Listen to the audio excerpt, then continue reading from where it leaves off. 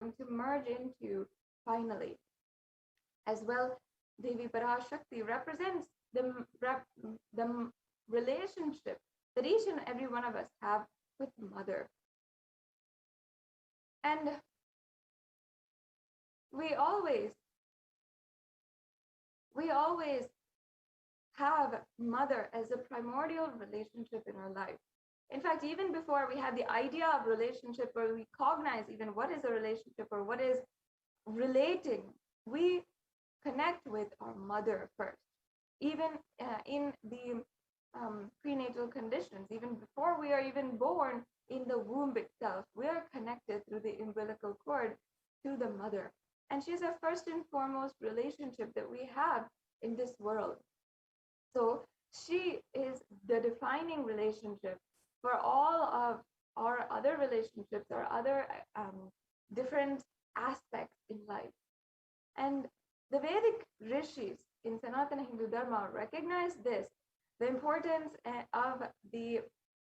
of Mother in our lives, and they saw that the relationship with the Mother should inspire you for higher consciousness and higher ambition in life. It should awaken you to higher goals and awaken you to higher purpose in your life.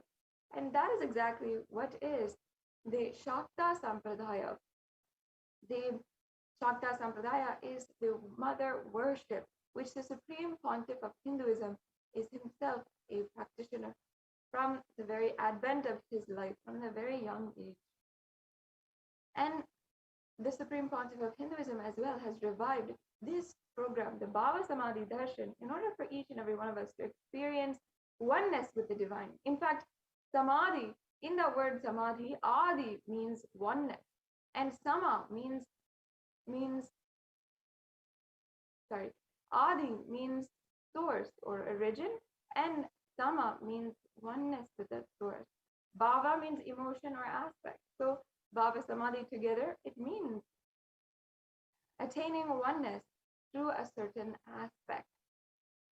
And that is the ultimate point of this whole program, having and experiencing oneness with the divine. And if you don't know what that means, as we go through, you will have more and more deeper understandings of what is oneness and how we can experience it, and how it is the one thing that will give everything in our lives. And not only that, the Bhava Samadhi program awakens the Kundalini energy. And the Kundalini energy is the latent potential energy inside of each and every one of us that is stored. And this program, the Kundalini awakening by the Supreme Pontiff of Hinduism, has shown even scientific results of a 1300% energy level increase. And not only that, the Supreme Pontiff of Hinduism has shown also healing from many different kinds of chronic illnesses through extremely powerful, extremely important healing processes and the awakening of Kundalini energy. As well, the Supreme Pontiff of Hinduism has shown so much of real ways that you can reverse age and become younger and more fit, more enthusiastic and inspired about life. And now let us be introduced to the very person, the very being himself, who has descended on planet Earth in order for us to experience this superconscious breakthrough, the Supreme Pontiff of Hinduism. The Supreme Pontiff of Hinduism is the reviver of Kailasa and happened on planet Earth on the 2nd of January, 1978. Kailasa is the Hindu civilizational nation which is revived today for billions of the Hindu global diaspora across the world. And since the young age, the Supreme Pontiff of Hinduism was recognized and even birthed by esteemed Hindu gurus and adepts in the fields of research and development in the inner world. And therefore, the Supreme Pontiff of Hinduism had revived the science of power manifestation, the lifestyle of temple, and the yoga as well. The Supreme Pontiff of Hinduism is also the reviver of the 14 ancient indigenous kingdoms, including the Tondai Mandalam Adinam, which the Supreme Pontiff of Hinduism is the 233rd Guru Mahasanidhanam. The Supreme Pontiff of Hinduism as well is the incumbent emperor of the Suryavamsa Surangli Samrajyam, and the Supreme Pontiff of Hinduism is the 293rd Guru Mahasanidhanam, Jagat Guru Mahasanidhanam of the Madurai Adinam, the Kailash Ronata Shamalapita Sarvagna Pita. As well, the Supreme Pontiff of Hinduism is the Mahamandaleshwar of the Mahanirvani Akada, and the 1008 Acharya Mahamandaleshwar of the Mahanirvani Akada, the Atal Akada. Then the Supreme Pontiff of Hinduism is also the 23rd Guru Mahasanidhanam of the Dharma Mukti Swargapuram Adinam. Lastly, the Supreme Pontiff of Hinduism was elected as the Supreme Pontiff of Hinduism in 2015 by a congregation of 1,008 Hindu leaders, esteemed Hindu leaders, who voted and elected him as the Supreme Pontiff. As well, the Supreme Pontiff of Hinduism has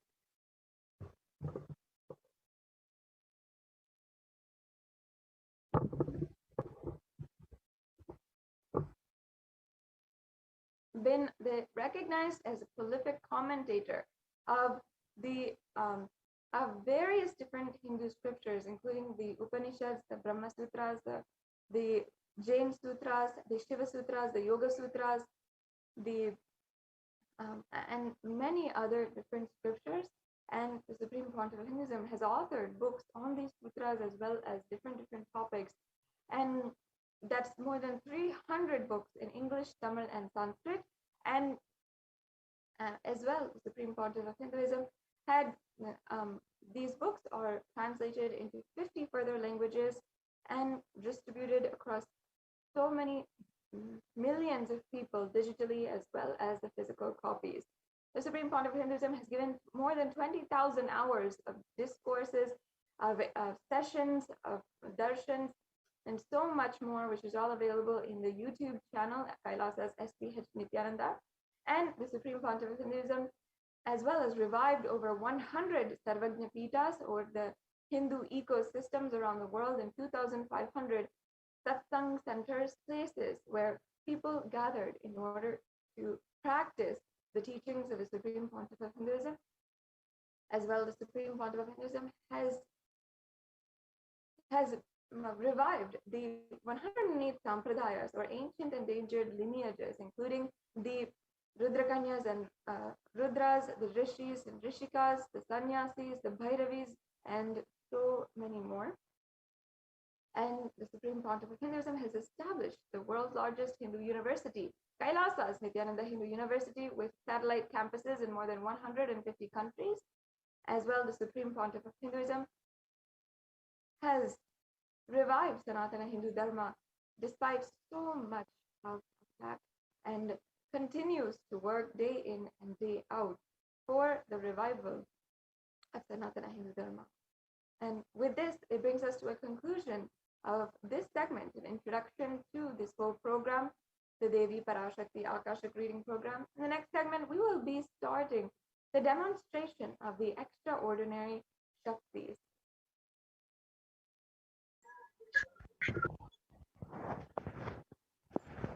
And we now have joining with us Ma Yoga Prana, Ma Kaladara, and Ma Viraja, who are Nityananda Gurukul Balasans, initiated Balasans by the Supreme Pontiff of Hinduism, initiated into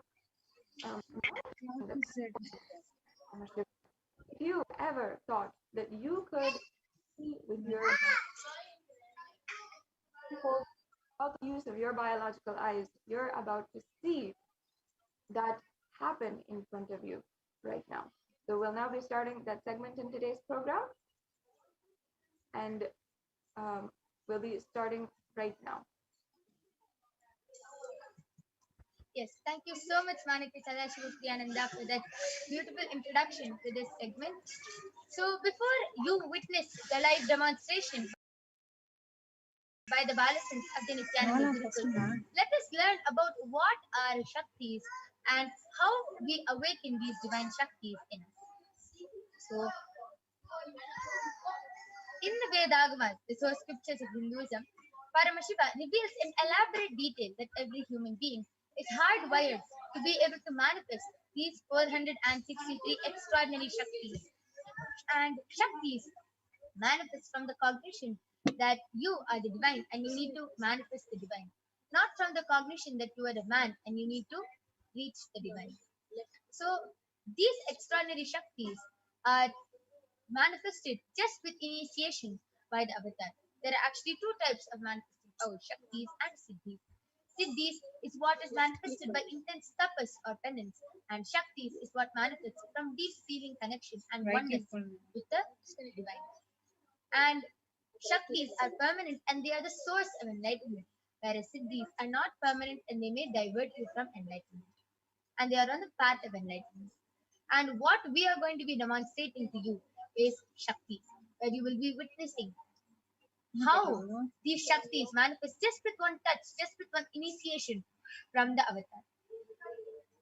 So in today's in today's Akashic reading, you will be manifesting two extraordinary powers, which is one, the power of third eye reading, and two, the power of thought current scanning. So the third eye is a browsing center, which is situated between our brows. It's a cosmic browsing center.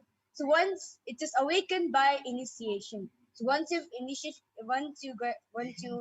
got an initiation from the avatar, it becomes an activated, awakened browsing center where any powers that you like to manifest directly, actually just manifest just by being oneness from the avatar. And let us first learn who is the source of all of this, who gives us all these Shaktis, and how do we manifest all these Shaktis. Paramashiva is the primordial divinity in Hinduism, the ultimate reality and cause, which is self-effulgent, Swayam Prakasha, all-pervading, unchanging, beyond time, space, form, and causality. As a fundamental base of Avyakta, the unmanifest, and Vyakta, the manifest existence, he performs the Panchakritya, or the five cosmic acts of Srishti, creation, Sthiti, sovereign rulership and maintenance, Samhara, rejuvenation, Prabhava, pulling out of delusion, and Anugraha, liberating grace for all living entities. And Paramashiva himself has come down in the form of the Supreme Pontiff of Hinduism, Jagat Guru Mahasanidhanam, His Divine Holiness Bhagavan Nityananda Paramashivam, as the 1008th living incarnation and representation of Paramashiva, the reviver of Kailasa, which is the enlightened civilization, the ancient enlightened civilization, the great cosmic borderless Hindu nation. And ever since the beginning of the Hindu civilization, this knowledge, these sciences has been transmitted to all the enlightened gurus by the Guru Parampara. So Swamiji has been trained and taught to revive these sciences by the Guru Parampara. So many gurus like Mata Bibudananda Puri, Pundi Swamigal, Yogi Raj Yogananda Puri, Visari Swamigal, so many of these enlightened gurus have taught and trained Swamiji to revive these extraordinary sciences just for millions to manifest the science of power manifestation from the disciplines of Vedanta, Tantra, Sri Vidya, Yoga, Yogic powers, Mantra Shastra, Siddha Vidya, the science of Aushadha, Bhakti Yoga, Paramashiva Jnana, and Paramashiva Vijnana.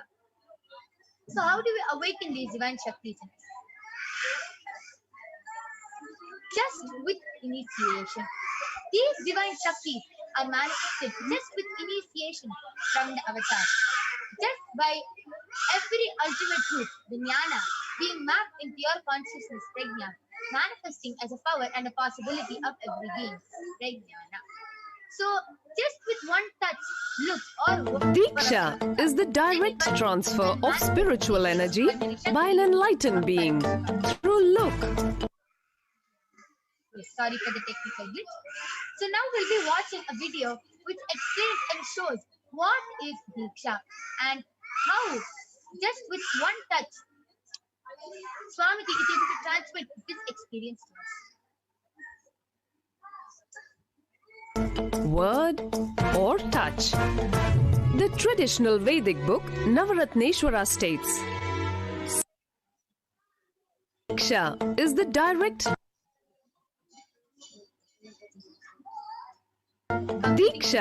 the direct transfer of spiritual energy by an enlightened being through look, word, or touch. The traditional Vedic book Navaratneshwara states, Sarvasamapi dikshanam muktihi phalamakhanditam avirodhat bhavantyeva prasangyastu bhuktayah. The main benefit of all initiations is moksha, enlightenment. As a side effect, health, wealth, leadership, and well-being happen. And in Rudrayamala Tantra, Shiva says, Devi Diksha Vihinasya na siddhihi na cha sadgatihi tasmat sarva prayatnena guruna dikshito bhavet. The one who is not initiated does not attain liberation nor a better future. So by all efforts, one should get initiated by Guru. What is the science of initiation? Neuroscience has proved that the process of initiation floods the brain with energy. This is the superconscious energy of Kundalini, our own highest inner potential energy. As the Kundalini flows from the thalamus to the cortex, it sets up a powerful energy loop within the brain, which awakens the latent non-mechanical parts which we have never used before. With increasing levels of coherence, the whole brain comes alive, turning into a superconductor of conscious energies that heal, empower, transform our lives, bliss and fulfillment. Initiation creates high awareness, visualization, creativity. It also slows the aging process and improves the immune system. Kundalini awakening, healing experience, levitation, teleportation, materialization. Experience the power of initiation through a range of exclusive programs conducted at the ashram. Nityananda Dhyanapitham, Nityananda Nagar, Birdi, Bengal.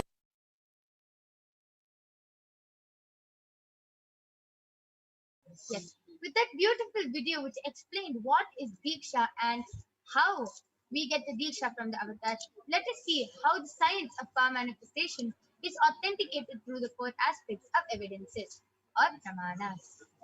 So the first is the Shastra Pramana, which is the eternal unchangeable truths revealed in the source scriptures, the Vedas and the Agamas. And the second is the Apta Pramana, the experiences of Aptas or the authorities of Hinduism, the Vedic rishis and scientists who time test and verify the science. And third is Atma Pramana, the supreme point of Hinduism's personal experience on the science of power manifestation. The last is the Pratyaksha Pramana, the empirical evidence from observation and scientific experimentation is the Pratyaksha Pramana. So, let us get ready to witness a very unique and exciting demonstration of the power of third eye. But before that, where do we get all these Shastra Pramanas from? From the Vedas, which is a living applied science. Vedas are the ultimate superior authorities for Hindus, and they are the pure science where the ultimate truths are explained. Agamas are the scriptures where the applied technology, the applied science is expanded. Vedas and Agamas, Vedagamas are given the status of Shruti as they are directly revealed by Paramashiva. They are the ultimate, eternal, unchangeable truths, and any reference cited from these source scriptures or Shastras is called the Shastra Pramana. So now, let us witness an extraordinary demonstration by the Balasins of the Nityananda Gurukul. Along with me, I have two Balasins, Manitya Kaladharananda and Manitya Virijananda. Ma Kaladhara is 15 years old and Ma Virija is 16 years old, and they will be manifesting this extraordinary Shakti of third eye for all of you. Before that, let us see the Shastra Pramanas for the power of third eye.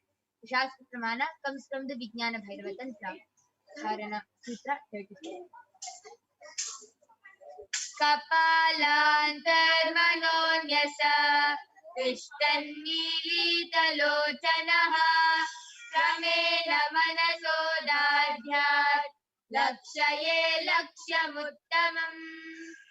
The translation goes, by fixing the mind on the inner space within the crown center and sitting stably without any movement, having the eyes closed in succession, by that stability of the mind and inner space, through the power of the third eye, one directly sees the ultimate goal Lakshyam by having the vision beyond the sight that reveals any object or place, attaining the space of Paramashiva. The next is the Apta Pramana, where Bhagavan Krishna initiates Arjuna into the power of third eye. In the Hindu Purana Bhagavad Gita, Bhagavan Krishna initiates Arjuna into the power of third eye to behold his Vishwarupa Darshan. And in the 11th chapter of the Bhagavad Gita, Arjuna completely narrates the cosmic form of Bhagavan Krishna as he sees it through the third eye. न तु मां शक्यसे द्रष्टुम् अनेनैव स्वचक्षुषा दिव्यं ददामि ते चक्षुः पश्य मे योगमैश्वरम्. Bhagavan Krishna says to Arjuna, but you cannot see my cosmic form with these physical eyes of yours. Therefore I grant you the divine third eye. Behold my cosmic opulence. The next is the Atma Pramana, where Bhagavan Swamiji beautifully shares in his own words how he had the experience of the third eye, of the 360 degree vision. Inside and outside broke.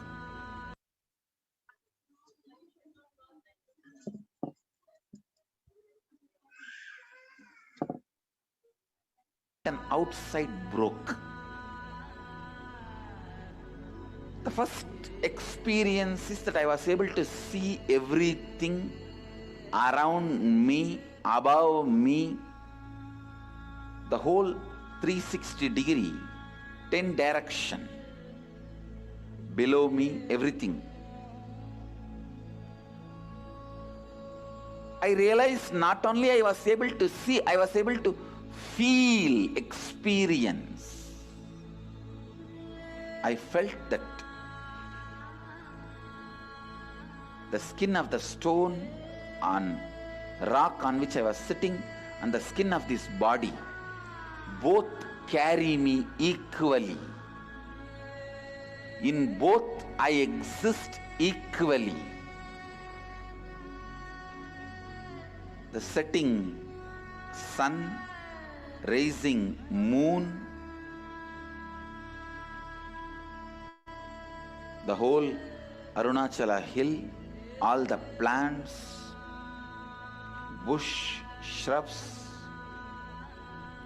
trees, everything, everything, everything.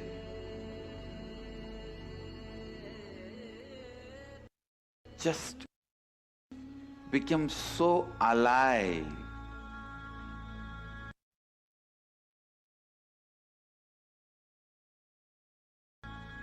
The idea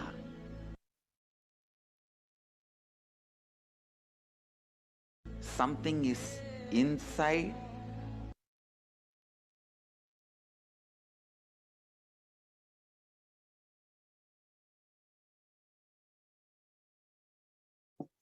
and last is the Pratyaksha Pramana, the empirical evidence from observation and scientific experimentation.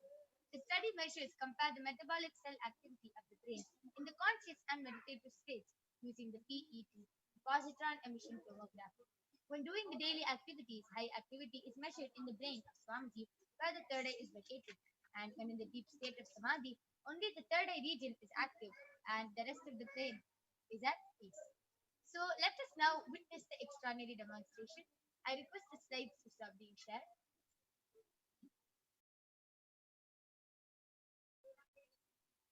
I request the slides to stop being shared.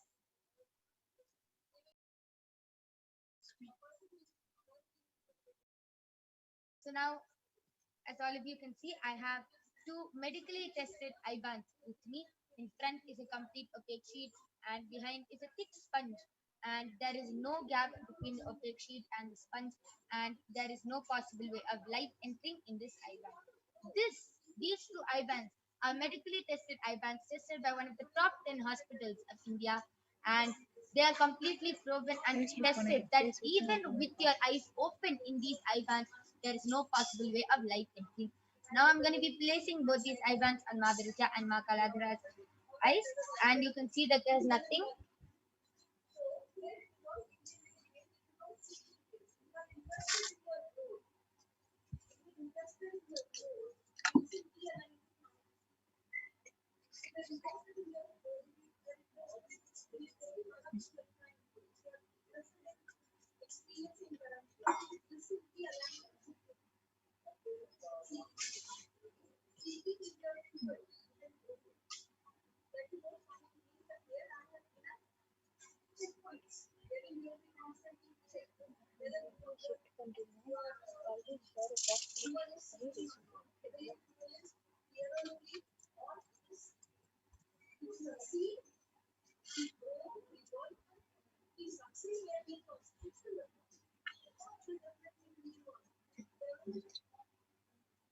Both of you comfortable? I request you to put the strap over my ears. Now? Yes. So Ma Virija and Ma Kaladra are comfortable, and you can see how the eye band is completely covering their eyes. And I request all of you to go ahead, post your YouTube comments in the Kailasa's SPH Nityananda YouTube channel, and Ma Kaladra and Ma Virija will be reading out your comments live. So please go ahead and start posting your comments in the Kailasa's SPH Nityananda YouTube channel. So before both of us start reading the comment section, we'd like to show all of you that the eye band which Ma Yoga Pran put on us is completely stuck. It's completely glued to our face. So we'll turn to our right, left, up, down, and all over.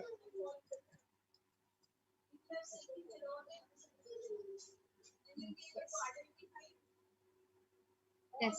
So now I request all of you to go ahead and start posting your comments. Ma Virija and Ma Kaladra are eagerly waiting to read out your comments.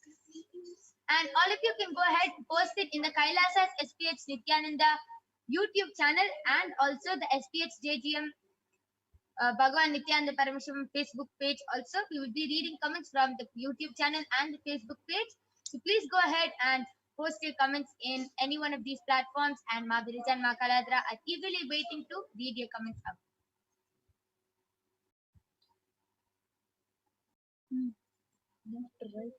Yes, there is one comment from AINARS ABOTINS has posted Nityanandam, and the same person has again posted IWQNTEE,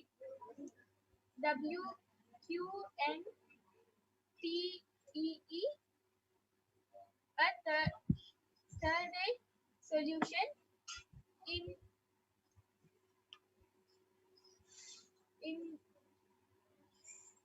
PR3 VIOUS Akashic reading. It was said that I am in danger. What is the danger and how to protect myself? So, Ainazaya, I request you to post this question to Devi PARASHAKTI. She will definitely answer you, Aya, by telling you what danger you are in and how to protect yourself from it. Yes. Yes. And I request all of you to continue posting. You saw how precisely Ma Kaladra and Ma Virija were able to read the comments posted by Ayana Zaya through their third eye with the blindfold on, with no gap being there. There's no possible way of light entering their eye band, and they are able to see and precisely read out the comments through their third eye. It is amazing. I request all of you to continue posting your comments in the SPH JGM Bhagavan Nityananda Paramashivam Facebook page and the Kailasa Nityananda Paramashivam YouTube channel. Actually, Ayana Zaya has actually commented back saying he corrected the spelling of wanted. Like in the chat, in the previous comment, he has posted WQNTEE, and he wanted to write wanted. So in the next comment, he corrected the spelling. Yes, amazing. How she is even able to see the corrections. And if you saw, the spelling of wanted of Ayana's Aya was actually wrong. But Ma Kaladara read even that through her third eye so precisely. Amazing. And now we'll be reading the comments from Kailasa's SPH Nityananda Paramashivam Facebook page. So, yes, Ma Kaladra Ma Birija, you can also go ahead. Kamaraj Param.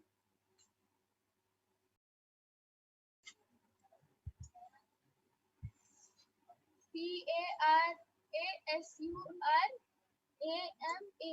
has posted hi.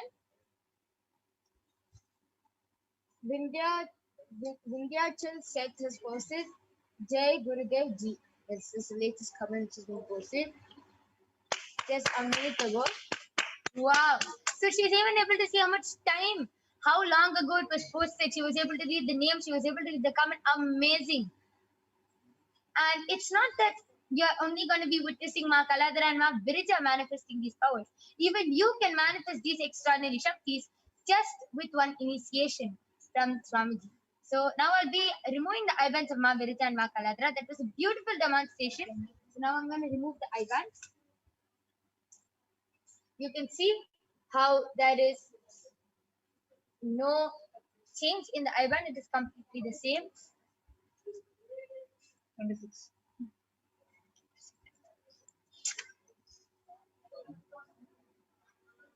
And same with this. So that was a beautiful, extraordinary demonstration of the power of third eye by Ma Birija and Ma Kaladara. And please stay tuned as we have one more interesting and extraordinary power we're going to be manifesting, which is the power of body scanning for all of you. So please stay tuned and go ahead, call your family members, friends, and start posting your comments in the Kailasa's SPH Nityananda YouTube channel or the SPH JGM Bhagwan Nityananda Paramashivam Facebook page. Post your requests and comments for body scanning, and we'll be doing the body scanning for all of you with the Balasans and the Nityananda yogis. And now we'll be chanting the pramanas for the power of body scanning. So, in this power of body scanning, the awakened disciples of the Supreme Point of Hinduism has the ability to scan and see the illnesses, diseases, medically diagnosed issues, and also provide the best, easiest, and simplest solution through the awakened third eye. So let's now get ready. Let's now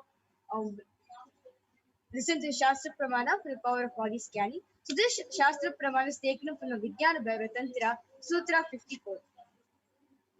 Swadehe jagato vapi Sukshma sukshmatarani cha Tattvani yani nilayam Vyatvante vyajyate para. Bhagavan Parameshwara said, cognize deeply that from the subtle to the subtlest constitute principles of the whole body, the Deha, or of the whole universe, simultaneously consist of the essential reality. They are being absorbed in their source cause Paramashiva. And by the experience of such blissful awareness, one becomes complete from all thoughts, and the ultimate universal divine power, Paradevi, Adi-Shakti is revealed, and the supreme power manifestation happens. The next is the Apta Pramana, which is the experience and the reference of the power of body scanning from the life of a Siddha named Terayar. Terayar was a Siddha and one of the prominent disciples of Agatya. And one day, a man suffering from a severe headache came to Agatya for healing, and Agatya scanned and revealed that there is a small Terai, a type of frog, sitting in his brain. And Agatya immediately instructs Terayar, his disciples, to perform an open head surgery and remove the frog. And remember, this is 5,000 years ago, and Terayar successfully completes the open head surgery, and the person is completely healed and cured of the headache. Thus, he gained the name Terayar. Next is the Atma Pramana. Swamiji beautifully shares that when he had broken his hand, he had a multiple compound hand fracture. Swamiji says, only when I had the multiple compound hand fracture, I was forced to go for surgery and therefore for medical checkup related to that. At that time, they detected heavy metal quantities in different organs of mine, and it was revealed that I had been poisoned without our knowledge. I immediately used diagnostic methods instead of medical facilities to study the body condition through the body scanning, and I found out that the problems and problems and imbalances had happened and where the balance had to be done. And I used allopathy as a second opinion just to verify my findings. So all these avatars, all the incarnations, their life is just a leela. As whatever they manifest in a life, it is already pre-planned. It's just a leela would stay so. So Swamiji, in this beautiful leela, he manifests two powers: the power of Shishada, going beyond pain, and the power of body scanning. Scanning and being able to scan his own body and finding out what problems he had. Last is the Sakshi Pramana. You can see so many of the disciples of Swamiji, the initiated disciples, are able to manifest this extraordinary power of body scanning for all the devotees and disciples across the globe, and they have even shared their experience. So now you will be witnessing a live demonstration of the power of body scanning by the Balasins of the Nityananda Gurukul and the Nityananda Yogis. So please stay tuned. We'll be back right after the short break, and you are going to be witnessing this extraordinary Shakti. So go ahead, post your comments in the Kailasa's SPH Nityananda YouTube channel or the SPH JGM Bhagwan Nityananda Parameshivam Facebook page.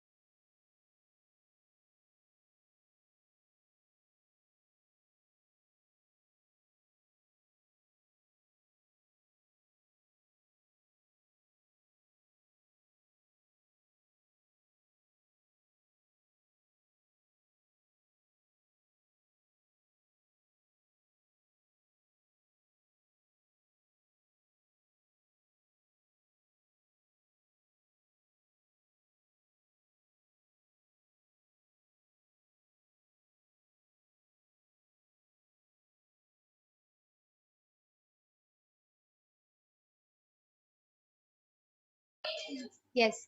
So I'm back with the Balasins and the Nityananda Yogis. Along with me, I have Maniti Mahavidyananda, Ma Soni, and Maniti Brahmayogananda, who are going to be demonstrating this extraordinary Shakti of the power of body scanning to all of you today. So I request the YouTube comments to now be projected.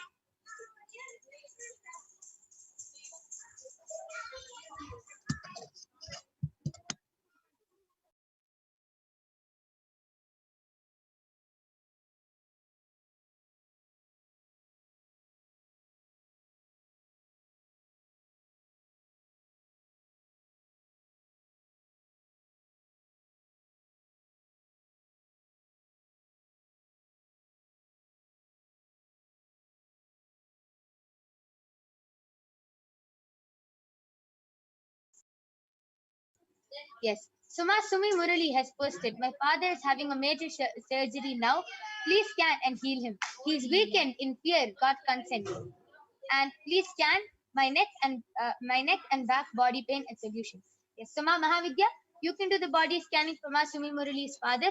Ma Soni, you can do the body scanning for Ma Sumi Murali.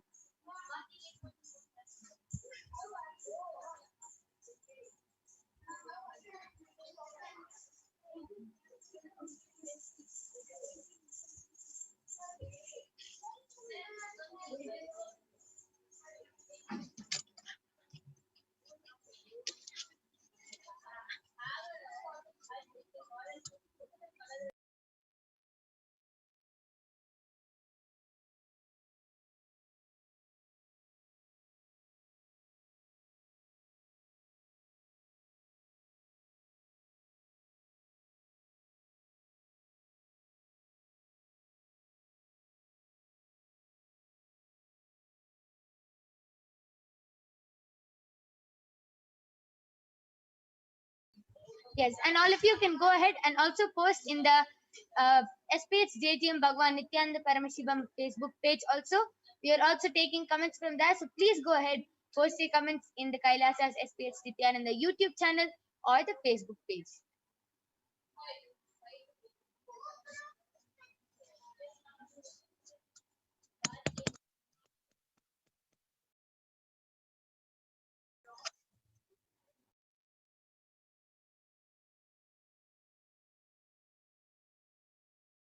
Yes, Ma Mahavidya, you're ready? You can go ahead. Yes.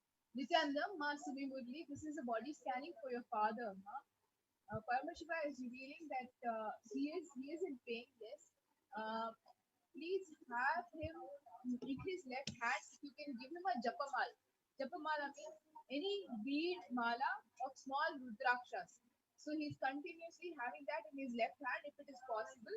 And with the japamala, let him continue to chant the Mahavakya Om Nityananda Paramashivoham. As Paramashiva had revealed earlier also. And also, Ma, he needs to drink little quantities of water with salt. I understand that he will be in pain when the urination happens, but Paramashiva is saying just little quantities, let him continue to drink. Okay? And preferably have him dressed in clean white clothes if that is preferable. But this japamala in the left hand, Swamiji showing again and again, is very important. In the japamala, if the rudraksha bead is not there, any other beads, but a mala that he can continuously keep in his left hand and remember Swamiji through the Mahavakya will heal him. Yes. And Ma Sumi Murali, this is a body scanning for your father. And don't worry, Ma. Paramashiva has scanned him. Even if he is weakened in fear, he will be completely mentally and physically healed, Ma. So don't worry about your father. I request you to get back. And Ma Soni is currently doing the body scanning for you. If you're ready, you can go ahead. Nityananda Ma Sumi Murli Ma. I did a body scanning for you. When much you revealed that your neck is you're having pain in your neck, it's because you're putting too much pressure on it. Very much you revealed that to put whenever your neck is hurting, put apply bhasma in that region. And for your body pain and back, very much I revealed that you are not having you don't have enough nutrition in your body, Ma. So very much I revealed that you eat more and more vegetables like pumpkin, spinach. Okay. So that was a beautiful scanning for Ma Sumi Murali. Ma Sumi Murali, I request you to get back in the chat section. This was a scanning for you and your father. Yes. Anybody else wants a body scanning, please do post a message in the Kailasa's SPH Nityananda YouTube channel. And also the SPH JDM Bhagwan Nityananda Paramashivam Facebook page.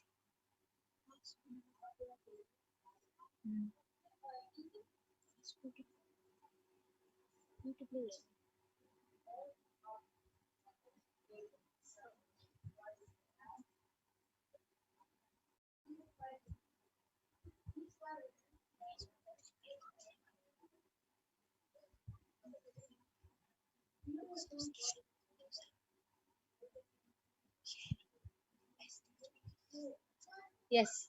Ma Mahavidya, why don't you go ahead and share how you manifest this power of body scanning. Okay.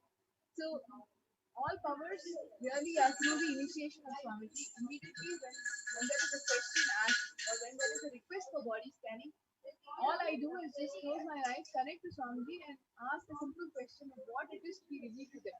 What it is that is going to heal them, what answers and what solution needs to be given.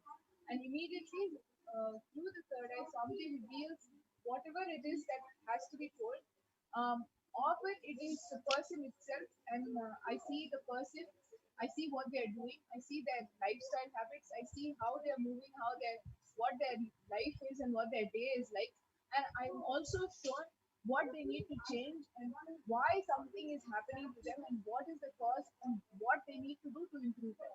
So the answer to why and how body scanning happens, there is only that it is a direct initiation of Swamiji that allows me to connect to Swamiji, through whom he reveals to me what is the solution.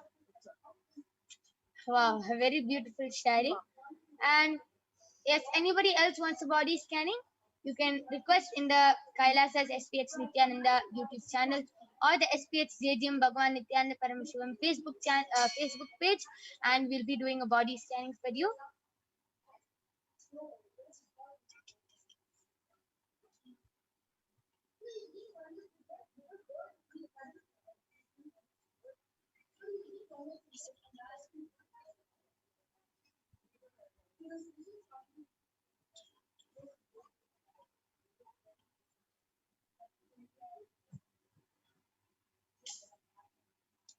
Yes, and all of you might be wondering, what is the difference between a body scanning and by getting... Okay, so Ma Murali has posted, thank you, Ma, but father is in hospital now. I told him to do Mahavakya. I'll tell my sister to get one mala to him. Yes, Ma. Just follow the solution which Paramashiva gave. He will be completely healed. And please do remember, Paramashiva also suggested him to drink a little bit of water with salt also. And yes, and he will be completely healed. Okay, and the difference between getting a body scanning and by getting a checkup by the doctor done is that the third eye reveals the root cause of the problem, why the problem has started in your body. That is the one thing which a doctor cannot reveal. He can reveal that you have this problem, that problem, and he can give a medicine, but he will never be able to find out the root cause of the problem. Why? Because the root cause is always related to some incompletion, something in your childhood or past life, or something you're holding on to. Any body problem, like if you have skin problems, it is related to mother. If you have stomach cramps, it is related to mother incompletion. If you have shoulder pain, it is related to you not being able to take up responsibility, you feeling too overwhelmed. So every body problem you have, cancer is related to self-hatred. So every problem you have is related to some other incompletion you have with yourself. The third eye will reveal the root cause. There are so many times people got the scanning and Paramashiva reveal. All you have to do is complete with your SDHD, self-doubt, self-hatred, and self-denial. All you have to do is complete with it, and you will be healed. Everyone, the person will be confused and puzzled. What are you saying? But then they will realize that if they attend to the root cause of the problem, which is their SDHD, which is the cause of the problem they're having in their body, they get completely healed. Because just like a weed plant, if you don't uproot the weed plant and you continue cutting its branches, the weed plant is only going to grow bigger and bigger. Only when you uproot the plant completely will it stop growing. Just like that, only when you uproot the root cause of the problem will you be completely healed. So, Ma Murali, this is also for you, Ma. Please tell your father to complete with the SDHD. Cancer, any cancer is also related to self-hatred. So please tell him to also just do the completion also. And Ayana's Aya has posted, I wanted a body scanning for my bedridden aunt Gunta Avotina. She can't walk, she is extremely overweight and has rheumatoid arthritis. Please do third eye healing and give her solution. I have her consent for all healings, etc. How to help her? She is in a quite helpless and negative mood due to her condition. Yes. So, Ma Brahma Yoga, you can do the body scanning for Ayana's Aya's aunt, Ma Gunta Abutina.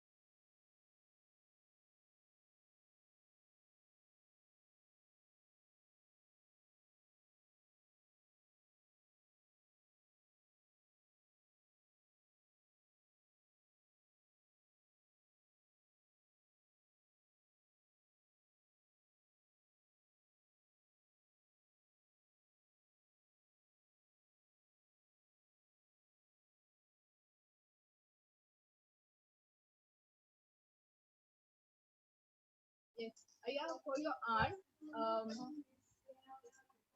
basically her arthritis is coming from what Paramashika is showing is coming from a lot of oxygen that is stuck in her various muscle joints and body joints. So what she needs to do for immediate healing is, if you have asthma, which is vibhuti, please apply that on the joint area, wherever she feels there is pain. Anytime there is pain, there is no number and limit on how many times this has to be done. Anytime she feels pain, please make sure that she is applying it and it will start healing her. Another thing that she needs to do is take some oil, any coconut oil will work, warm it little bit, okay?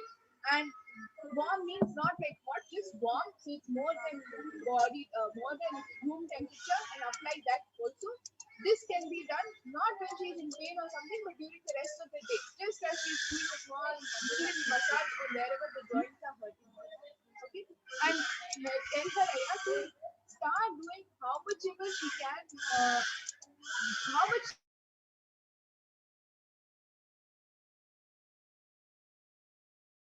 can.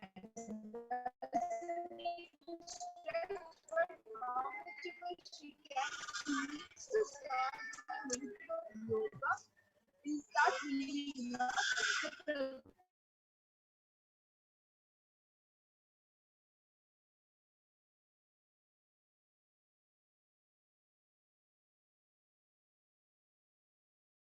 Special sitting with 3 times. When she's sitting 10 minutes.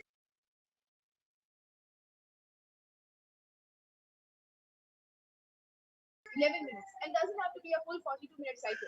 Let her do 5 minutes, 11 minutes, 21 minutes, how much ever she can, and this will help her heal her very immediately.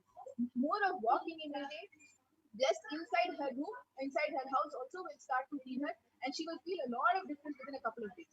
Yes, and Ayana, just one more thing which Paramashiva just revealed to me is that your aunt also has a lot of heat in her body. So please tell her to put a wet cloth on her stomach and head before sleeping, and she will be completely fine. Okay, and with this, we thank all of you for joining us in this power manifestation segment. We have many more interesting upcoming segments, like the segment where you will be learning about who is Devi PARASHAKTI, what are the Akashic readings, and much, much more. So we have the next acharyas waiting for us. So we thank all of you for joining us. Please stay tuned. We'll be back after a short break, where the next segment, where you will be learning about Devi PARASHAKTI, will start. Thank you, Nityananda.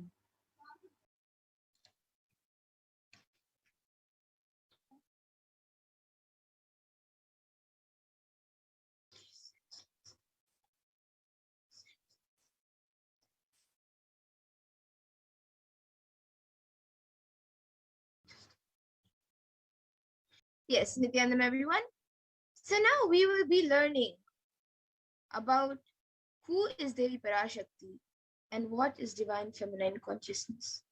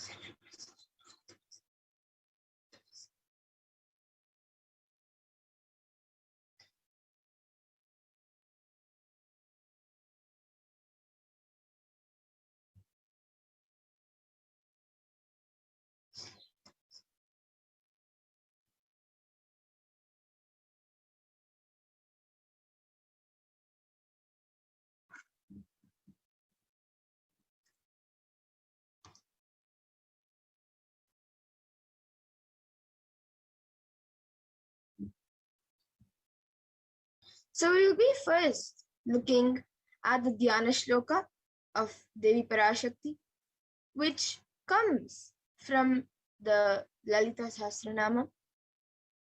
So I will be chanting it now. Sindhuraruna vigraham trinayana manikya mauli spurate taranayaka shekharam smitamukhi mapina vakshoruham panibhyam alipurna ratna chashakam raktotpalam bibratim saumyam ratnakatastha rakta charanam dhyayet paramambikam.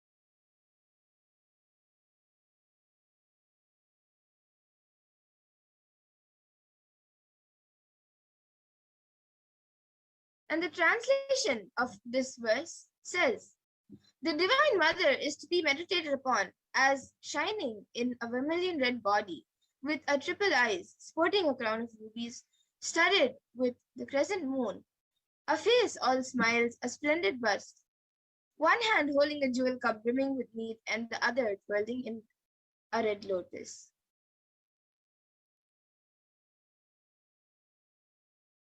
And then there's another verse, also from the Lalita Sahasranama, which also speaks about the beauty of Devi Parashakti.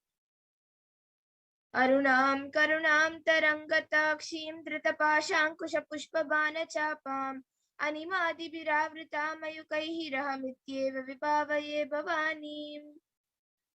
And this verse says, I meditate on the great Empress. She is red in color, and her eyes are full of compassion, and holds the nose, the wood, the bow, and the flowery arrow in her hands.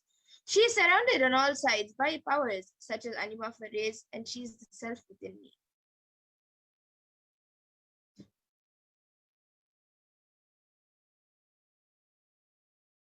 And Devi is the ultimate pure feminine consciousness. Parashakti is the cosmic mother. It is her cosmic womb, from which billions and billions of universes come out and go in. It is the source where the Big Bang and black holes go on.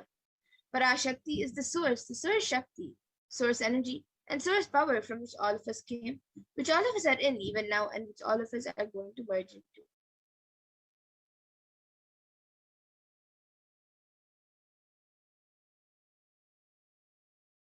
And out of her extreme love and compassion, Parashakti herself is manifesting through the embodied form as the Nijavatara of the Supreme Pontiff of Hinduism, Jagat Guru Mahasannidhanam, His Divine Holiness, Bhagavan Nityananda Parameshwar, gracing us, answering all our questions, attending to our prayers, giving boons, healing us, revealing our past, present, and future, and delivering profound spiritual truths, and ultimately giving us the experience of Paramashivoham itself. And in the words of Devi Parashakti, raising as Omkara, expressing as Vedas and Agamas, blossomed as Himkara, filled as Parashorasi, living in 40 triangles, the Kailasha Swamini who is in Kailasha, Shri Purachintamani, Parashorasi, sitting as part of Paramashiva, Parameshwari who rules the world, Paramashakti, Manoanmani, Meenakshi, as Nityananda, I took Nijavatara here, to give good boon to everyone and to bestow all goodness, Hiranyagarbha Swarupini, Brahmanda Yoni, Shami, Chandramauli, Rapala, Aparna, Uma, Parvati, Savitri, Navayavana, Samrajya Lakshmi, Parameshwari, Parashorasi, Meenakshi. Taking the form of Nityananda, I came here as Nijavatara. With great compassion and blessing, listen people, to do good to all of you, I took the form of Nityananda and came down as Nijavatara. And again, in the words of Devi PARASHAKTI, raising in Omkara, blossoming as Shiva, Shiva manifesting the source of existence, powers of existence, expression of existence from the oneness of Om, blossoming into two as Prakriti and Purusha, blossoming as three Shaktis, Icha, Kriya, and Jnana, growing as four Vedas, expanding as five Panchabhutas beyond six chakras, filled as Gotras of seven Rishis, expanding as eight directions, existing as nine Grahas, blossoming as 10 Indriyas, being as 11 Rudras, creating all the worlds, bringing life to tell and make truth blossom, and to do good. Parashodasi, Meenakshi, in the form of Pindanda, I came to bless every one of you. And now let's see how we can receive Devi PARASHAKTI. So literally you are seeing Paramashiva and PARASHAKTI at that moment. She is there on your screen. So always receive her very traditionally. You can keep two betel leaves, one banana, one betel nut, and one coin in front of the screen as you watch Devi PARASHAKTI. And for those of you who don't know, a coin is actually considered the traditional dakshina in the Hindu tradition. It can be the lowest value. In India, it can be just a paise, and in the US, it can even be just a cent. Swamiji says, I'm not trying to monetize. Keep even 1 cent, it is okay. So for 100 days, if you have darshan, it will add up to $1. In India, even 1 paise is okay.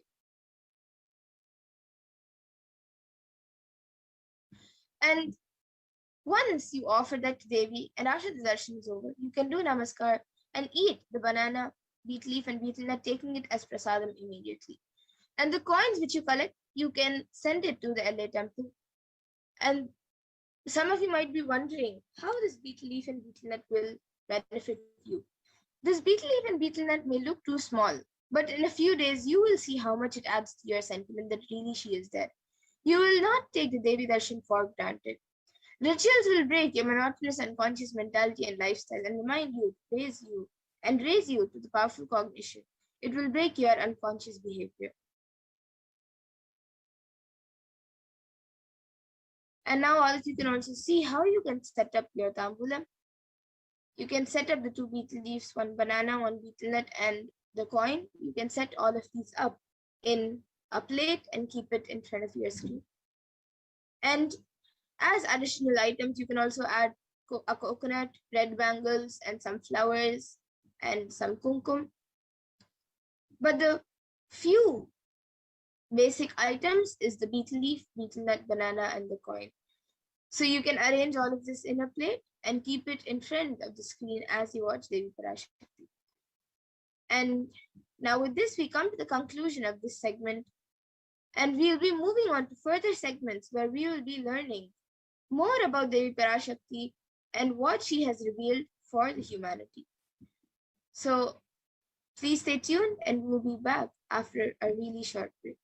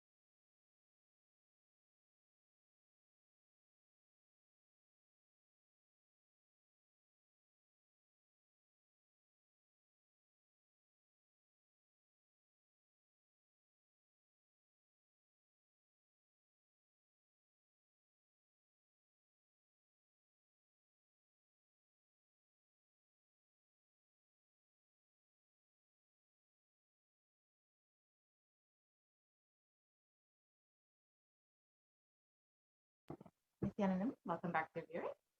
Now we will be entering into this next segment where we will be understanding some of Devi PARASHAKTI's revelations made for humanity during this pralaya. So let us enter into this segment and understand a little bit more deeply how we can take heed to Devi's revelation.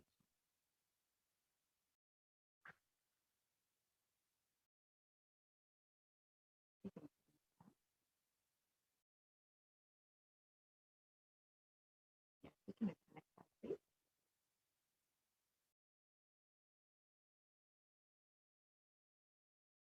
We can move to the next slide, please, Ma.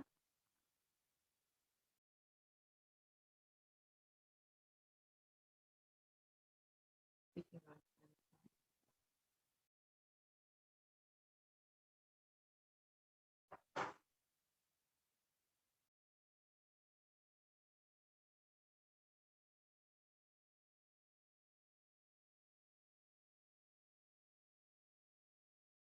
Yes, we can continue on.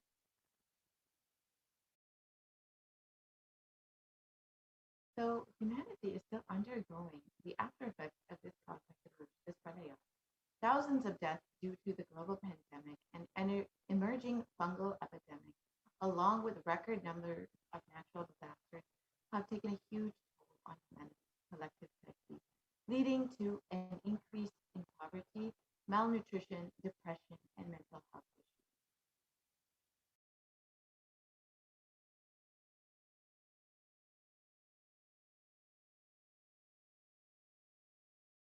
So what has caused this? Who is behind all of this? How could we have avoided this? What is the solution? In this segment, let us go through a scientific and statistical understanding of Devi PARASHAKTI's revelations on the cause and the solution for this problem.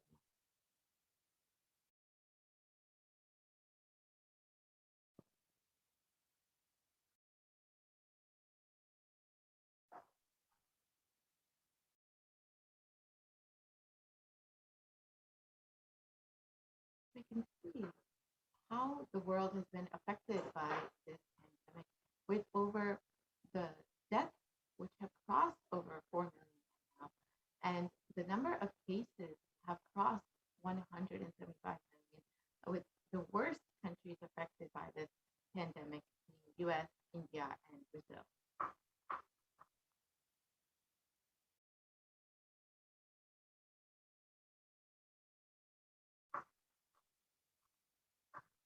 And the number of COVID cases within India alone has been 29 million. And the number of deaths due to COVID have crossed well over 370,000 people. And the number of people who have fallen into poverty since the beginning of the pandemic is around 75 million. And these numbers are considered severely underreported. The actual numbers could be much higher than what we are seeing here. And not only has the pandemic been affecting the physical health of the Indian population, but even the mental health of the Indian population. India is considered to be the 6th most depressed country, with rates of suicide and depression rapidly rising. 6.5% of the population is suffering from some form of mental illness, and it has a suicide rate of 10.9% for every 1 lakh people. 10.9 for every 1 lakh people. And the suicide is one of the biggest causes of death in the age group of 15 to 24. And the average suicide rate in India is 10.9 for every 1 lakh people.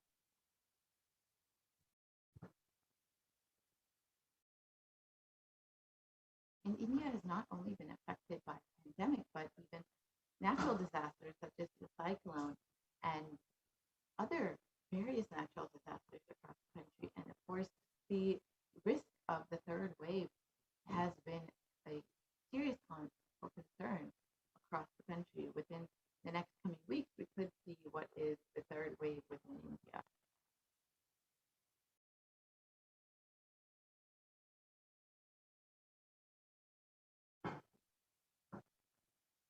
So how could all of this have been prevented? How could we have avoided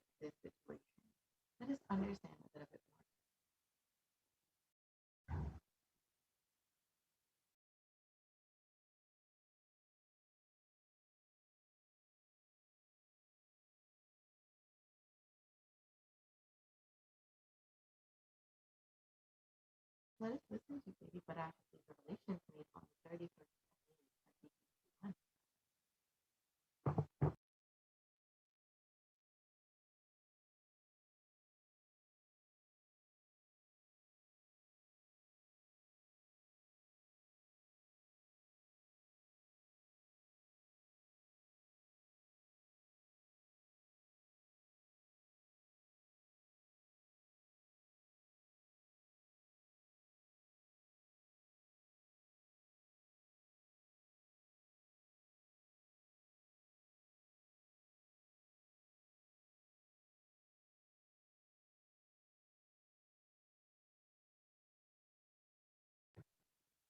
No, I don't think the audio is being shared.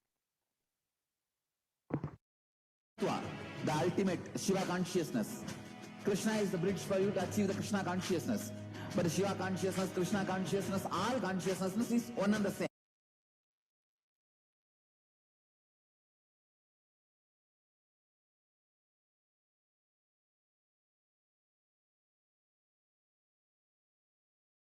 ஆடவும் பாடவும் பாடிக்கொண்டா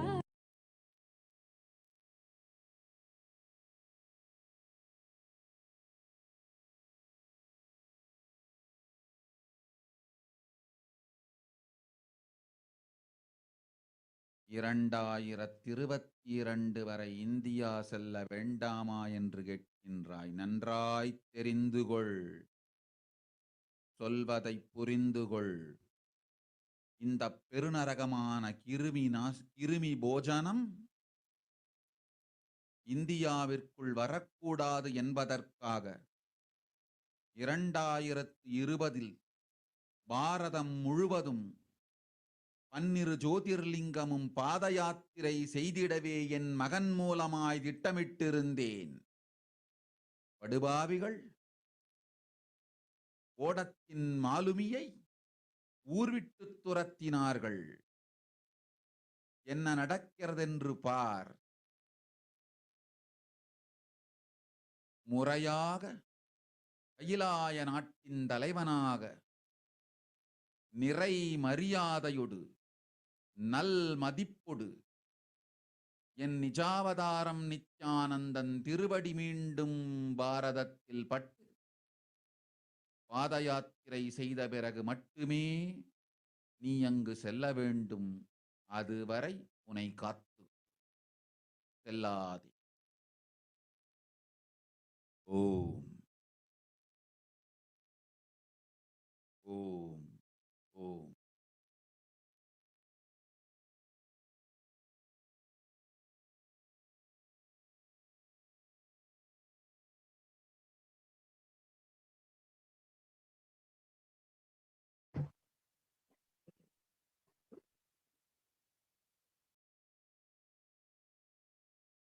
Let us understand the translation for Devi Parashakti's revelation. For this huge Kirmi Bhojanam hell not to come to India. In 2020 itself, I had planned to do Padayatra throughout India and the 12 Jyotirlingas through my son Swamiji. They chased the captain of the ship out of the country. See what is going to happen.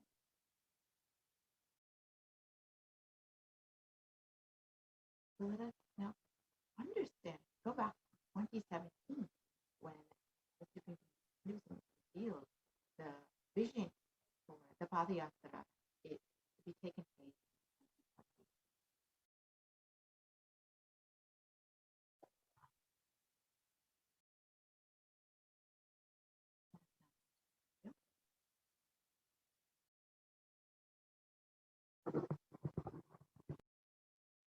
2020.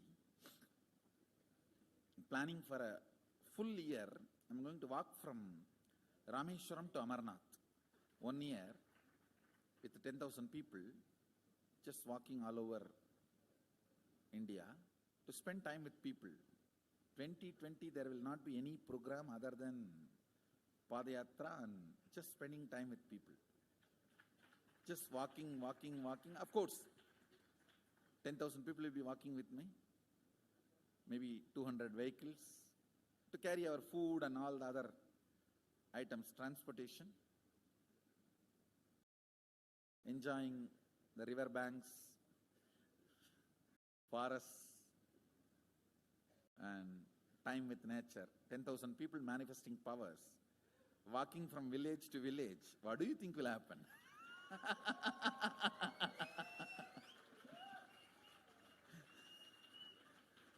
The scene of Buddhism spreading will be repeated now. How the Buddhism spread. 10,000 monks walking from village to village. What will happen? That's only monks.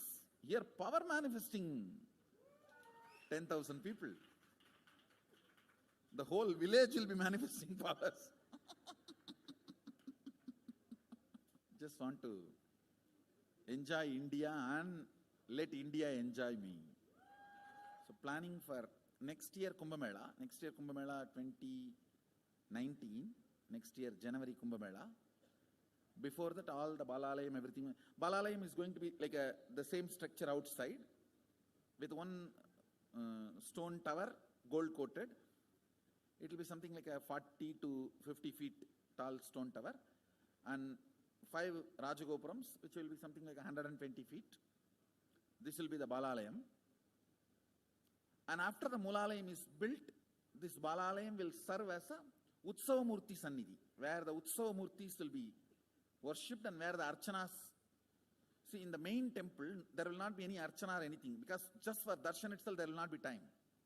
Like Tirupati, you can only have Darshan and Arati, the camp for Arati. No other worship is allowed in the main temple.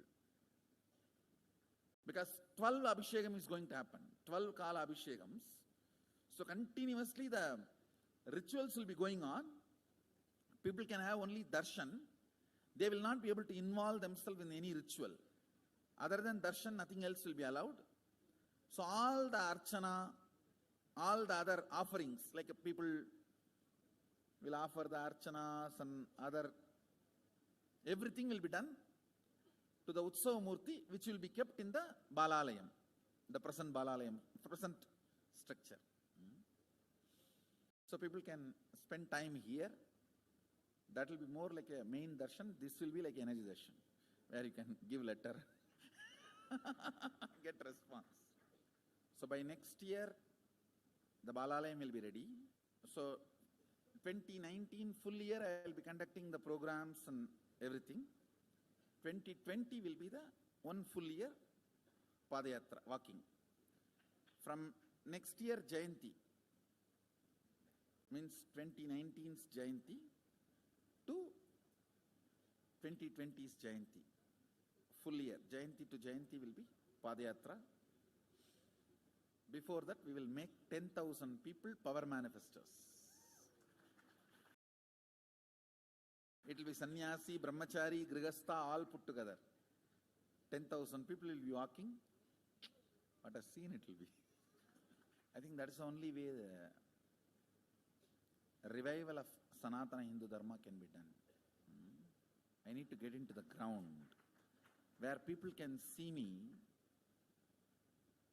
where they are living. I can't be waiting for people to come where I am living. Now I am sitting in one place to prepare these 10,000 people and make this science completely user-friendly. For that only I am sitting and working. So I have given 2 years for me now, 2018 and 2019. So 2020, before that 10,000 people will be ready to walk with me, manifesting powers. We will literally solve every person's problem in every village. The way we are walking, the path, route we are taking, physical healing or mental healing, or it's a too big visualization. How will you visualize? What will happen if 10,000 power manifestors enter into a village and ask people, tell me your problem now, come on, let's sort it out. Understand, 1,200 years before in Tiruvannamalai temple carvings, how the baby will be in the womb in 2nd month, 3rd month, all that is detailed way carved, it is there. Which scanning machine was there in those days other than the third eye? Very detailed, carvings are there. Even Srirangam temple, the whole carving is there. Srirangam temple gives a week by week the whole picture of male baby and female baby. Any of you have seen that? Srirangam Rangaraja Mandapam, it very clearly portrays. Can we move to the next slide, please? There will be one Rangaranga Gopuram. In that next to Rangaranga Gopuram, there is a Rangaraja Mandapam. We have already collected some. You can pause the video. Slide. Be displayed in this.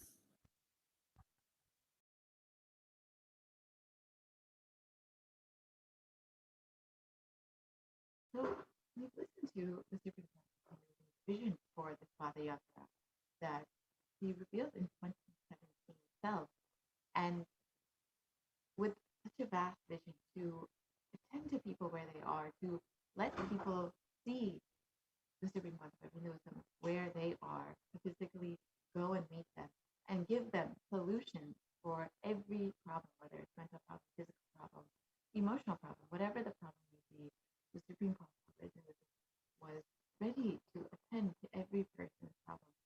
And this whole Padayatra would be like the scene of the Buddhism spreading and would be reviving Hinduism.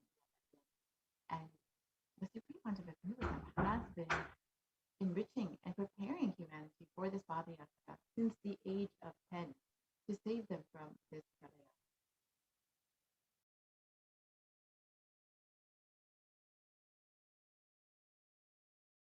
And you can see from that age, the Supreme Court of Hinduism has been enriching and initiating people into the science of enlightenment through these powerful discourses, initiations, and darshanas. And in the next few slides, we will see the various examples, just a few examples of the various programs that the Supreme Court of Hinduism has been conducting since the early 2000s. Here we can see a program conducted in Chennai, Tamil Nadu in 2005, where thousands of people were gathered to receive the blessings of the Supreme Court of Hinduism.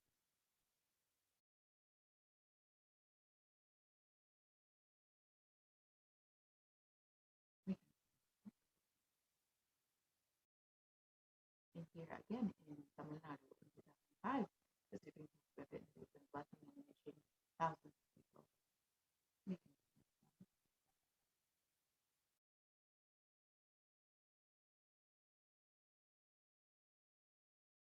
again in the Rasipur of Tamil Nadu, thousands of people were initiated and blessed by the Supreme Court of Hinduism in 2005.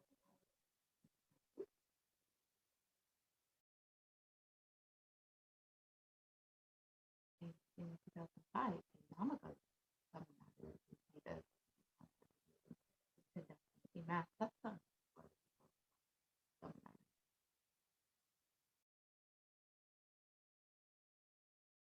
In Salem, Tamil Nadu, the Nityan program conducted in 2005, November 2005.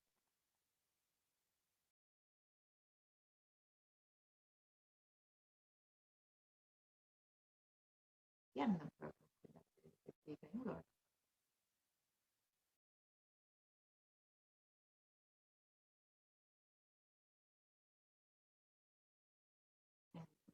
And the Red Star celebration conducted in Tamil Nadu, in Tirunelveli, the birthplace of the Supreme Court of Hinduism. You can see how many thousands of people have gathered to attend.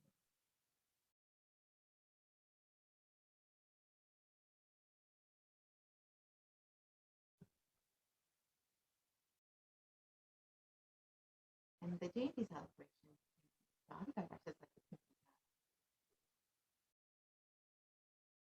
And again, in Tirunelveli, the celebrations for Jayanti.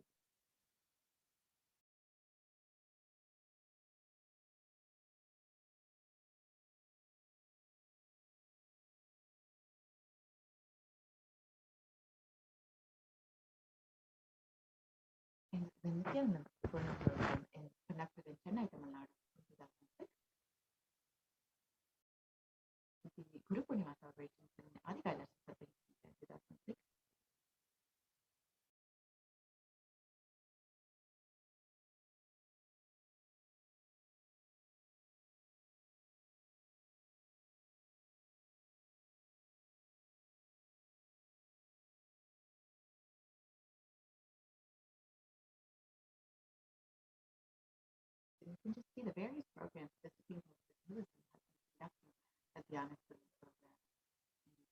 various programs on in the program.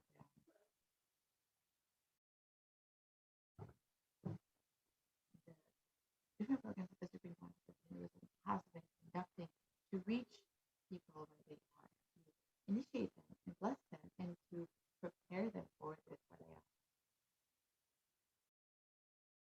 Initiating them to the science of enlightenment, and to give them the superconscious breakthrough, to bring them to the superconscious breakthrough, the Saptayaga program, which was a homa conducted directly by the Supreme Conscious, a series of homas, and along with the Supreme Conscious, 1,008 other people conducted this massive homa.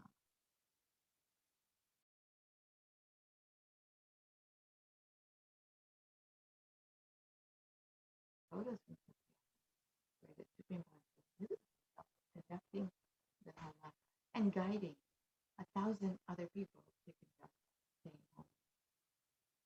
You see that in the various photos in the next coming slide.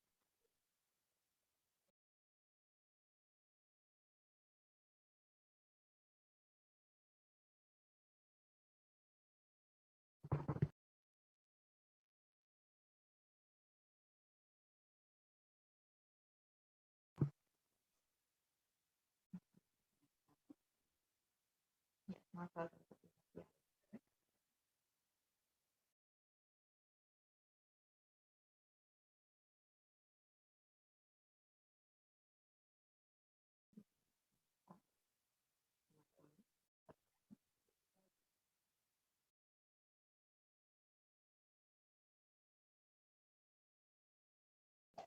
You can see them again. This was a program conducted this week.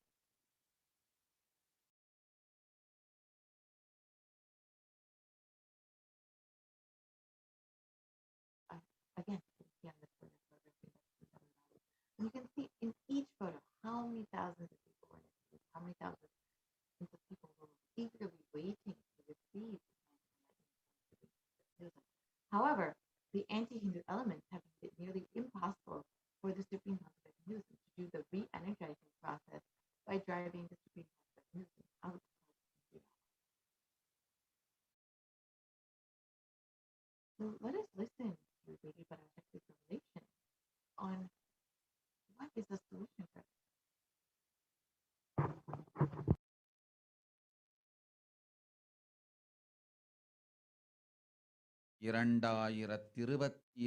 வரை India செல்ல வேண்டாமா என்று கேட்கின்றாய். நன்றாய் தெரிந்து கொள், சொல்வதை புரிந்து கொள்.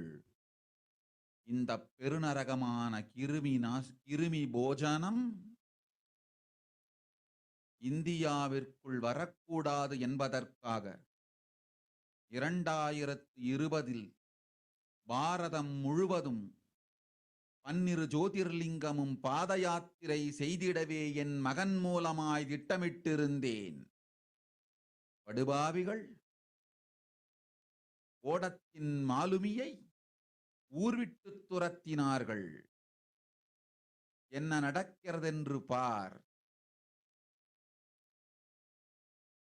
முறையாக கைலாய நாட்டின் தலைவனாக நிறை மரியாதையொடு நல் மதிப்பொடு என் நிஜாவதாரம் நித்யானந்தன் திருவடி மீண்டும் பாரதத்தில் பட்டு பாத யாத்திரை செய்த பிறகு மட்டுமே நீ அங்கு செல்ல வேண்டும்.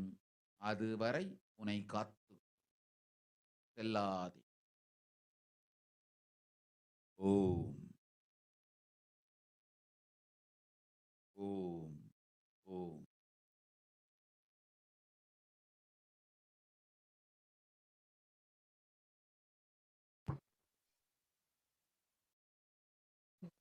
And the translation for Devi's revelation that the only solution for this pandemic in India to end is for the Supreme Pontiff of Hinduism to be received back in India as the Supreme Pontiff of Hinduism with great reverence and respect, and for the Supreme Pontiff of Hinduism to conduct the Pali Yatra again and to do the re-energizing process within the 12 Jyotirlingas. That is the only see the end of the Salaya. And as we look around with so much of destruction, chaos, and suffering, we can see what the great rishis of the Vedic civilization have forewarned as the Kali Yuga.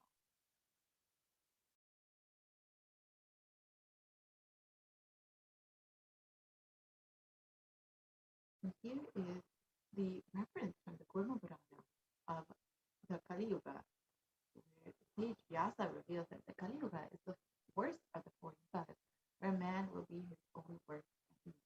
So let us look at the translation of this verse.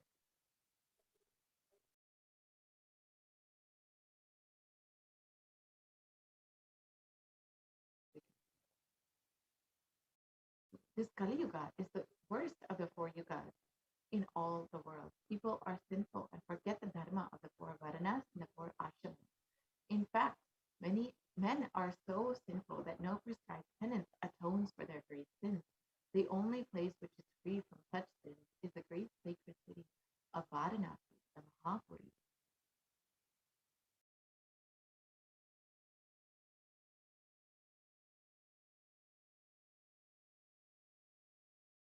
And here is another reference in the Golden Purana where it states that the Lord Rudra, Paramashiva himself, is the avatar for the Kali Yuga.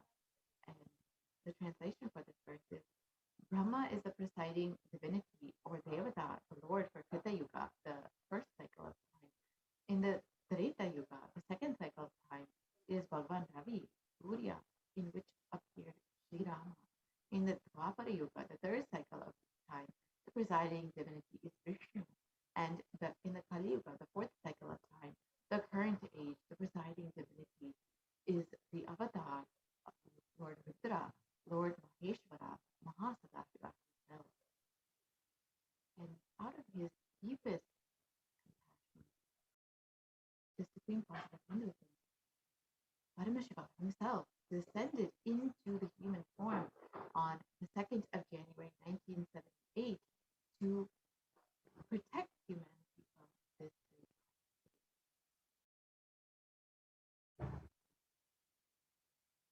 So if the Supreme Concept of Hinduism, if Paramashiva himself had waited just one more year, it would have been too late. 1979 would have been too late. Let us listen to this in Supreme Concept of Hinduism own words.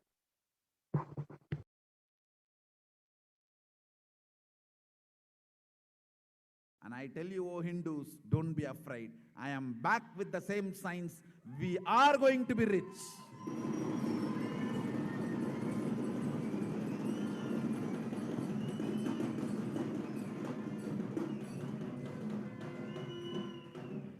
It is not lost.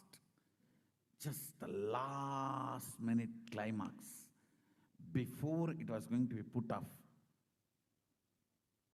Have happened.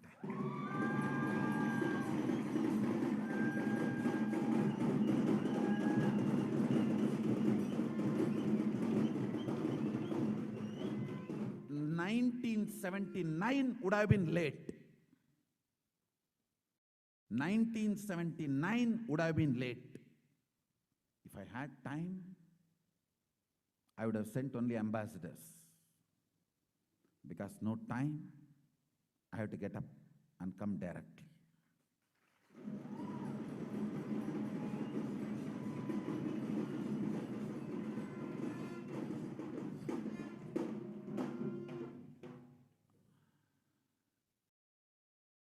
O Hindus, feel blessed. Science is not dead. It is available. I have everything needed to bring that science back to life and establish its legitimacy.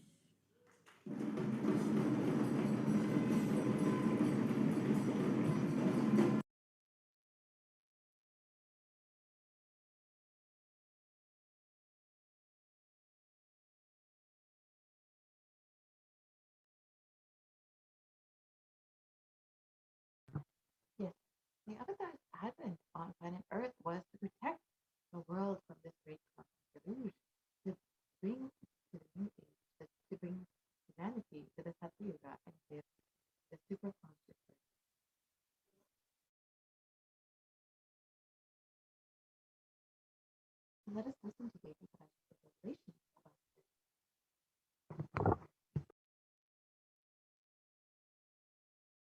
ஓம் ஓம் ஓம் உலக மக்களே கேளுங்கள். கலி முற்றி கலி கழிந்து புதுயுகம் சத்தியயுகம் புறப்பட வேண்டிய காலம் வந்ததனால் வந்திருக்கின்றது இந்த பெரும் பிரளயம்.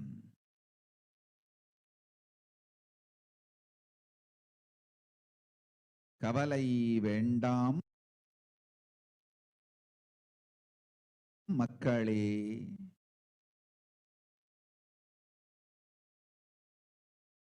நித்யானந்தன் வடிவம் தாங்கி நாமே இங்கு வந்திருக்கின்றோம். நித்திய யுகம் செய்வோம், நித்திய யுகம் சத்தியயுகமாய் மலரும் இங்கு. ஆனந்தமாக இருங்கள்.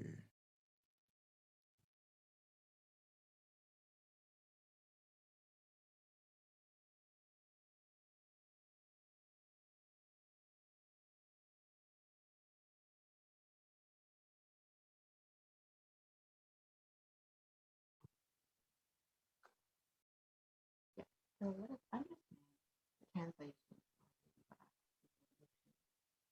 People of the world, listen, Kali Yuga has matured over, and time has come for Satya Yuga to happen.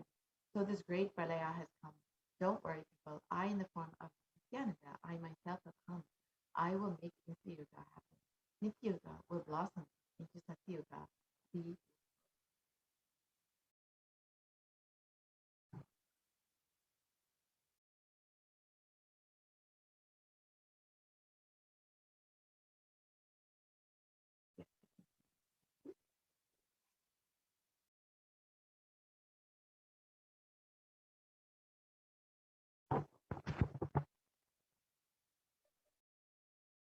For this huge hell Sydney Bojanam not to have come to India in 2020, I had planned to do the Padayatra throughout India in the 12 Jyotirlingas through my son, Swamiji.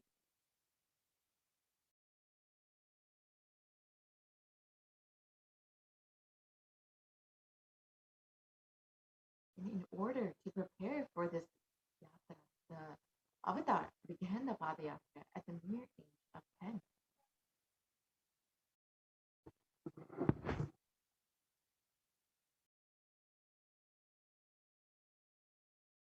And the Supreme Concept News has begun enriching people one person at a time with the truth from the sacred scriptures and the secrets of higher living.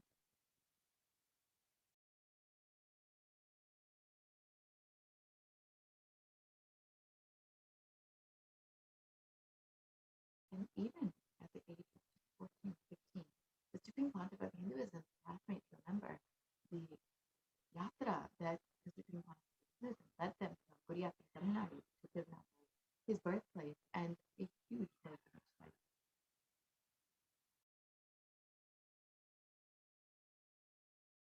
And when Supreme Pontiff of Hinduism was 19 years old, at the Ramakrishna Math, he led the monks of the Ramakrishna Math from the Chennai, Tamil Nadu to Tirunelveli, his birthplace, and faced an unforgettable pilgrimage trip experience.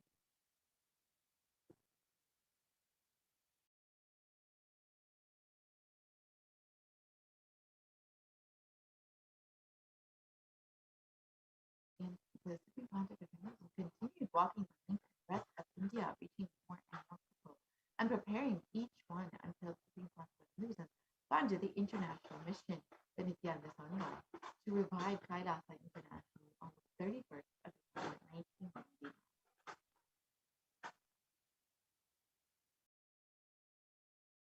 And here you can see the photos of the Supreme Pontiff of Hinduism inaugurating the first Kailasa enlightenment ecosystem in Pindanda, Tamil Nadu, in South India, on the 14th of April 2001.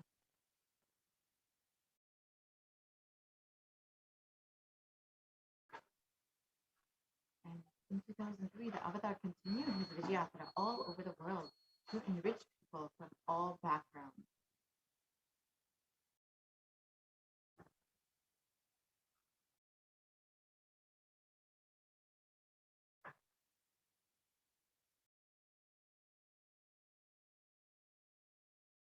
And this supreme conflict of Hinduism, intensity and dedication to the book, even among crowds of thousands who do not speak English, the supreme conflict of Hinduism voice resonated deeply, and his presence moved each one to tears. And here you can see the photos of the devotees in Brazil and bodily who had gathered the thousands of people to listen to the supreme conflict of Hinduism.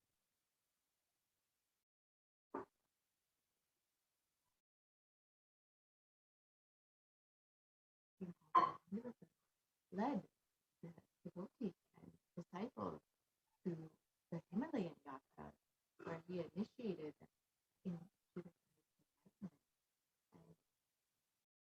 and delivered the super conscious breakthrough.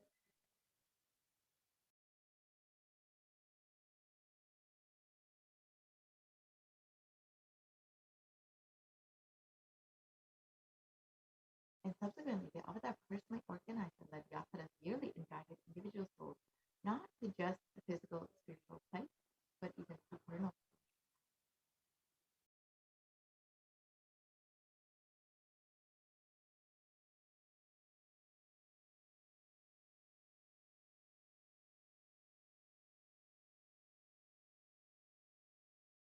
And in 2006, the body yatras were taken to the next level with the Gaudiya Yatra, with crores participating and impacted by the Nityanandeshwara and Nityanandeshwari deities that were taken into the city.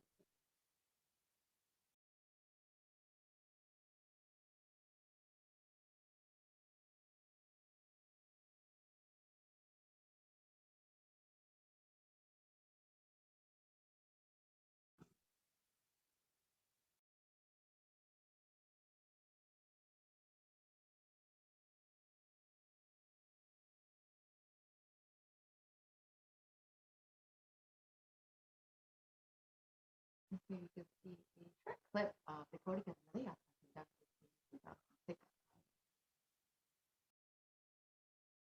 And the Gaudiya Yatra culminated with the consecration and inauguration of the Garma Mandir. And here, the deities were energized as Achavataras to radiate the energy of Paramashiva and PARASHAKTI, and to create the Adi Kailasa Satvignamita as a ship to save humanity from this upcoming Pralaya. And in the next few slides, we will see some of the various enlightenment ecosystems established for the sake of protecting humanity from Pralaya.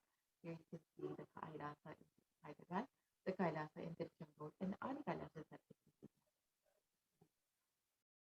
Spiritual energy centers were created to save India from this great cosmic deluge.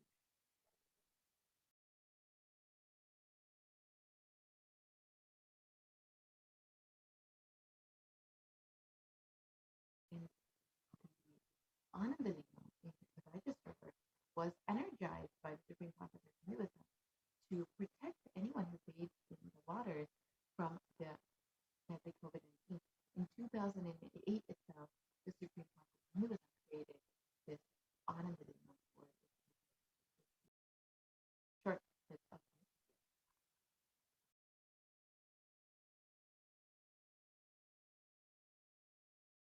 जनमस्सहस्राक्षाय च चतुर्धन्मने जनमो गिरिशाय विष्टाय जनमो मीढुष्टमाय च शुमते जनमो स्रस्वाय च वामनाय जनमो बृहते च वर्षीयते जनमो वृद्धाय च संवृद्धने जनमो अग्र्याय च प्रथमाय जनम आशवे च जिराय च नम शीघ्रियाय च शीभ्याय च नम ऊर्म्याय च वस्वन्याय च नम स्रोतस्याय च दीप्याय च नमो ज्येष्ठाय च कनिष्ठाय च नमः पूर्वजाय च परजाय च नमो मध्यमाय च पगल्भाय च नमो जगन्याय च बुद्ध्याय च नमः सोभ्याय च प्रतिसर्याय च नमो याम्याय च क्षेम्याय च नमः उर्वर्याय च खल्याय च नमः श्वोप्याय च वसान्याय च नमो वन्याय च कक्ष्याय च नमः श्रवाय च प्रतिश्रवाय च नमः आशुषेणाय च आश्रुताय च नमः शूराय च अवभिन्दते च नमो वर्मिणे च वरुथिने च नमो बिल्मिने च कवचिने च नमः श्रुताय च श्रुतसेनाय च नमो दुन्दुभ्याय च हनन्याय च नमो धृष्णवे च प्रवृषाय च नमो दूताय च प्रहिताय च नमो निषङ्गिने च शुधिमते च नमस्तीक्ष्णे च वेचाय च नमस्वायुधाय च सुधन्वने च नमः श्रुत्याय च पथ्याय च नमः काट्याय च नीप्याय च नमः सूप्याय च सरस्याय च नमो नाद्याय च वैशन्ताय च नमः कूप्याय च भट्याय च नमो वर्षाय च नमो मेघ्याय च विद्युत्याय च नमः ईर्ध्याय च तप्याय च नमो वात्याय च रेश्म्याय च नमो वास्तव्याय च वास्तुपाय च ओम नमः सोमाय च रुद्राय च नमः ताम्राय च अरुणाय च नमः शृंगाय च वशुपतये च नमः उग्राय च भीमाय च नमो अग्रे वधाय च दूरे वधाय च नमो हन्त्रे च हन्यसे च नमो वृक्षेभ्यो हरिकेशेभ्यो नमस्ताराय नमः शम्भवे च मयोभवे च नमः शङ्कराय च मयस्कराय च नमः शिवाय च शिवधराय च नमः तीर्थ्याय च कूल्याय च नमः पार्याय च वार्याय च नमः प्रतरणाय च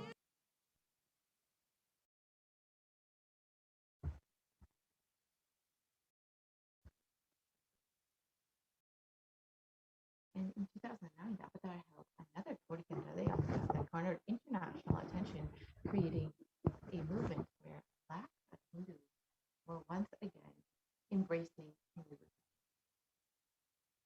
We can just watch a very short clip. போல நின்பதம் கண்ட என் மனோ நித்ய சத்குரு நித்ய சத்குரு நித்ய சத்குரு நித்யனே நித்ய சத்குரு நித்ய சத்குரு நித்ய சத்குரு நித்யனே நின்முகம் நீனைந்து இங்கு நிர்மலமாகவே ஆனதே இதய சக்கரம் அனகதமும் இனிமையோடு திறந்ததே நித்ய சத்குரு நித்ய சத்குரு நித்ய சத்குரு நித்யனே நித்ய சத்குரு நித்ய சத்குரு நித்ய Sadhguru நித்யனே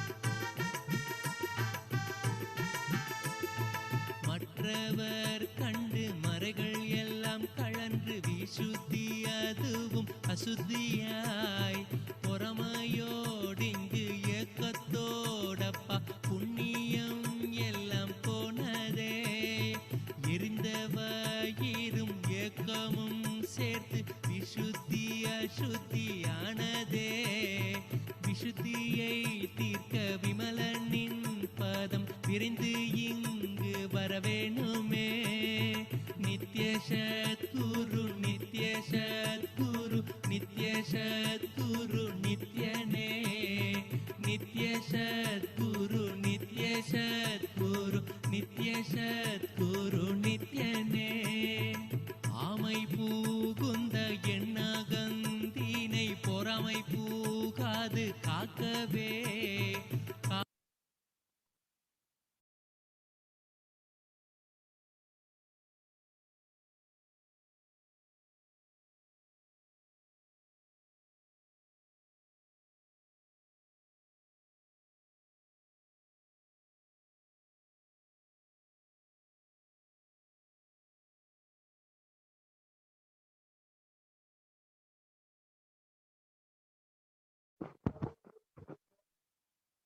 So wherever the avatars' feet have graced the planet Earth,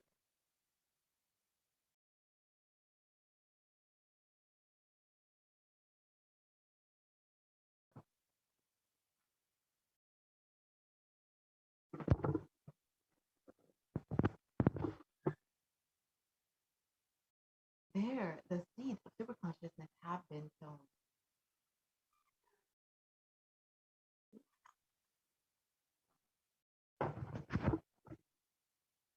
And here you can see the various enlightenment ecosystems established by the Supreme Consciousness of Hinduism for bringing the superconscious rays to retrieve humanity and to save them from Australia. And the Supreme Consciousness of Hinduism has created hundreds of ecosystems, and within India, the Supreme Consciousness of Hinduism has opened up all of the Kailasas for the sake of this pandemic, for protecting humanity during this pandemic, this pralaya. So if you are interested in protecting yourself and having multi-layered quarantine to protect yourself and your family, you can avail this opportunity by visiting kailasa.org/kailasacare to take heed to Devi PARASHAKTI's revelation and the Supreme Pontiff of Hinduism's revelations and guidance, and protect yourself. The only priority for this year is to keep yourself alive. Do not take this life. With this, we will be concluding this segment and entering into the next segment, where we will be understanding some of Devi PARASHAKTI's revelations made for humanity. We will be understanding some of the offerings that we can make for Devi PARASHAKTI and how we can connect with Devi PARASHAKTI much more deeply. After receiving so many blessings, boons, and guidance, how can we show our gratitude for Devi? We can do this through the various offerings that we can make to Devi. So we will be right back after a very quick break.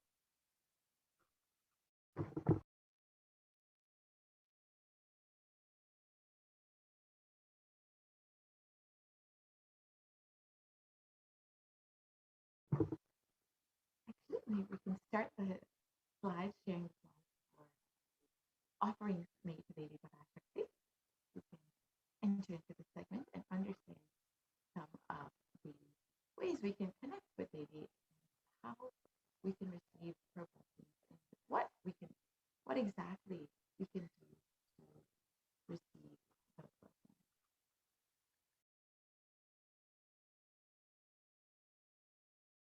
Now we can start the slide share for the offerings that to Devi PARASHAKTI.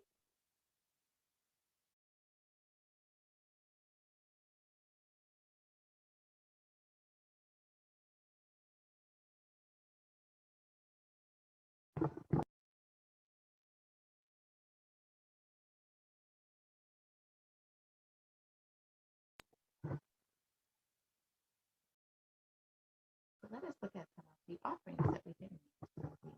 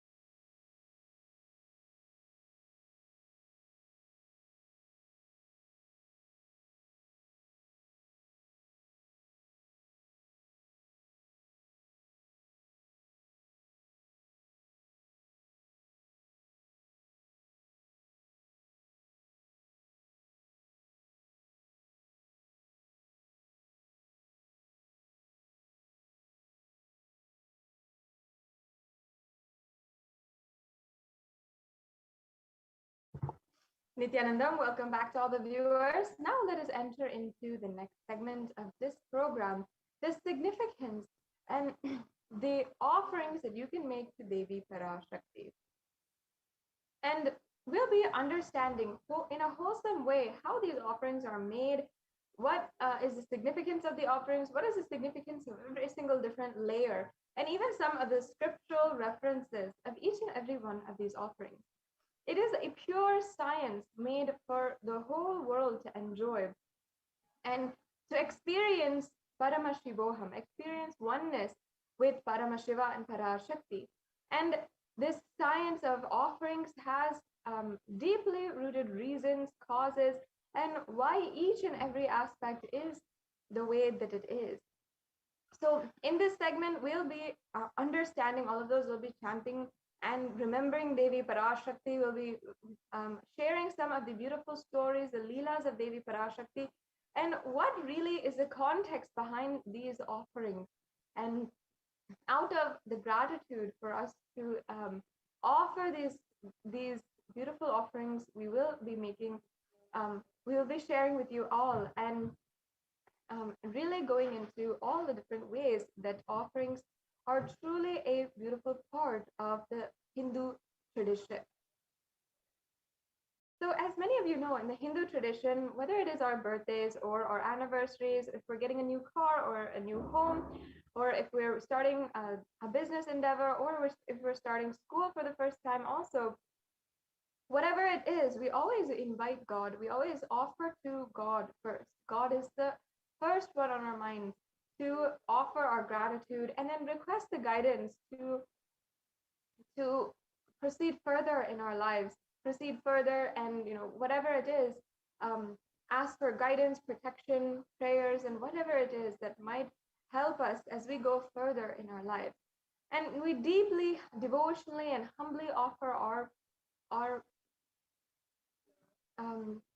respect and offer our love to God in the Hindu tradition. And just in that way, many of these offerings you will see, you can offer for these special occasions in your life.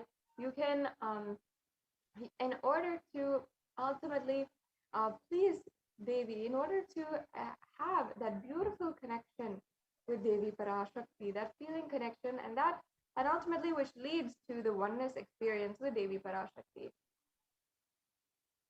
So now, the significance of this offering, as you can see, is the giving of divine gift of pure love, devotion, and oneness, and it consists of two parts, and that is giving and accepting. Only when the divine accepts what one offers, the offering becomes complete. An offering is not made out of fear nor out of greed. When an avatar lands, the offerings are purely a part of the grand Leela played out for the only purpose of enlightenment.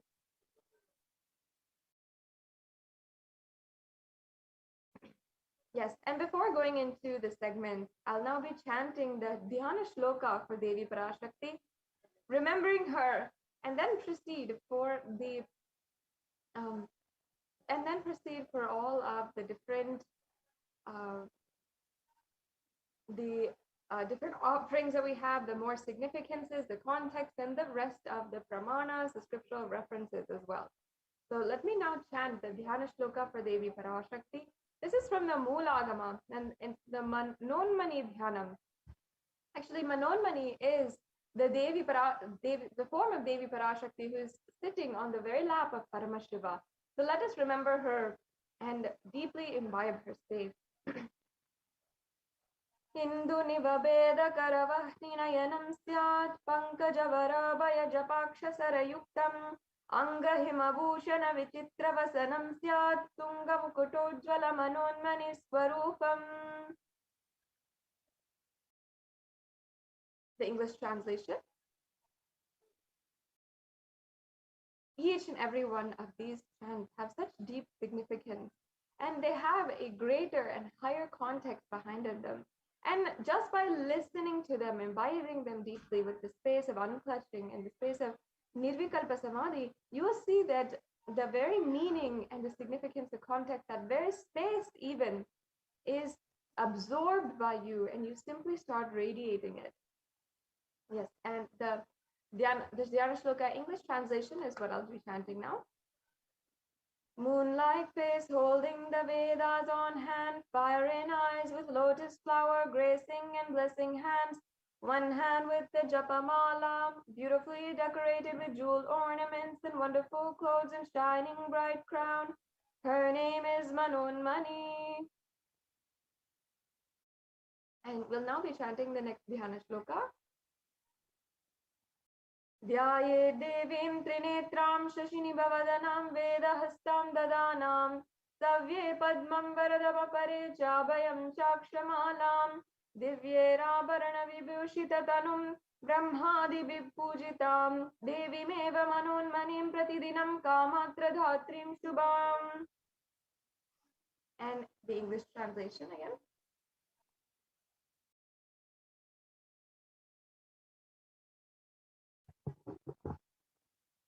I meditate on Devi with three eyes glowing like the moon and holding the Vedas, lotus embracing with blessing and gracing hands. She is wearing beautiful ornaments and she is worshipped by Brahma and other many gods, and showers auspicious boons for all actions every day.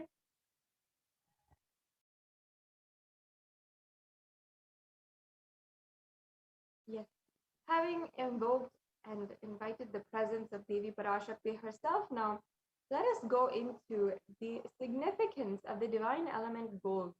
You'll see that many of these offerings are offerings in gold.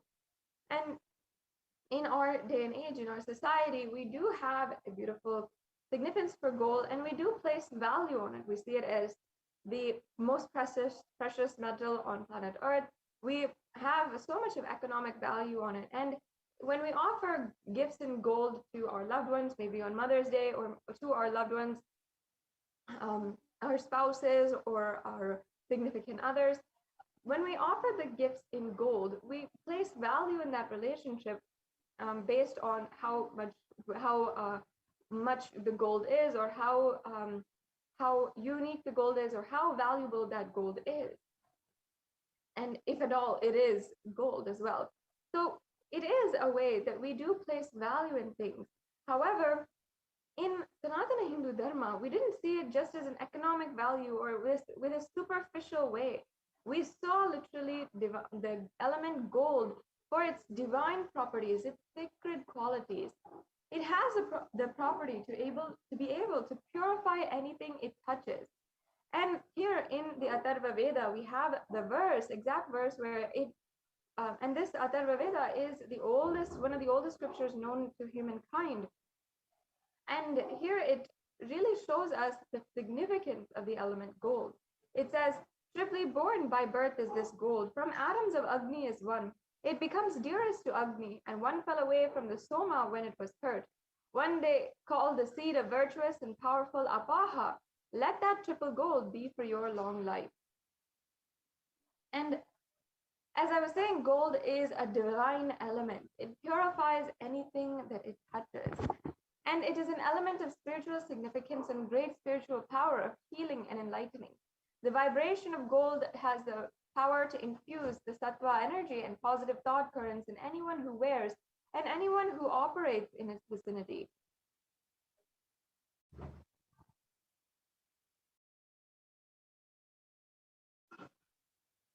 Yes, and that is why in the Hindu civilization, gold is present in all of the scriptures, the Agamas, the Vedas, the Shrutis, Smritis, and Itihasas, and Puranas. In Hindu scriptures, it is abundantly displayed that gold is the most auspicious and purest metal, which purifies the very being. In the Hindu civilization, everything was built in gold and exchanged in gold. Ritual fees were offered in gold bricks. When one was to be saved from life-threatening illnesses, gold was offered as a fee. And gold was in abundance and used for weighing equivalent amounts of commodities, including cows. Kingdoms were built with huge doors of gold. The streets would have huge columns and huge archways made of gold. And horses and cows were always dressed in gold. And horses and cows, as we know, elephants, all the different animals, the sentient beings, were recognized and worshipped as well as the embodiments of pure consciousness. And literally worshipped. And that is why they were decked, adorned, and decorated as well in gold, the most sacred of the elements. And the Hindu civilization thrived on the banks of rivers of gold. The Indus River, for example, was the Hiranyamaya, or the river of gold, in the Rig Veda, and the river Saraswati was called the Hiranyavardhani in the Atharva Veda. So in this way, gold is a supreme element for offering gifts to the ones you love and revere. And in the Vedic civilization, temples were constructed and paved in gold, deities were made in gold and decked and adorned in gold. And because it preserves the enlightenment energy for thousands of years, it lasts forever.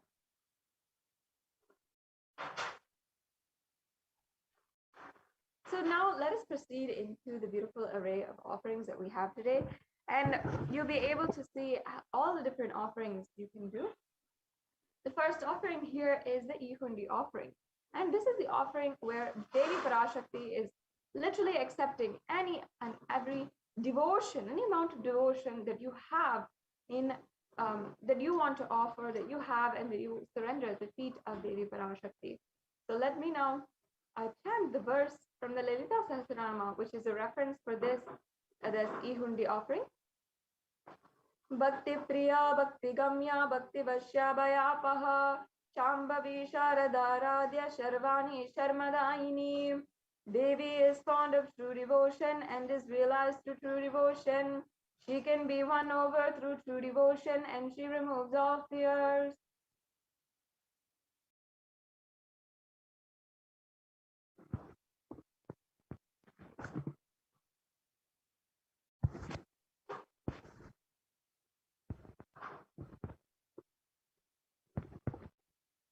Yes.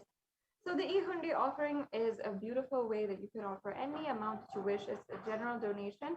And if you have any fears, if there's any fears in the minds of devotees, Devi PARASHAKTI is sure to remove that fear. So you can offer this e-hundi offering, and at the end of this segment, we'll be going through how to make this offering and what is the process and so forth. Yes, we can go on to the next slide.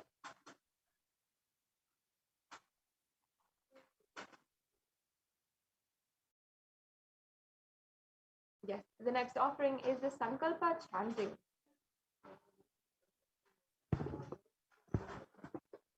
And in this offering, you'll be able to literally see how how literally whatever you're praying for, whatever you are manifesting, all of that is coming true. And the Sankalpa is a very powerful Hindu tradition, which is literally the chant for that in every Hindu ritual is chanted before they proceed with the ritual, and also is chanted every single day as well. In the Hindu tradition, there's so much of beautiful ways that you can offer and you can have and manifest what you want into reality. So through this Sankalpa, when it is chanted, it has embedded within its lines so many different beautiful offerings, beautiful prayers for the ultimate knowledge, health, wealth, going beyond fear, going beyond lust or greed. Everything is there with you. So just chanting this has so much of power.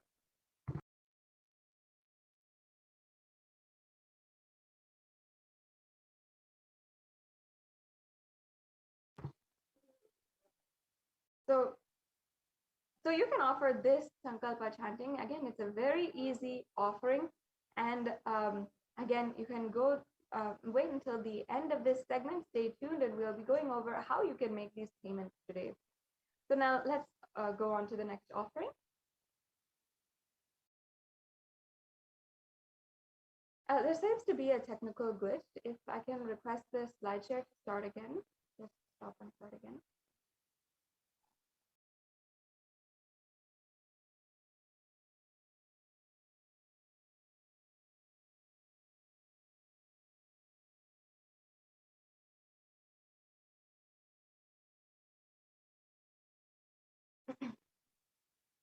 If I can request the slide share to stop and start again. There seems to be a technical glitch.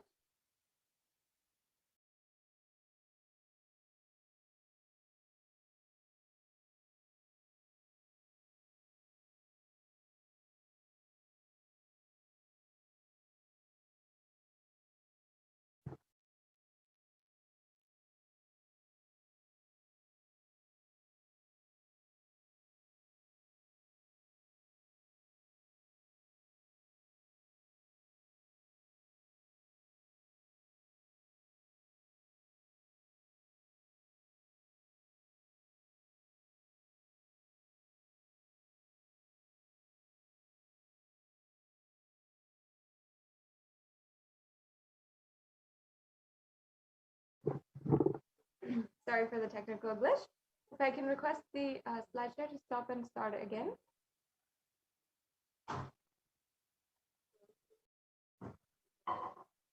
And while we get this sorted out, I invite all of the viewers to, you can make sure that you are following and subscribing in all the different various social media platforms as well. Yes, we can just project these slides again.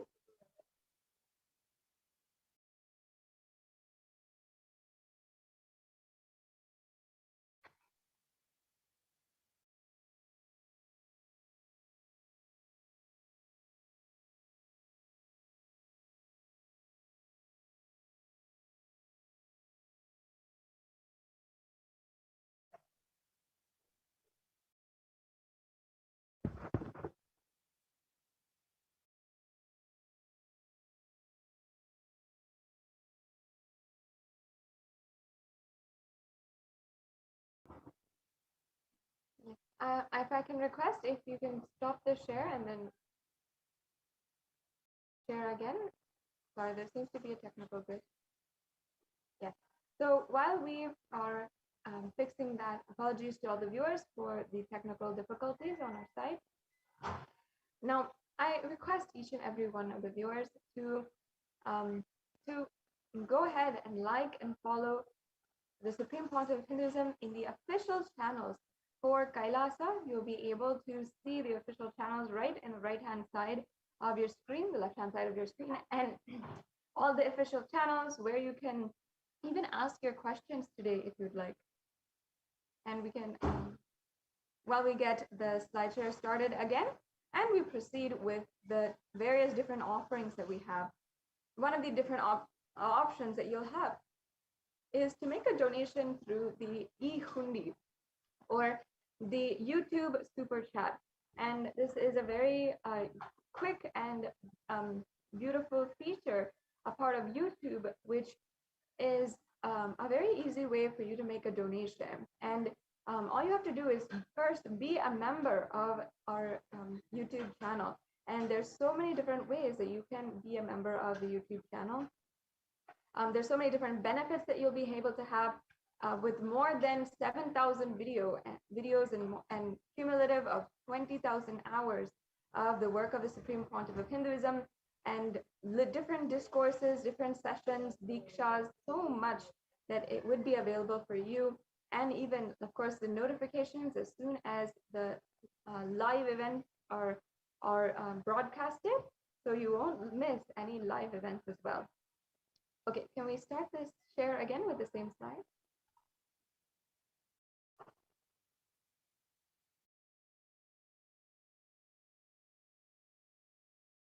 Can we try again with the slides, please?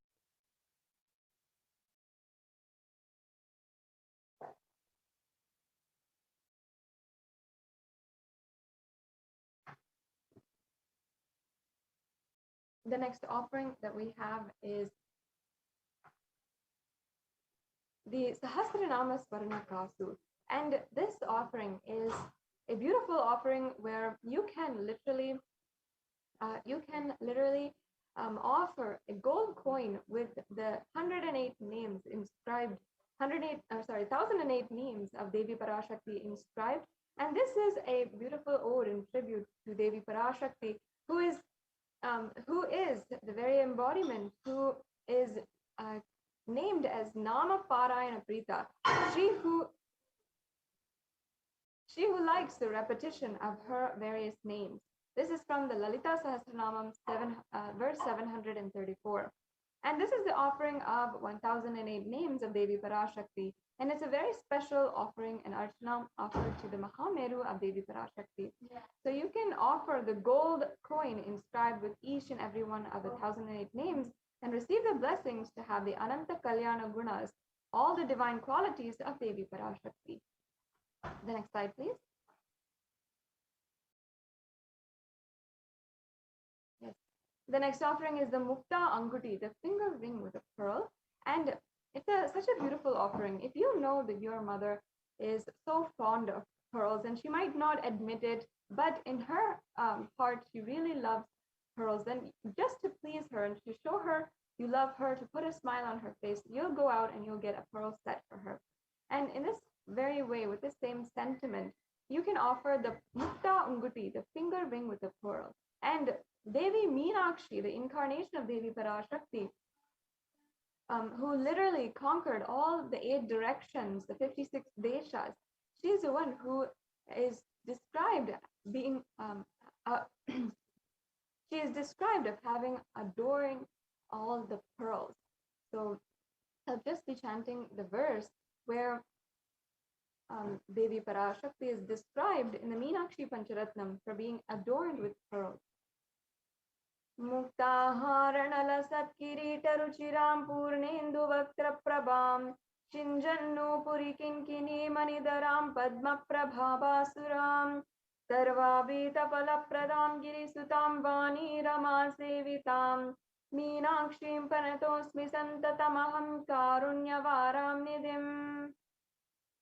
And the English translation I bow down to the goddess Meenakshi, whose crown has garlands of pearls and face shining like the moon, who wears anklets that are studded with gemstones and has small bells, who is shining like the splendor of a lotus, who grants all the wishes, the daughter of the mountain, and who is worshipped by goddess Vani and Rama. I remain ever bowing to the goddess Meenakshi, the ocean of compassion. The next slide, please.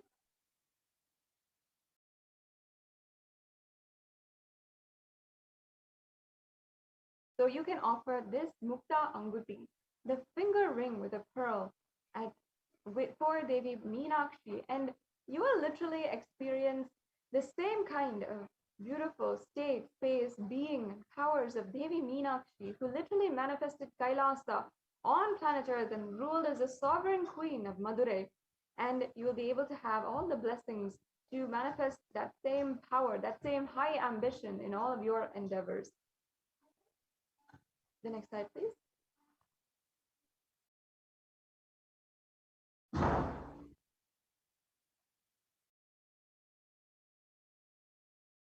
Yes, and the next slide is the golden lotus. All the kalasas should be, see, in the Kamic Agama, there's a beautiful verse where it says that all the kalasas should be wound around with suitable thread and covered with new cloth. They should be adorned with lotus flower made of gold. The next slide, please. And there are hundreds of scriptural references for gold and for the golden lotus and for lotus in the worship of Paramashiva. In fact, it's not just the lotus flower, but also the lotus leaves, the stem, the pericarp. Everything is used in the worship of Paramashiva. And there's so many different references, including in the mudras, the asanas, everything has different associations and symbolic association with the lotus. That's because the lotus is considered as a divine flower. Because no matter if it is the polluted waters or in pond waters, the lotus always has that divine elegance, the beauty, radiance, and resilience that is associated with it. And that is the way that lotus is considered as a divine flower. No matter what, in any adverse situation, it still has that divine quality. So in the same way, Devi PARASHAKTI is described to be in any situation having and radiating the state and space and powers of Devi. And in fact, even the Shakti of Paramashiva is called as the lotus. The base of the Paramashiva Linga is the lotus, and the disciple of Paramashiva is also considered as the lotus.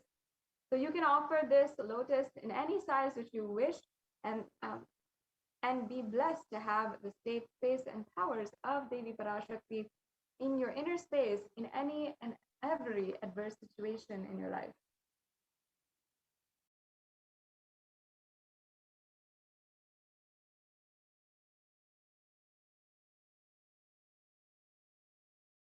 Yes, and the next offering is the Swarnameti, the golden toe ring.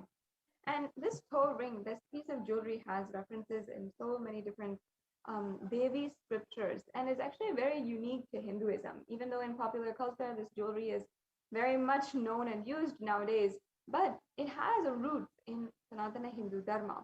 The toe ring is adorning the toes of Devi PARASHAKTI, which is described in the Saundarya Lahari to be so powerful that you can literally experience enlightenment itself just through the grace of her toenails.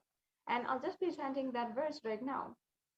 Nakhadiditi samchana namajjana tamoguna padadvaya prabhajala parakrita sururuham. You whose brightness from toenails destroys the darkness of ignorance from the minds of your devotees who prostrate at your feet. You whose brightness from your 2 feet overpowers that of the lotus flower. The next slide, please. Yes, you can offer the toe ring to Devi, adorning her sacred feet, to be in constant gratitude for receiving her blessings and even in the most difficult aspects of your life. Yes, the next slide, please. The next offering is Swarna Mangtika.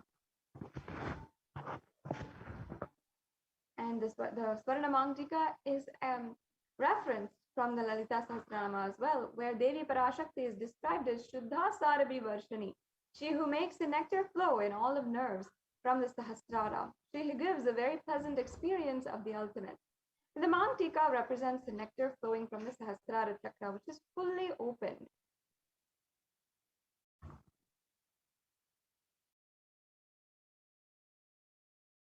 And you can offer this Mantika to receive the blessings of Devi PARASHAKTI and achieve the blissful state of overflowing gratitude in the space of complete completion.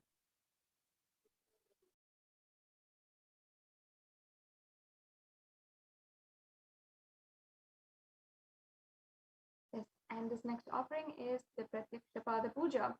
This is another offering, an elaborate ritual that's very precious at the feet of Devi PARASHAKTI, at the feet of the Supreme Conscious of Hinduism. The Pada Puja actually has so many different references in whether it is the Guru Gita, the Guru Paduka, Stotram, how the Guru's feet have so much of significance. And in this very offering, you're offering the Pratyakshapada Puja to the feet of the Nijavatara, who is the Guru and who is manifesting Devi PARASHAKTI.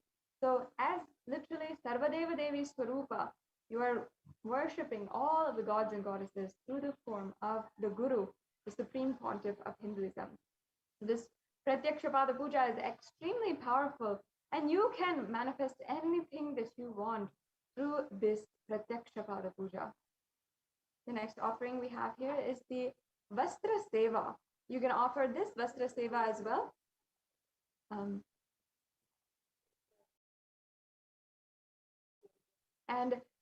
This will give you any of the protection that you want, any of the guidance that you want, and the auspicious blessings of the Supreme Pontiff of Hinduism. Yes, we can go on.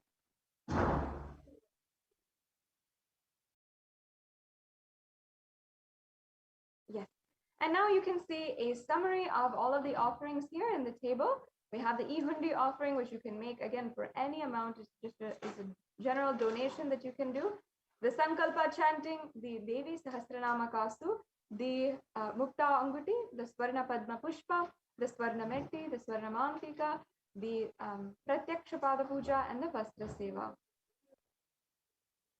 So all of these are available for you today to offer, and as you can see, it's an array of offerings. If you feel that one thing is not available or is not right for you, then you can go with another option. There are several different options, so you can offer your gratitude in some way or form today. So in this, the next steps, in the registration form, there are two options. Either you might be ready to make the offering today, or you have the intention to offer. So if you have the intention to offer, you might be interested in offering, you might need help in manifesting these offerings, or you want more details, you can go to the registration form and fill it out at tiny.cc/bhavasamadhi.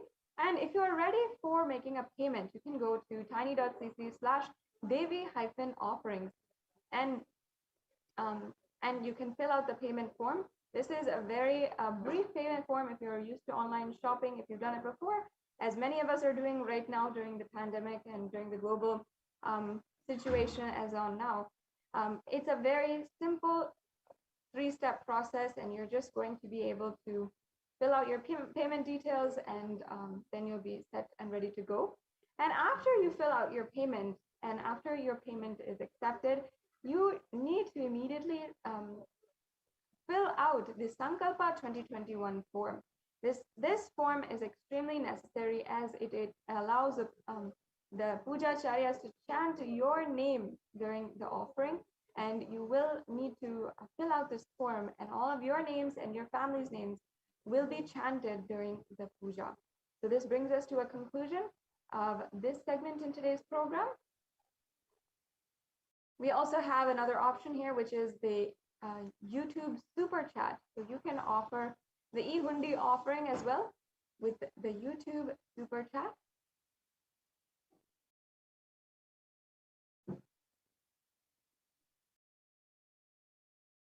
And not only that, you will be able to make any kind of donation that you want in a few simple steps. So now we will be coming to a conclusion of this segment and moving on to the next segment, where the representatives from the Adi Kailasa Sarvagnya Peetham will be sharing with us about the various different contributions of Adi Kailasa Sarvagnya Peetham, especially now They'll be giving us the latest updates from the multi-layer quarantine center, which Adi Kailasa Sarvagnya Peetham is right now. So yes, we have a representative from Adi Kailasa Sarvagnya Peetham, Madhayami Swami, joining us, and we'll be moving on to the next segment. Nityanandam, thank you very much.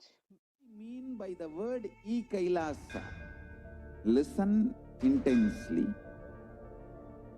Enlightenment ecosystem, literally enlightenment itself, in your own home, wherever you are. If you cannot come to Kailasa, it's okay. Kailasa can come to you. Kailasa coming to you is e-Kailasa.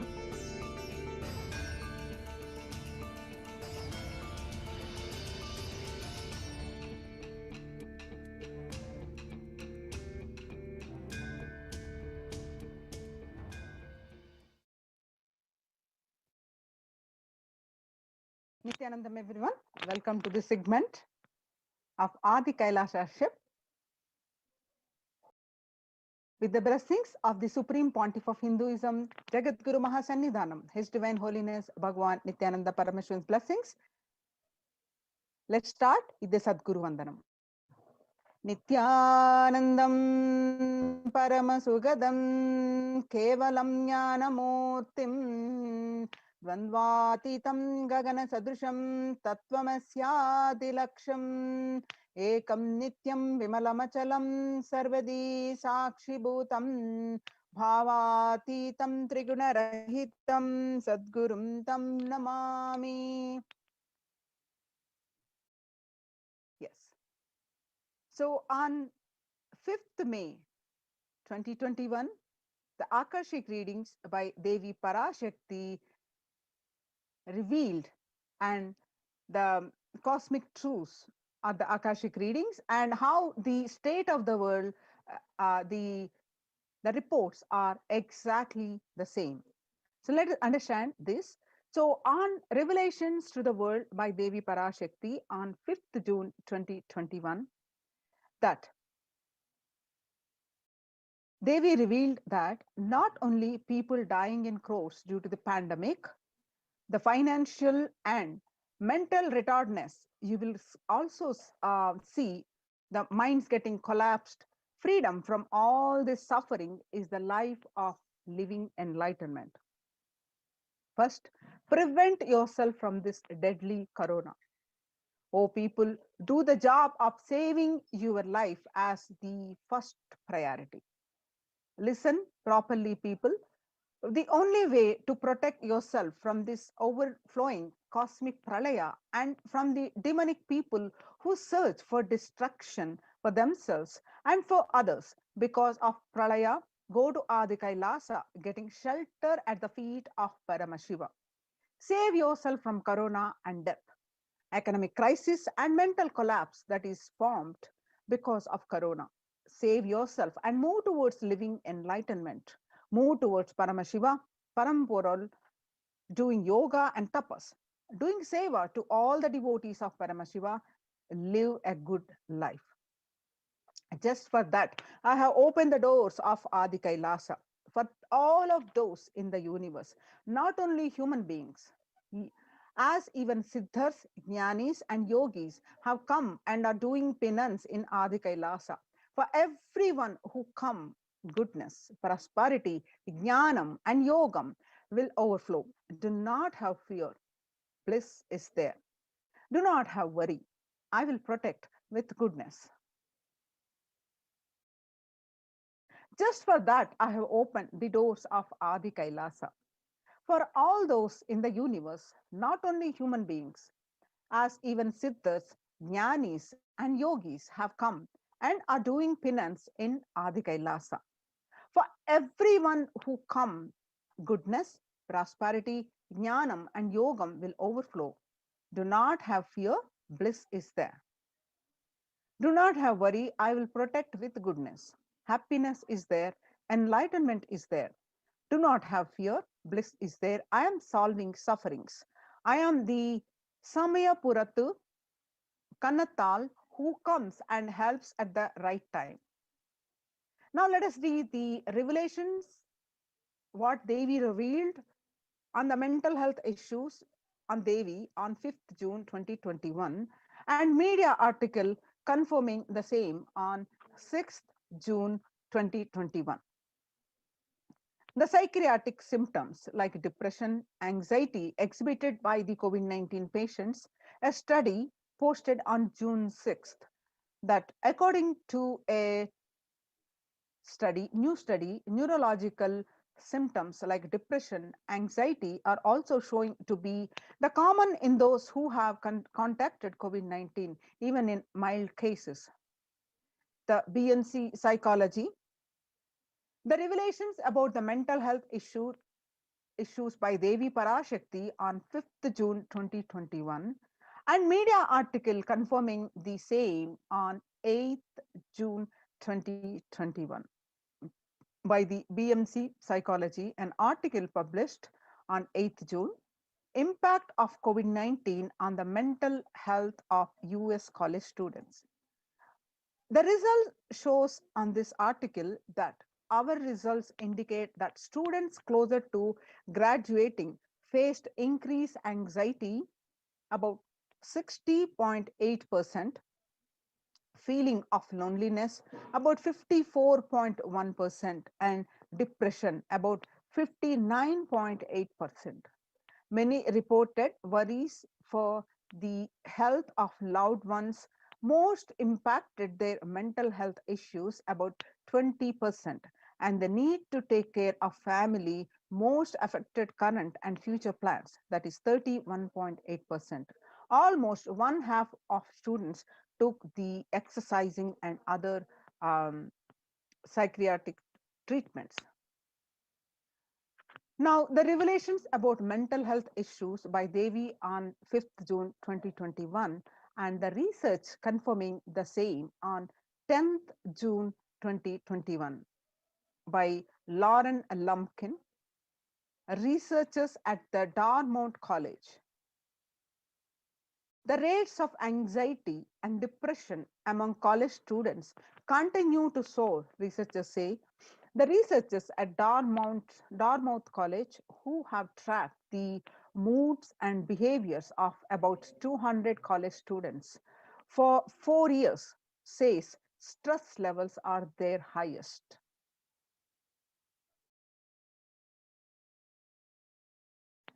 The Psychology Today, coronavirus, the psychological trauma and PTSD event.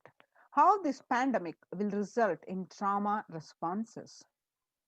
An article on psychologytoday.com, it says that much has been said about the mental,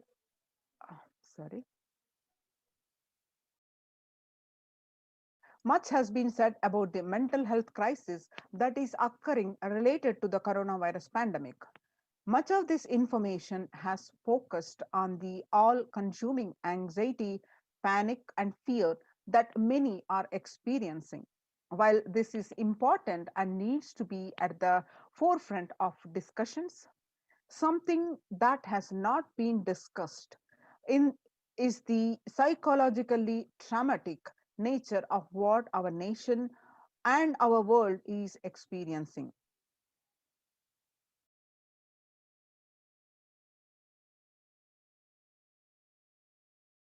The increased prevalence of post-traumatic stress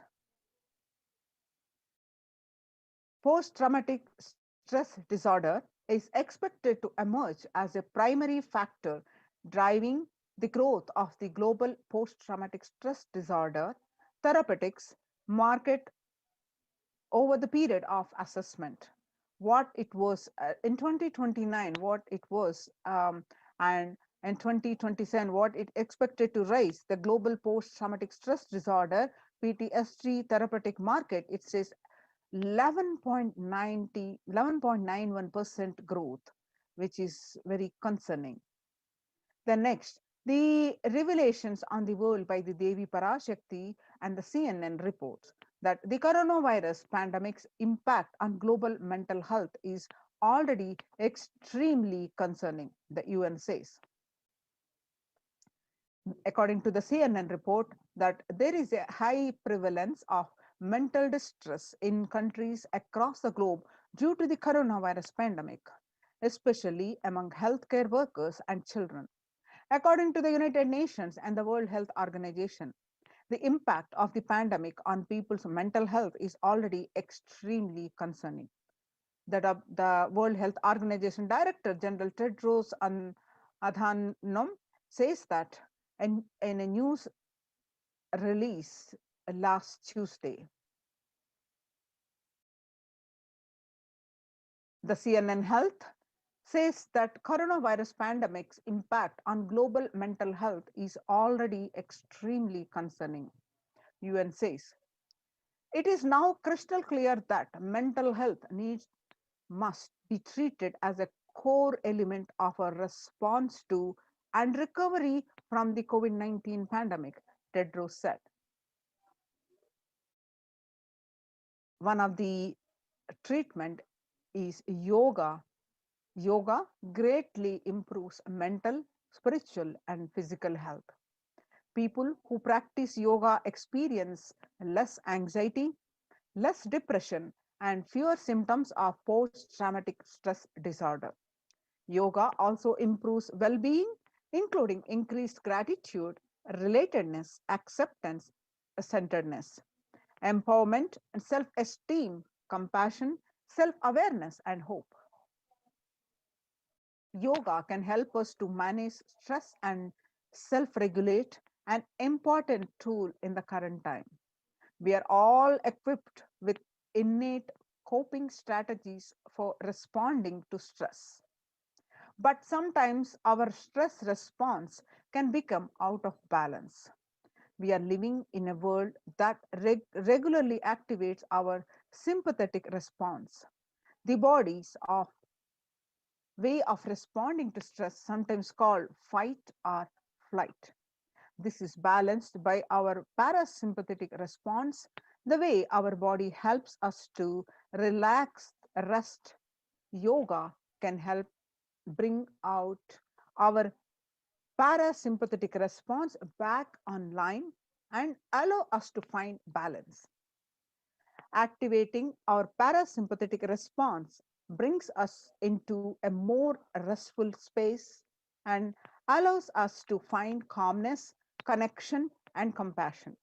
The deep, mindful breathing of yoga and meditation stimulates the vagus nerve, which activates the parasympathetic nervous system and supports self-regulation and stress management. Yoga can be a valuable tool for self-care, especially in challenging times. Yoga is now being used as an empirically based treatment, often in combination with other interventions, with benefits for both physical and mental health. Many clinicians are recommending yoga as it may help support the effectiveness of traditional treatment approaches. The revelations to the world by Devi PARASHAKTI and the reports on various news articles that Psychology Today states that when we actively choose a tool of self-care, we better equip ourselves to survive and seek resilience in different circumstances. While it is but one tool, yoga offers the potential for connection and well-being, even in these challenging times. Spirituality benefits mental health. Research shows that individuals have better mental health if they belong to a particular community or have religious beliefs. Spirituality can help people in many ways. First and foremost, spirituality or religion can help people find meaning in their lives, which is instrumental in improving one's mental health. Spirituality can perhaps help you connect with your divine self. In addition to endowing meaning to your life, it has the potential to improve mental, physical, and emotional well-being as well. It has been a source of relief and comfort from various challenging issues for thousands of years. Now, let us see the revelations to the world by the Supreme Pontiff of Hinduism, Jagadguru Mahasannidhanam, Bhagwan Nityananda Paramashivam, on 22nd May 2021. Paramashiva is very clear. Focus on making your body alive, life alive. Mind is obsessive compulsive reaction. It is nothing but a bunch of unconscious reactions.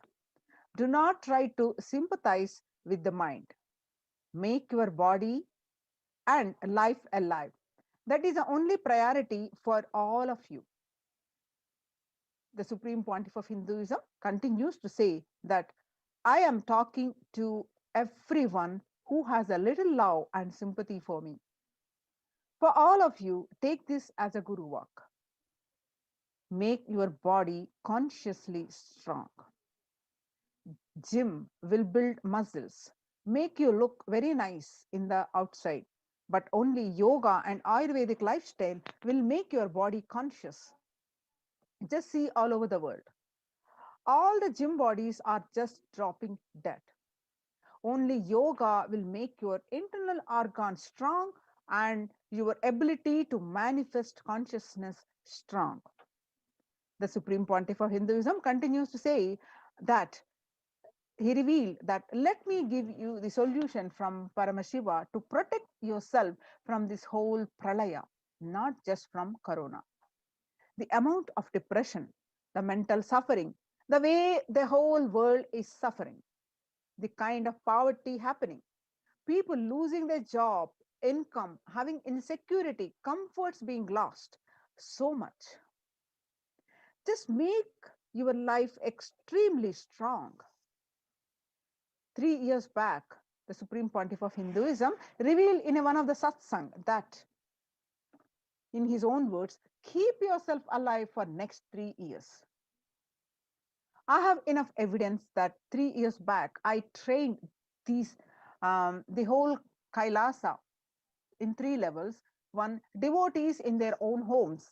Second, Kailasa-vasis inside the Sangha, physically, mentally, psychologically, or consciously, for quarantine lifestyle.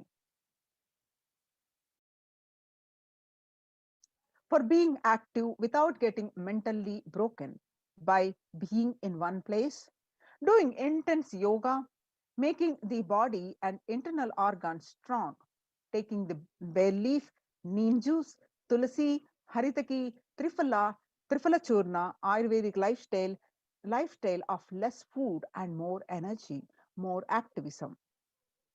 I only told it is for an important reason. Please wake up. Quarantine yourself.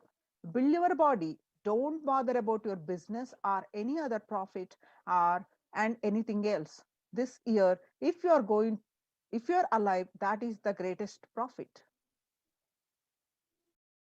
Now let us understand the revival of the temple sciences and ecosystems by the Supreme Pontiff of Hinduism, Jagadguru Mahasannidhanam, His Divine Holiness Bhagwan Nityananda Paramashiva's blessings, Kailasa's enlightened civilization presents. So across the world, especially in India, the famous temples have been shut down for the rise in the COVID-19 cases.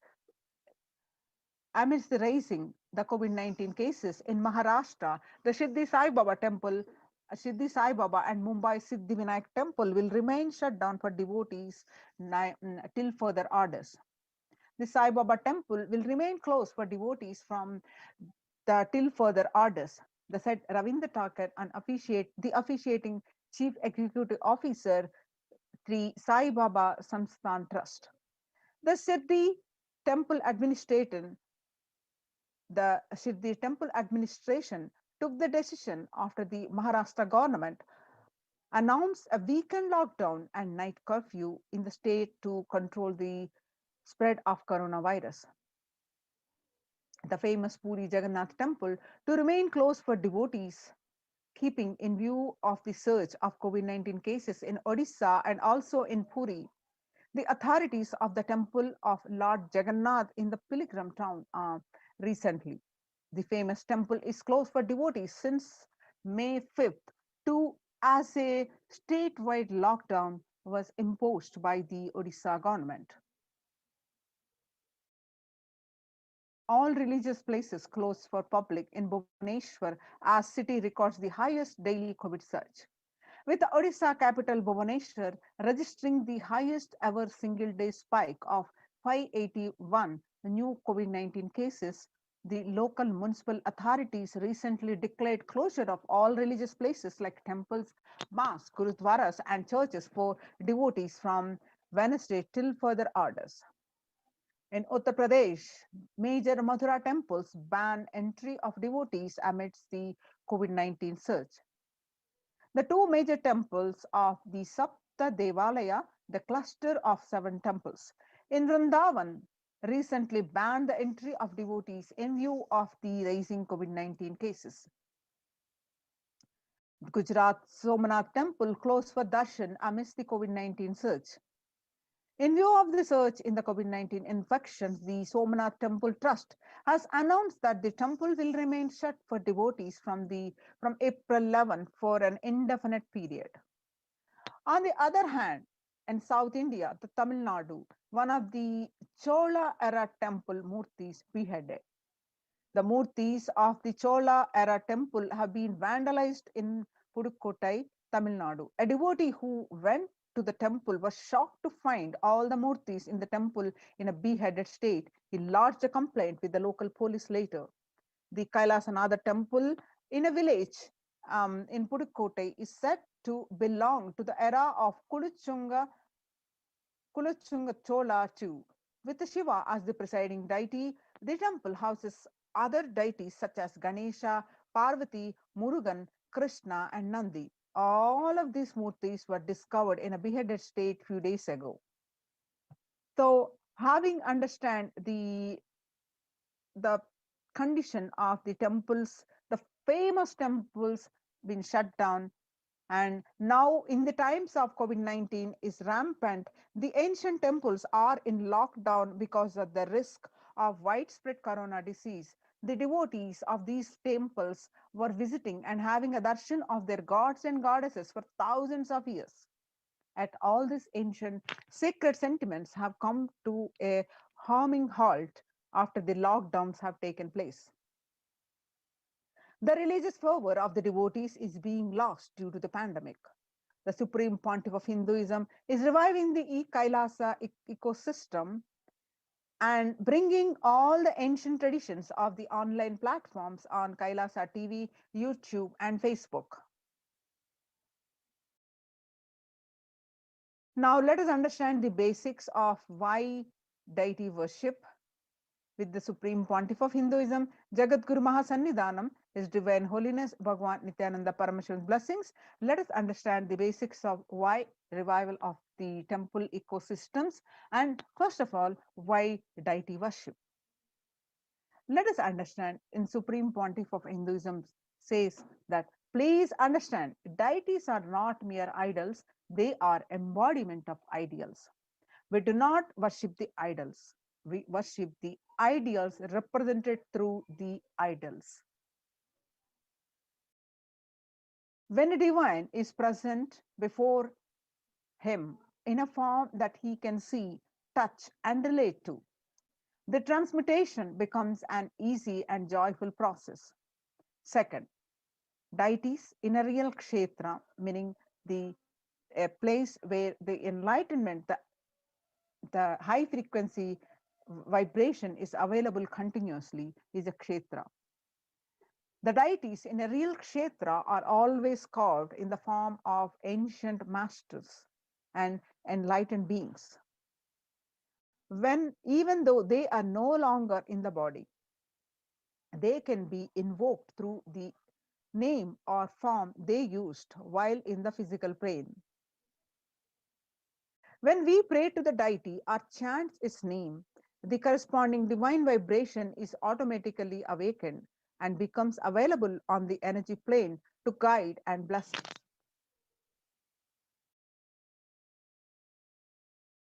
We mastered the science of bringing the divine to the deities and expressing the divine through the deities. The whole science has been mastered in the Vedic tradition. The revival of temples will be the revival of world peace and world bliss. Revival of temple culture and deity worship, where people are made to look in. There is where the revival of Sanatana Dharma, the Advaita Satya is the truth of the oneness. Experiencing the truth of oneness with the divine is going to happen, says the Supreme Pontiff of Hinduism. The divine has infinite auspicious qualities. Ananta Kalyana Guna, we say in Sanskrit, meaning the infinite qualities that divine has. Whenever a devotee calls fervently, prayed to save, to protect him, or when the whole universe is at stake on the verge of destruction, the divine manifests to save. What the divine to manifest in a specific form to save the specific devotee or to save the world, that specific auspicious quality that becomes an independent intelligence and independent deity, we worship that auspicious quality of the divine. For example, Shiva saved Markandeya from death.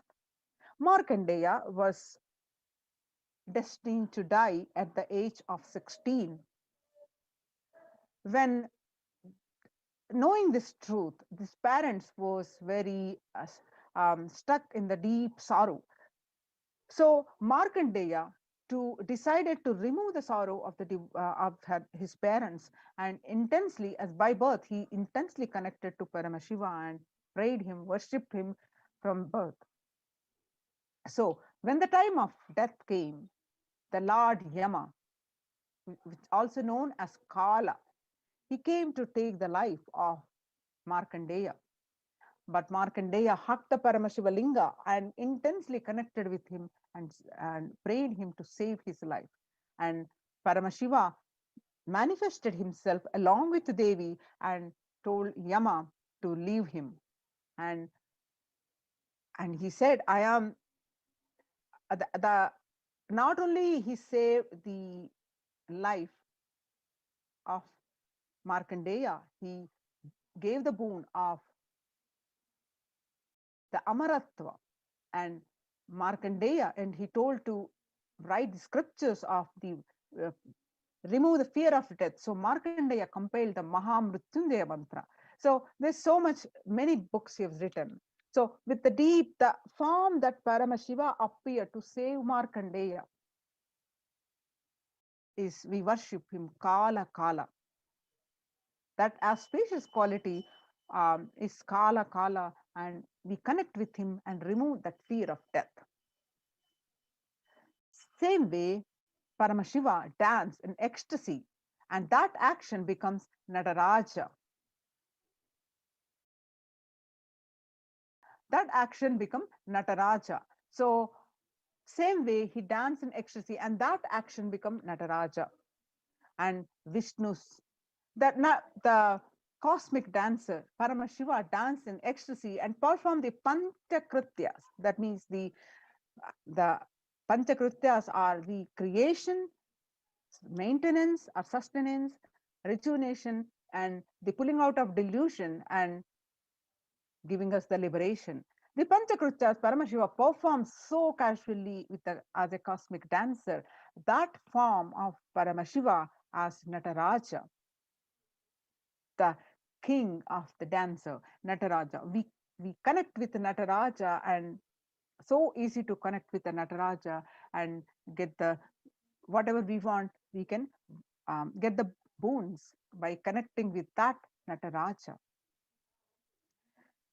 Mahavishnu's very action of showering blessings on the world becomes Lakshmi. Same way, Brahma's very action of constantly sharing the wisdom becomes Saraswati. So each of the actions of the universe becomes independent intelligence and energy. When you connect with those independent intelligences, as we just saw this, a couple of examples, Kala Kala, Nataraja. So when you connect with those independent intelligences, those deities, whatever you want immediately happens. Whatever result you want, worship with the rites. Intensely, those divine energies who are the personification of those specific actions. Immediate results are achieved by connecting with those deities. In this world, this can be a powerful method through which you can achieve whatever you want in your life.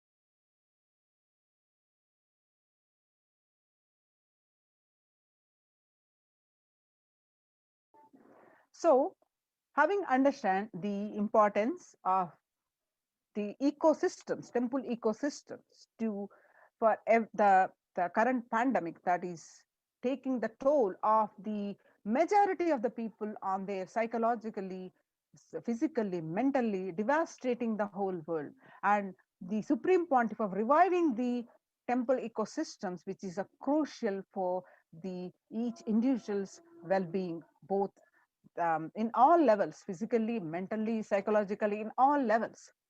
So now, how the Supreme Pontiff of reviving these temple ecosystems with the multi-layer quarantine COVID care protection centers at the de facto spiritual embassies of Kailasa. With the blessings of the Supreme Pontiff of Hinduism, Jagadguru Mahasannidhanam, His Divine Holiness Bhagavan Nityananda Parameswaran's blessings, let's understand more about this. As not only he's reviving the temples, and in these de facto spiritual embassies, the Annadan happens continuously. Not the Supreme Pontiff of Hinduism has not started this after he come to the public life, but his very upbringing itself, he learned the need for the Annadana, the giving the free food to one and all. Let us understand what is the need, what is the situation across the world that is happening due to the pandemic, the severe, alarming situation of the hunger. The COVID-19, let us see some of these case studies. The COVID-19 is creating a hunger catastrophe in India. The pandemic has led to increase in global food insecurity, affecting vulnerable households in almost every country. It has exacerbated the existing inequalities, pushing millions of people into the vicious cycles of economic stagnation, loss of livelihood, and worsening food insecurity. And you can see the COVID-19 is creating a hunger catastrophe in India. The World Bank estimates that 71 million people will be pushed into extreme poverty across the globe as a result of the pandemic. The World Food Programme estimates that an additional 130 million people could fall into the category of food insecure, over and above the 820 million who were classified into such by the 2019 State of Food Insecurity in the World Report. Hunger in plain sight. COVID-19 worsens the plight of food insecurity. More than 50 million people have experienced the food insecurity during the pandemic, up to 35 million in 2019, according to the Feeding America nonprofit, a nation's largest domestic hunger relief organization. The child malnutrition and hunger skyrocket in Haiti as COVID-19 infections spike. At least 86,000 children are at risk of developing a severe acute child malnutrition this year in Haiti. According to the sources connected to the United Nations Children's Fund, the number of children projected to suffer from starvation this year has doubled as the impoverished nation continues to grapple with extraordinary political and social crises exacerbated by the pandemic. Refugees are paying the highest price in the COVID-19 pandemic. Vulnerable groups such as refugees are paying the highest price in the COVID-19 pandemic. We are seeing alarming trends that show many refugees around the world are unable to pay for food or rent and are struggling to access healthcare and education. The price hikes in local markets and further displacement caused by the campfires have pushed many families further into food insecurity. During April and May, around 30,000 refugees in the Cox's Bazar camps raised questions and concerns. With 60% seeking services, including urgent food relief and shelter, just over one third, that is 37%, requested health or medical care. The famine risk spikes amidst conflict, COVID-19 and funding groups. The number of people teetering on the brink of famine has risen from 34 million projected at the beginning of the year to 41 million projected as of June, he said. Without immediate emergency food assistance, they too face starvation, as the slightest shock will push them over the cliff into the famine conditions. The World Bank released an analysis of the rising food insecurity rates in response to the COVID-19 pandemic. The report, released on May 20th, 2021, stated that COVID-19 impacts have led to severe and widespread increases to global food insecurity, affecting vulnerable households in almost every country, which impacts expected to continue through 2021 and into 2022. It also states that the global food prices increased significantly by 38% since January 2020. The World Economic Forum released that 155 million people are caught up in food crisis of varying severity. 133,000 people in Burkina Faso, South Sudan, and Yemen are most at risk. 10 countries account for 2/3 of those facing acute hunger. The resilience of agri-food systems is being eroded by conflict, insecurity, and environmental trends. Join now in COVID care protection centers. Register now through the link below, https://kailasa.org/kailasa care. Now let's understand there are numerous, countless times the Supreme Pontiff of Hinduism revealed the importance of the food that we take, how that food should be. He again and again, countless number of times, he revealed in his daily satsangs and on various occasions the importance of food that we take. One of the satsangs, he's revealed that what you eat contributes to what you think. What you think contributes to what you cognize. What you cognize contributes to who you are. So, what you eat directly affects what you are. Supreme Pontiff of Hinduism continues to say that That is why I'm making the statement. You become what you eat. What is in your plate matters, because that is going to become you. The violence-based food derived from killing animals and life-negative chemical-based toxic food both harm the system equally. Organic vegetarian food is not just for health. It gives you an inner space, physical system, and physiological flow to develop the highest psychology. To develop highest psychology, not only your physical system, even your physiological flow needs to cooperate. Supreme Pontiff of Hinduism continues to say more powerful cognitions on you become what you eat. He says your brain is constructed for all these higher things. When you don't explore the higher things, you are bound to feed the lower things and keep your brain engaged for survival. If you don't explore the higher dimensions of consciousness, you will force yourself into the drugs and try to explore the hallucination.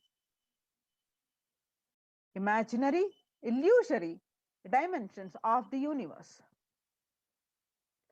So make vegetarianism as a lifestyle. Supreme Pontiff of Hinduism says that the human body is naturally designed for vegetarian food. The inner mechanisms like feeling, thinking, words, everything designed to function with vegetarian food. It is like having a generator which can handle only 220-volt current, or a UPS which can handle only 220 volts current, but it is given 20,000-volt current. What will happen? It will get fused. So the food without anxiety, without fear, without depression, and without biomemories, if they are consumed by a person, the energy with which they think, the energy with which they utter words, the energy with which they act, the energy with which they feel, everything will be aligned to a natural source of energy. It will be aligned to nature, which is the inner potential energy. Now, we will have an understanding of Kailasas, Analayas across the globe, which serve the free, organic, vegetarian, sattvic meal for one and all, to eliminating the hunger. The developmental, economic, social, and medical impacts of malnutrition and famine have a critical impact on the individual, familial, community, national, ultimately on the global level. With the ongoing COVID-19 pandemic triggering an alarming spike in food insecurity, the United Nations have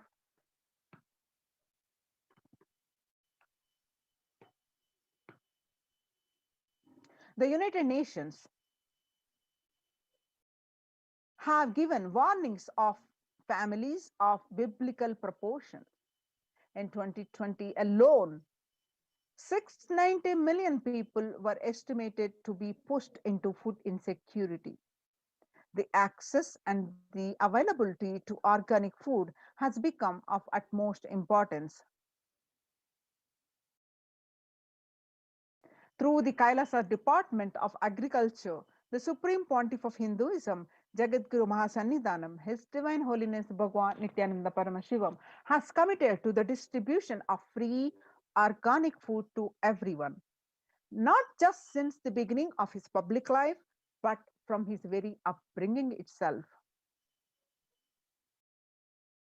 Kailasa's Annalayas, the food bank established all across the globe, distributes and serves the free vegetarian organic food for people of all caste, creed, religion, race, gender, and social standing. Under the symbol of Red Om, the providing relief work for natural and man-made calamities, working to eliminate the world hunger. The Supreme Pontiff of Hinduism beautifully says that we will revive the food supply system of Kailasa. Before you get hungry, food will be ready, and the continuous Annadan. I'm not giving you any fantasy. It is already becoming a reality. And you find the picture, the Supreme Pontiff of Hinduism himself serving the Annadan way back in 17 June, way back many years ago. And let us see some more pictures. This picture is taken on 2002, about 18 years ago, almost 20 years ago. 22nd November 2002, where you find the Supreme Pontiff of Hinduism himself serving the Annadanam. The pictures show that early days of Kailasa spiritual mission, where the Supreme Pontiff of Hinduism is offering the Annadan, the providing a free organic vegetarian meal on Kartikeya Deepam at Tiruvannamalai in India.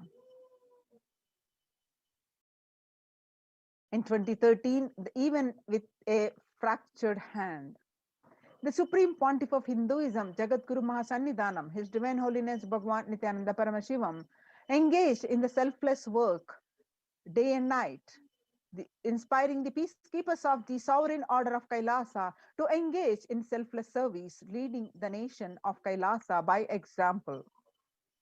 In 2011, the Supreme Pontiff of Hinduism had a multiple compound fracture with the bone protruding out of the skin. In 2013, 2 steel implants that were fastened in 2011 were removed as the bones had healed completely. This picture is after that surgery. And now you can see the pictures which are taken on 3rd January 2012, where Supreme Pontiff of Hinduism himself serving the food at the Thane flood relief in Pondicherry.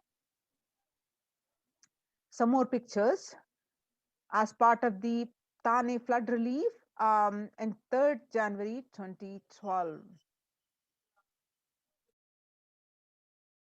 Pondicherry Thane flood relief, you can see the thousands of devotees are served food. The picture is Nityananda Annalaya inauguration by the Supreme Pontiff of Hinduism serving the food on 9th September 2011 in Tiruvannamalai, India.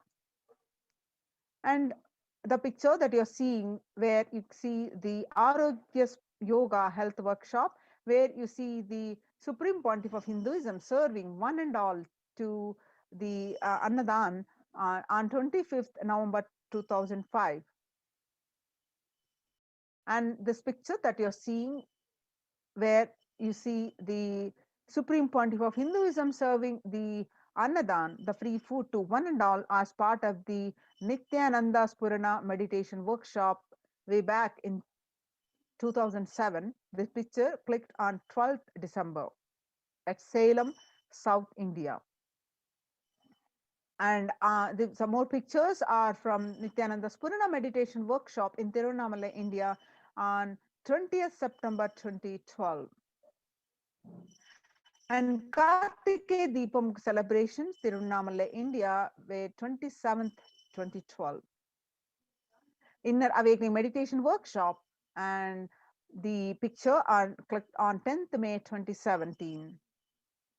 Kalpataru Meditation Workshop in Tiruvannamalai, India on 10th April 27, where everyone present the free meditation workshop Kalpataru, where everyone was provided the free meals of Sattvic organic vegetarian meal.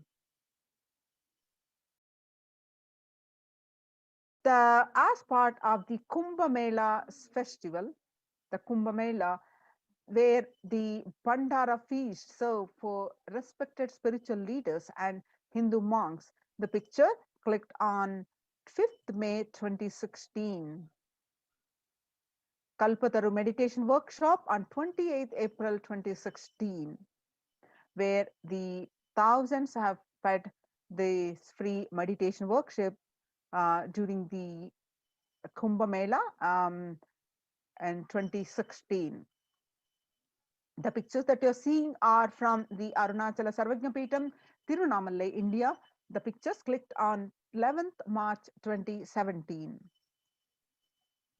The pictures that you're seeing are Tiruchengodu Sarvajnapeetham, where you see the peacekeepers of Kailasa are serving the continuous Annadan at this Adhinam. And these pictures, specific pictures, are clicked on 18th August 2019. The pictures you're seeing are from the Western Hemisphere, where the continuous Annadan distributed during the Guru Purnima, that is the traditional celebration of Guru. These pictures are from 6th July 2019. And this picture that you're seeing are from the Sadashivoham meditation workshop at Adi Kailasa Sarvajnapeetham, clicked on 8th December 2016. Annadan service continues in the midst of the COVID-19 crisis.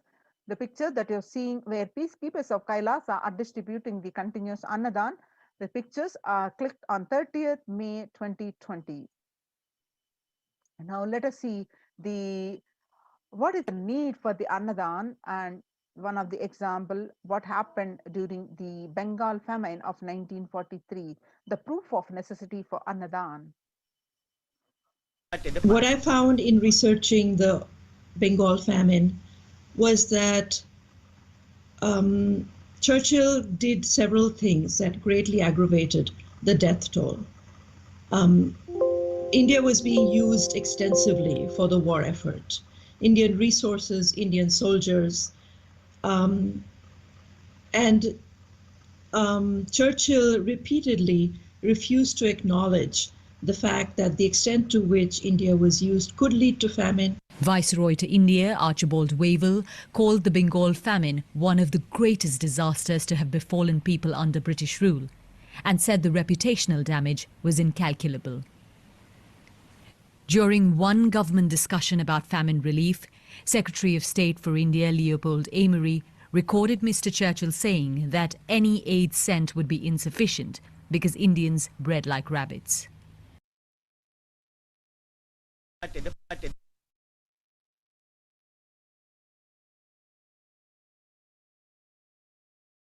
In 1943 and 1944, in the man-made famine of Bengal, as per existing records, 3+ million were murdered. The Prime Minister of the world's biggest empire, controlling 1/3 of mankind, claimed they could not do anything about the people dying of hunger because Hindus bred like rabbits and the famine was their fault.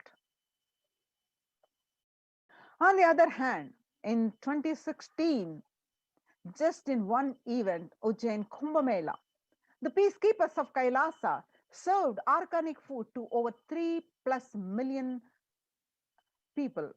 The peacekeepers of Kailasa, under the leadership of the Supreme Pontiff of Hinduism, have served more than 1 billion free meals. Not only that, past 26 years, and are determined to end hunger and poverty in all its forms. The continuous Annadan is happening in all the Kailasas across the world. Kailasa with 200 peacekeepers at any given time can deliver whatever what even one of the biggest countries could not deliver.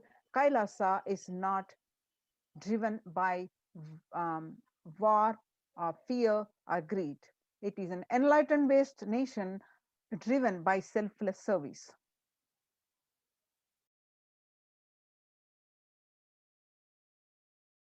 The scriptural reference according to the Taittiriya Upanishad, chapter 3, verse 9, it says that in the Vedagamas, the source of Hindu scriptures, the Taittiriya Upanishad, that annam bahu kurvita, that is, that which means let us produce food in large quantities.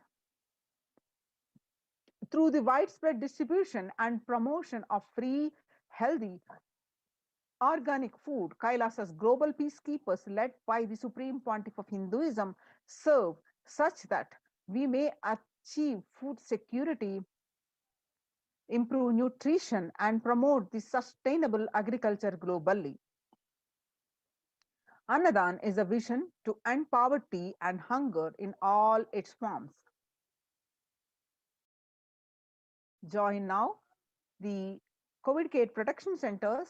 Register now through the link below, https://kailasa.org/kailasa Now let us see the revelations by the Devi PARASHAKTI on 12th May 2021. Devi revealed that through the Supreme Pontiff of Hinduism that I came as Nija Avatar. I am blessing you, listen. People, listen. To do good to all of you, I have taken the form of Nityananda and came down as Nija Avatar. People of India, listen carefully, listen.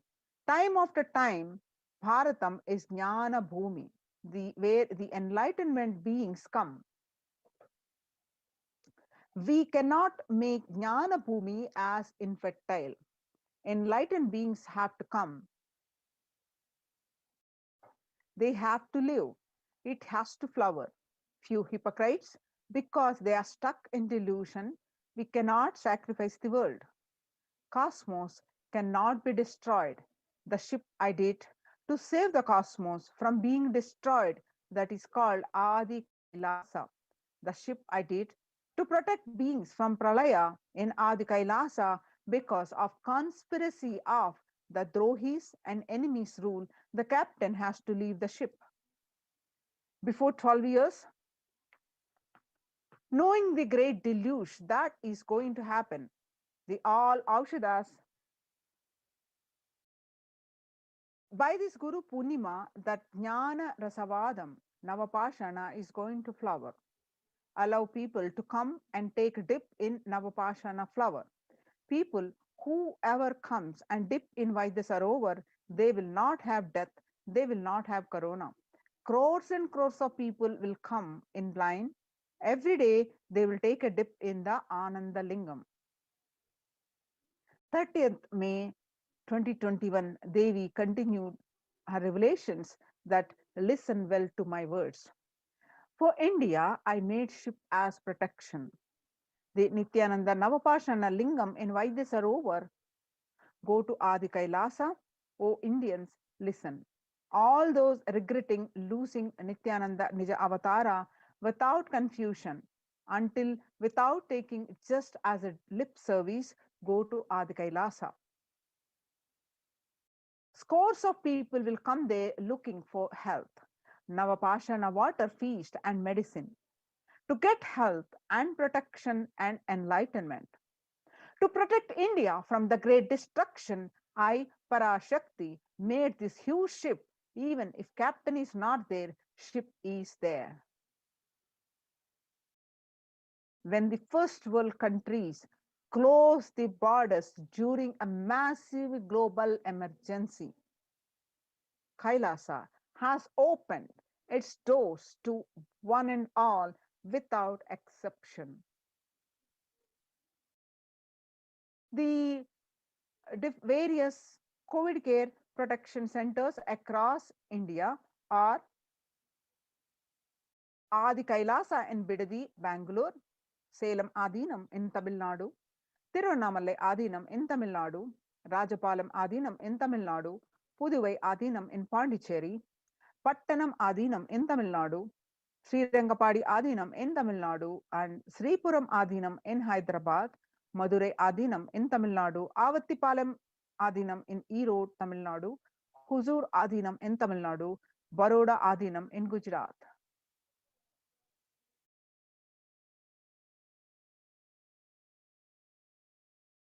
Kailasa rushes to aid India as India finds itself on the verge of COVID-19 third wave. Multiple free COVID care centers opened across India. Various social services offered during the pandemic in Kailasa's de facto spiritual embassies across India. Spiritual services offered during the pandemic in Kailasa's de facto spiritual embassies across India, and cosmic revelations on global pandemic. Free social services offered during pandemic in de facto spiritual embassies across India. The medical care, which is include allopathy, Ayurvedic, and Siddha medicine. The infrastructure to accommodate thousands. Accommodation for multi-layered quarantine. Emergency ambulances and ICU on wheels. Personal protective medical equipment. Food security management through food banks and organic farming.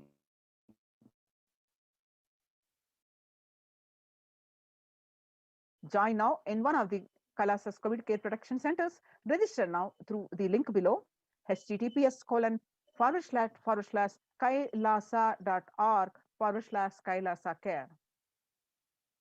Now let us see the arrangements and how the Kailasa ecosystems are getting ready, especially in Adi Kailasa, how the arrangements and how it got prepared to facilitate.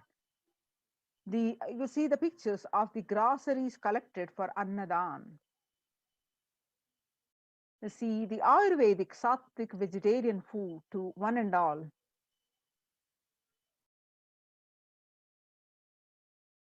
Kailasa Department of Housing, Adi Kailasa Sarvajnapeetam, India. The Adi Navasis of Adi Kailasa continued working round the clock in organizing the storage of groceries to accommodate the large number of people arriving for Kailasa's COVID protection initiative.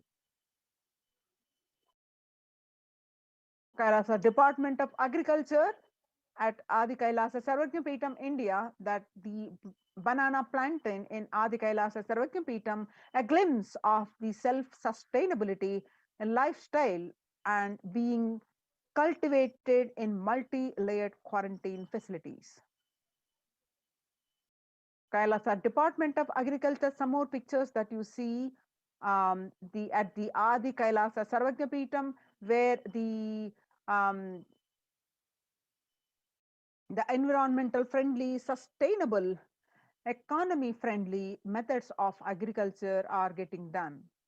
You see the peacekeepers of Kailasa are preparing the next pasture of land by dividing, irrigation, and preparing of manure. Some more pictures of the Kailasa's Department of Housing. Adi Kailasa Sarvajnapeetam, India. Adi Navasis are working in full swing, helping to facilitate all the requirements needed to accommodate the hundreds and hundreds of people coming in for protection from the COVID-19 pandemic. Kailasa Department of Health, Adi Kailasa Sarvajnapeetam, India. As the third wave of COVID-19 hits the world, the medical and emergency response team raises their preventive measures. Each individual is guided to take at least 11 minutes of vaporization before meal and receive their supplements. Kailasa Department of Agriculture, Adi Kailasa Sarvajnapeetam, India. The organic sattvic meals include a balance of steamed rice cakes, curries, and fruits. All items are verified per meal and distributed to different locations on Adi Kailasa campuses. Join now in Kailasa's COVID care protection centers and register now through the link below, https://kailasa.org/Kailasa care. We'll continue the segment after a short break.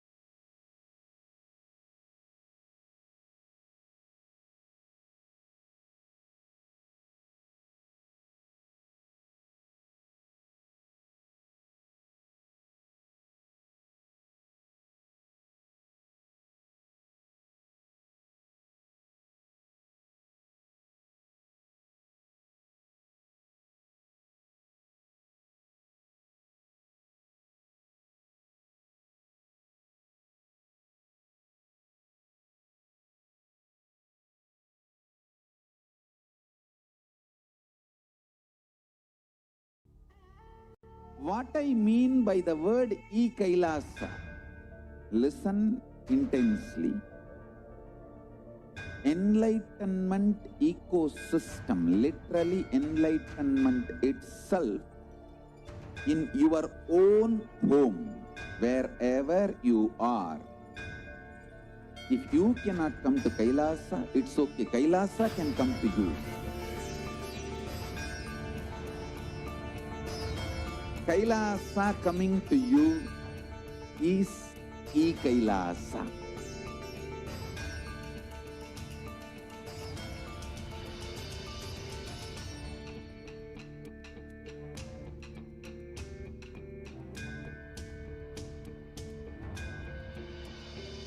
I will revive Hinduism.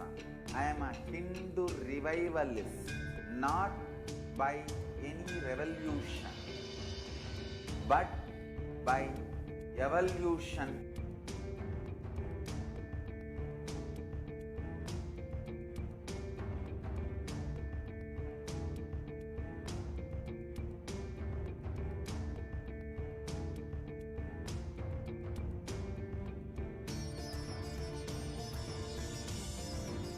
And setting model communities.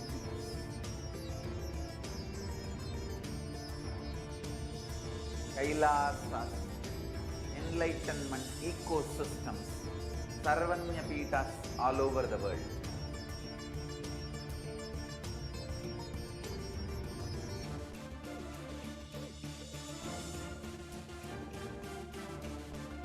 All powerful cognition.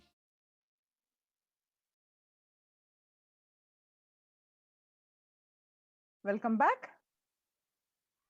Now let's continue the Kailasa's de facto spiritual embassies, COVID care protection centers with the Supreme Pontiff of Hinduism, Jagadguru Mahasannidhanam, His Divine Holiness Bhagwan Nityananda Paramahansa's blessings. So let us understand more of what are the other arrangements and majorly are happening. See, before that, let's understand the world statistics some more here. The world today, the younger adults are more likely to report symptoms of anxiety and or depressive disorder during the COVID-19 pandemic.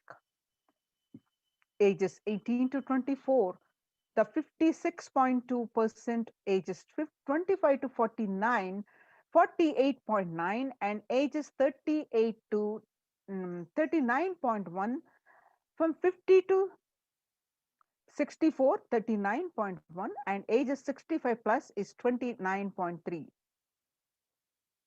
The average share of adults reporting symptoms of anxiety disorder and or depressive disorder on January to June, a 6 months period in 2019, which was 11%, and 1 month in January 2021 spiked up to 41.1%. The Household Pulse Survey reveals this. The share of adults reporting symptoms of anxiety and or depressive disorder during the COVID-19 pandemic by age: adults aged 18 to 24, 56%, and ages 25 to 49, about 48.9%, and adults ages 50 to 64, about 39.1%, and adults ages 65 plus are 29.3. This indicates the statistically significant difference between the adults ages 18 to 24. The data shown includes adults ages 18 plus with symptoms of anxiety and or depressive disorder that generally occur more than half the days or nearly every day.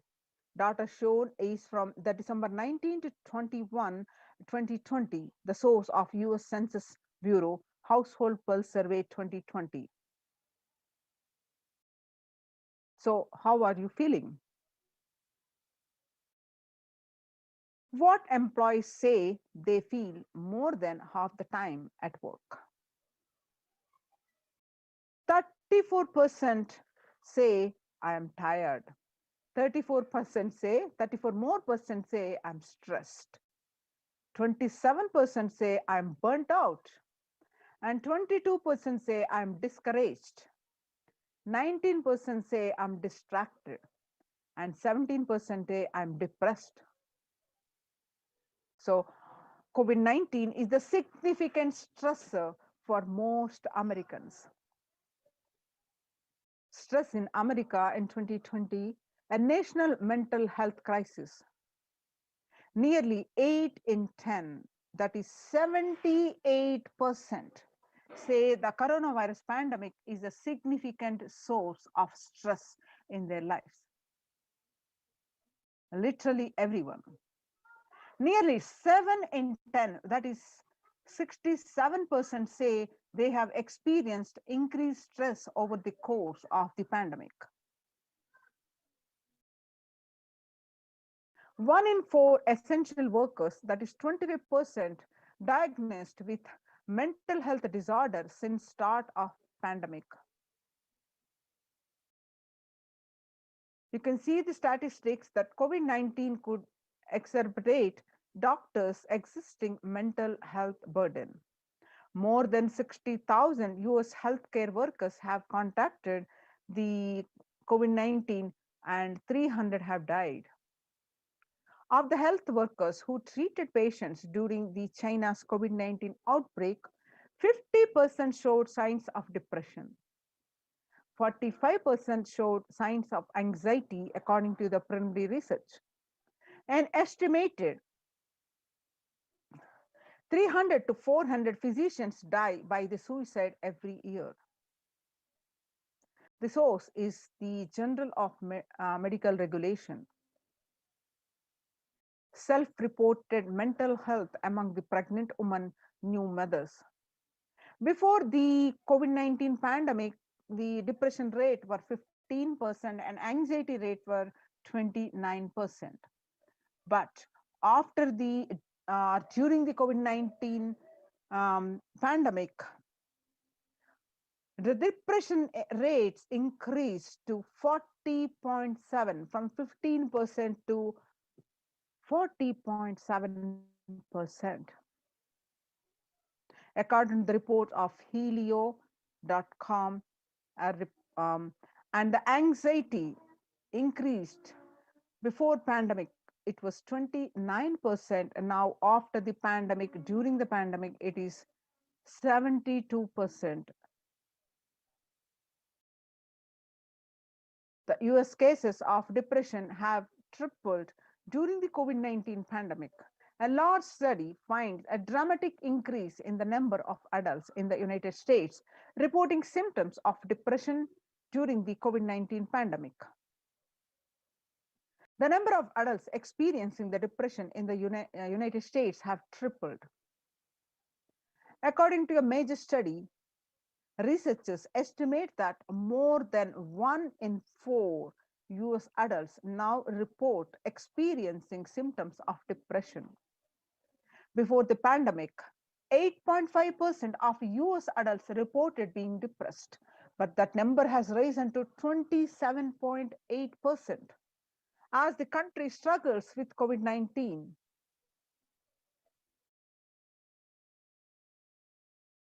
The more statistics that you see is the young workers hit the hardest. Ages 22 to 25 hit hardest as 89%. Ages 26 to 37%, 83%. And ages 38 to 54, 73%. And ages 55 to 74, 62%. The younger respondents were more likely to say that the pandemic has had a negative effect on their mental health. Now, let us understand the contributions from the Kailasa Department of Human Services and Kailasa Department of Enlightened Civilization presents with the Supreme Pontiff of Hinduism's blessings. Kailasa's Department of Religion and Worship, the Department of Human Services, and each of the Kailasa's temple ecosystems consider the right of all human beings, in fact, all beings. The ultimate goal for Hinduism and Kailasa, led by the Supreme Pontiff of Hinduism, Jagadguru Mahasannidhanam, His Divine Holiness Bhagwan Nityananda Paramashivam, is the material and spiritual well-being and prosperity of humanity. Kailasa is a place where everything related to superconsciousness is revived. All the sampradayas, all the spiritual ecosystems created for enlightenment will be revived and established in such a way it never gets lost again, and they're forever serving the humanity, says the Supreme Pontiff of Hinduism. And he revealed this on 6th January 2019. Now let us see some of the pictures, how the Supreme Pontiff of Hinduism worked tirelessly to establish these Kailasas across the world, across the continent, across the globe. Some of the pictures, let's see as glimpse. The glimpses that we are seeing are taken on 21st October 2006, following the meditation under a sacred banyan tree in Adi Kailasa. The peacekeepers of Kailasa, along with children of Nityananda Gurukul, celebrate the auspicious occasion of Deepavali, Adi Kailasa, Bidadi, and India. The pictures that you are seeing are 22nd December 2018. Peacekeepers of Kailasa and the participants of Paramashivoham meditation workshop take part in the celebrations of a traditional flag hoisting ceremony, which is the pictures are taken in the Adi Kailasa Sarvajna Peetham. The pictures that you are seeing are from the Supreme Pontiff of Hinduism conducting the Nityananda Spurana Convention, the Life Bliss Program Level 2, and a meditation workshop at Chennai, where the Supreme Pontiff of Hinduism himself conducting to thousands of devotees, which were taken on 14th December 2006. On 17th December 2006, the Supreme Pontiff of Hinduism conducting the Nityananda Spurana Convention, which is also called the Life Bliss Program Level 2, at the St. Peter's Engineering College at Chennai, India.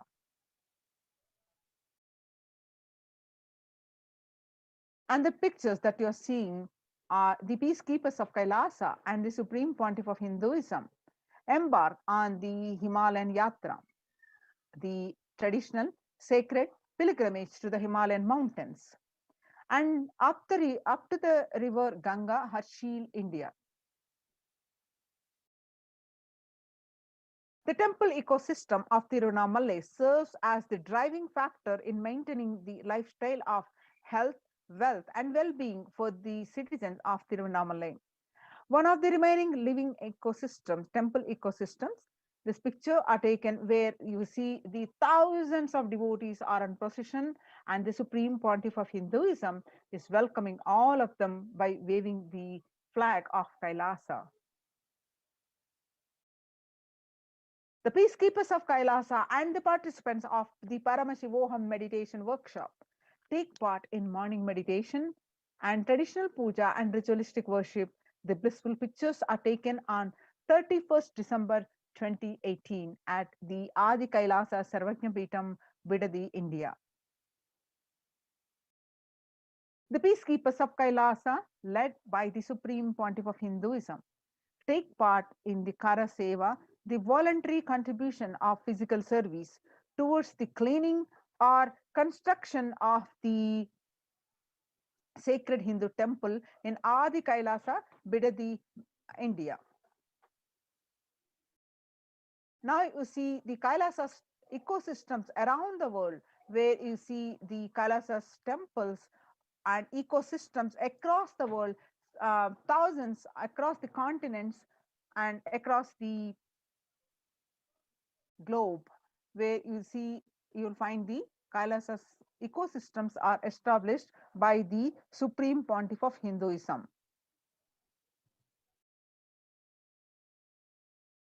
Starting from the Kailasa in Tiruvannamalai in way back in 1994, leftmost picture that you see where the Mataji Vibhudananda Puri traditionally passed on to the hands of the Tiruvannamalai, Kailasa and Tiruvannamalai to the Supreme Pontiff of Hinduism. And the rightmost picture that you see taken on in the year 2017, Kailasa and Tiruvannamalai receiving the visitors and delegates for the Kalpataru meditation workshop and Shivadiksha.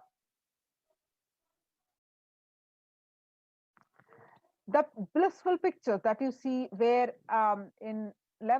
taken on 11th March 27, Kailasa in Tiruvannamalai, where thousands arrive to celebrate the enlightenment ecosystem and to traditionally meet the Supreme Pontiff of Hinduism, Jagadguru Mahasannidhanam, His Divine Holiness Bhagwan Nityananda Paramashivam.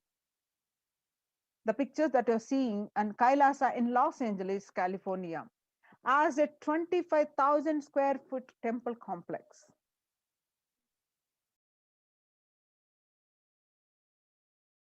Housing 80 plus deities. It is one of the largest Hindu temple ecosystems in the West.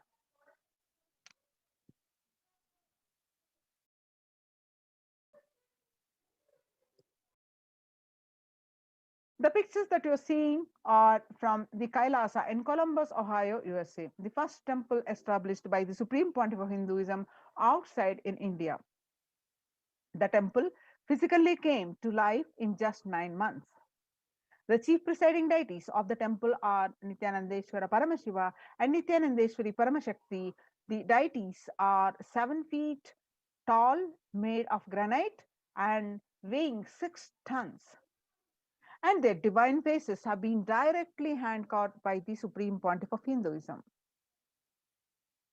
The pictures that you're seeing are from Kailasa in Seattle, Washington, USA, housing the blissful dancing form of Ganesha. The temple has the largest living Nataraja deity outside of India. The Kailasa in Seattle is also known as the Chidambaram of the West. The Chidambaram temple, the ancient Hindu temple where Paramashiva resides as Nataraja, the cosmic dancer, expressing the Akasha space.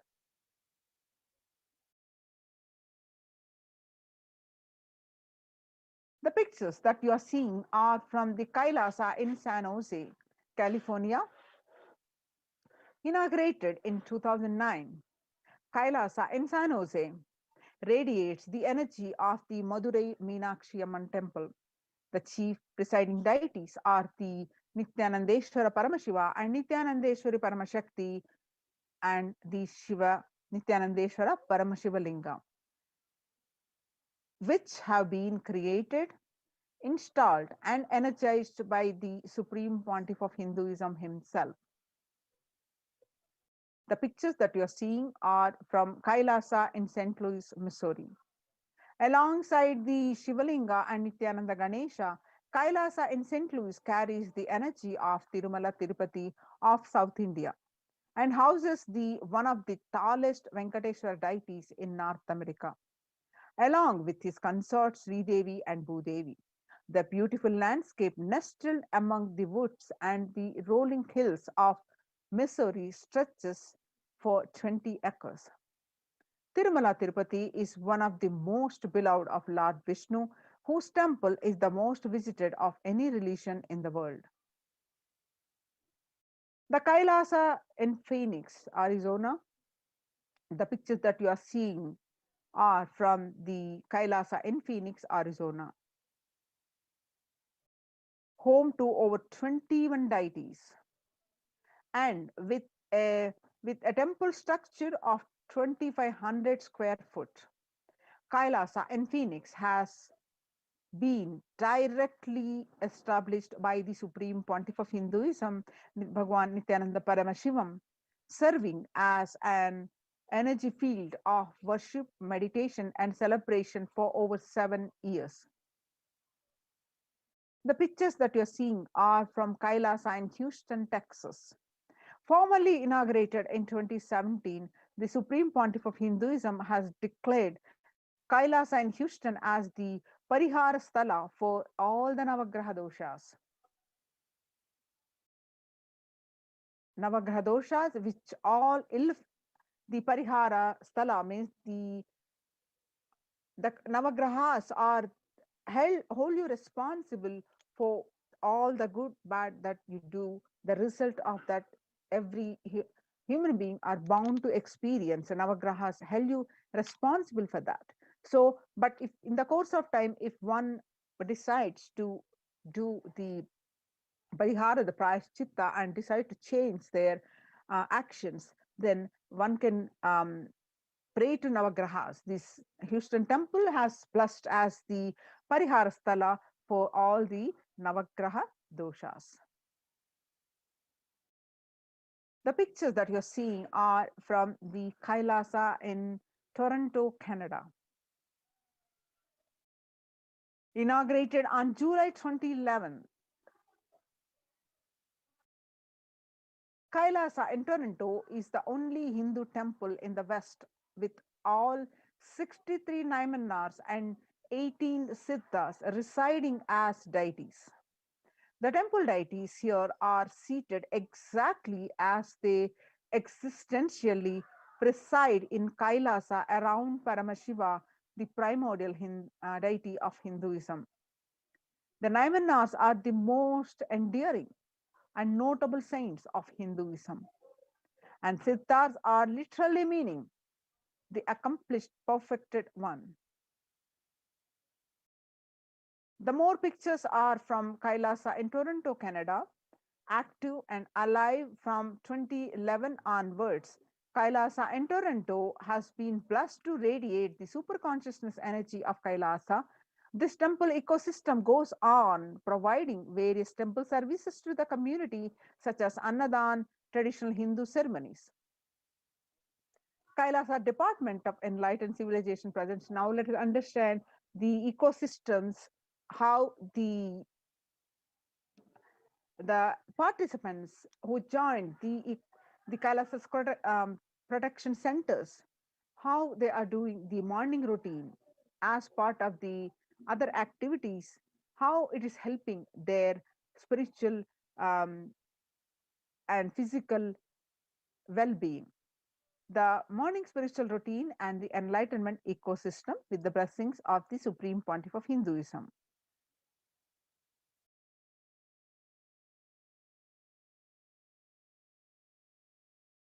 Morning spiritual routine is the fuel to reach Kailasa. Morning routine and the chemical changes it brings in you and the healing it does in your system, the biological rhythm it sets in your system, all of them are very important. It is an important fuel for you to experience the multiple dimensions of the universe. Spiritual routine and integrity to that spiritual routine. The initiations by the Supreme Pontiff of Hinduism are completely private, personal between you and me, says the Supreme Pontiff of Hinduism. The members of the Kailasa's protective, preventive, multi-layered quarantine initiative take part every day in the morning spiritual routine here in Adi Kailasa Sarvajna Peetam. The morning spiritual routine consists of the Panchakriya. Soon after you get up, you do the Panchakriya where you cleanse your body, and followed by the Nityananda Yoga, and followed by the Nitya Pratyaksha Paduka Puja, and the taking of the kashayams like neem juice, all the herbal juice, and the Nitya Satsang. Morning spiritual routine, when you do it sincerely with integrity, it tune your biological clock to the spiritual practices because the chemistry that you enjoy inside matters. That decide the kind of plane of the universe, dimension of the universe you are going to experience. Kailasa or Patala. Kailasa is the place, the highest abode where the Paramashiva exists, resides. Patala is the lowest realm where the lower than the human realm and where the demons live. Or Swarga or Naraka, that means the Swarga is the heavens and Naraka is the hell. Morning spiritual routine is the direct path to Kailasa. The Supreme Pontiff of Hinduism says, person who is in love will wait to spend time with the beloved. If you are a seeker, you will be waiting for this 5 hours every day, because that is the time you get near what you are speaking, what you are seeking closely. A person who is in love will be waiting to spend time with the beloved. A person who is seeking will be waiting to spend these 4 hours, because this is the time you get closest to what you are seeking. Your seeking takes shape into the system. When your beloved comes near you, if you are tired and love is gone, dead. During the morning 4 hours, if you are bored, your seeking is dead, gone. You need thorough overhauling inside you. You need to ask yourself, you need to question many of your answers. You need to bring pure questioning back to your life, says the Supreme Pontiff of Hinduism. The Panchakriya involves the 5 powerful processes to remove the toxins and impurities from your system. Just like how we take a shower every day to clean the external parts of the body, Panchakriya is a powerful process cleansing the internal, a powerful cleansing processes which cleanses the internal organs of our body. Keeping it cool, these techniques not only cleanse our body, but bring peace and balance to our mind and lightness and bliss to our being. After you cleanse your body, you do the yoga, When you do the yoga, you experience your entire body becoming Amrita Sharira. That means Amrita is a nectar. Your Sharira is body. So after doing the yoga, your body feels like your body is filled with the nectar. It becomes an ecstatic body just by the air, without any external touch. In puja, you experience the space of bhakti, devotion, the space of surrender that occurs to you from this devotion moves you from I, which is so heavy, to the God or Guru. This surrender allows us to drop all the unnecessary baggage from the head. One of the beautiful pujas in Hinduism is Rudrabhishekam. In Rudrabhishekam, we offer sacred bath to the Shivalinga while chanting powerful mantras. The Shivalinga is a deity which beautifully represents the divine. Its form indicates how God is beyond form and formless. In puja, we sit down and connect with the God by performing the Rudrabhishekam. O Sadashiva, O God, I know you are the source of everything. You are everything, and you are in this Shivalinga, and you are in this body. Let me connect with you. Let you reveal yourself to me. When we sit in that power, we sit with that context and do the action of Rudrabhishekam. We experience the Bhava Samadhi. Only in Bhava Samadhi can give us the highest taste and higher joy in life. Rudrabhishekam is a beautiful ritual which allows us to experience the Bhava Samadhi of Shivoham, that I am the divine.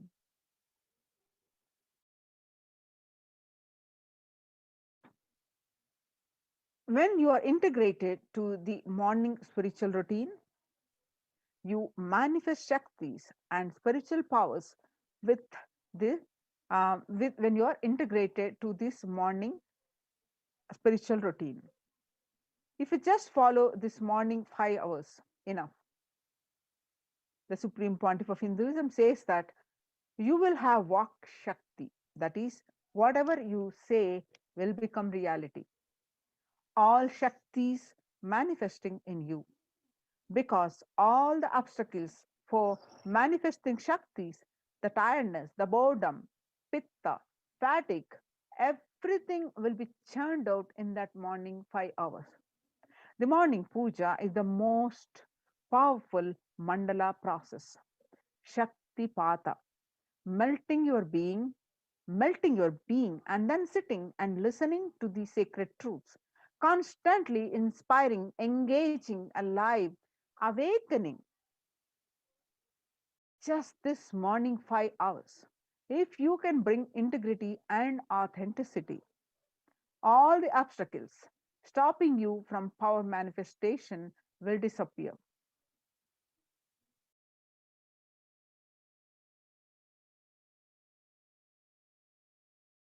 Some may think that I can do the morning spiritual routine from my home. You can perform all the spiritual practices by yourself, like the morning yoga and Nitya Puja. But there will always be a risk of losing your initial inspiration and excitement after a few days or after a few weeks. Living in the enlightenment ecosystem, even if your boredom or tiredness try to pull you down, the Sangha will support you, help you by giving the wake-up call and supporting you to complete your incompletions. In Sanatana Hindu Dharma, coming back to the revival of the temple ecosystems, the Supreme Pontiff of Hinduism continued to explain that in Sanatana Hindu Dharma, we had at least 10,000 sampradayas. religious, spiritual traditions, keeping this enlightenment science alive. Each Hindu sampradaya is a spiritual ecosystem created for keeping enlightenment science alive. Every monastery, every adhinam, every mutt, every temple, every Veda Patashala, every Sarvajna Pita is a lineage, sampradaya created to keep the ecosystem of spiritual enlightenment alive. Some may be a Shakta. These are the various traditions or sampradayas in Sanskrit. Some may be a Shakta, some may be a Yoga, some may be Vedanta, some may be Tantra, some may be Shakta Vedanta, some may be Shaiva Tantra, some may be Yoga Vedanta, some may be Yoga Shaiva, some may be Vaidika Shaiva, all kinds of permutation and combination. Each temple, each mutt, each monastery, each adhinam, each Veda Patashala, each sannyasa sampradaya is a spiritual ecosystem created to keep the enlightenment science alive of that sampradaya. Join now. This COVID care protection centers, register now through the link below, https://kailasa.org/kailasa-care. Now let us see the glimpses from the morning spiritual routine from the Adi Kailasa Sarvajna Peetam. More glimpses from the members enrolled in Kailasa's COVID protection initiative as they practice the morning spiritual routine, which consists of Nityananda Yoga, Guru Puja and Shiva Puja as a Nitya Puja daily routine, and the listening of the satsangs in the enlightenment ecosystem of the headquarters of Adi Kailasa, Bidadi, Bangalore. We just had understood that the morning spiritual routine makes up the first 5 hours everyone's day, including the Panchakriya. It is one of the most fundamental and vital practice for seeker, anyone on the path to achieve enlightenment, to achieve the ultimate superconsciousness space of Paramashivoham.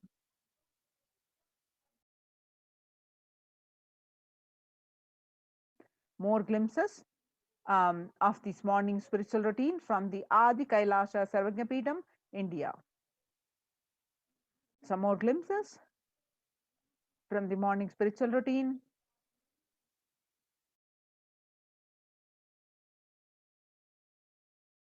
Some more glimpses that you can see.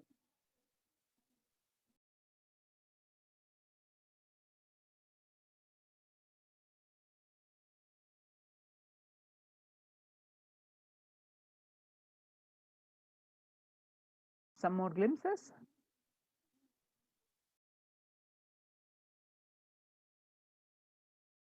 The puja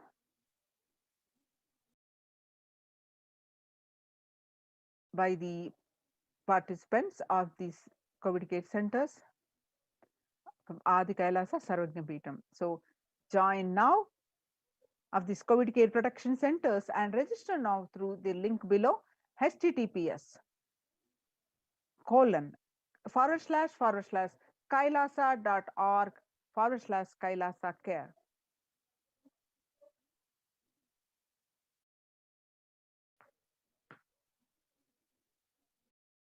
We'll continue this after a short break.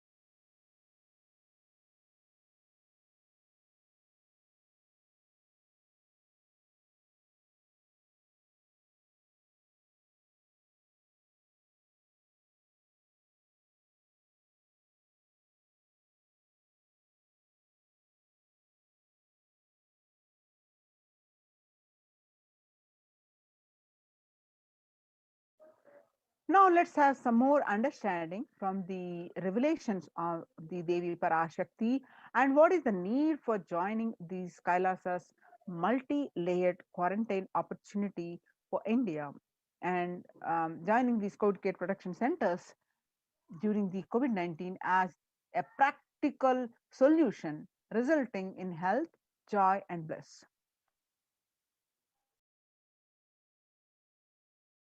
Let's listen from Devi revelations, which is in language, and we will be will have the translation of the Devi's revelations.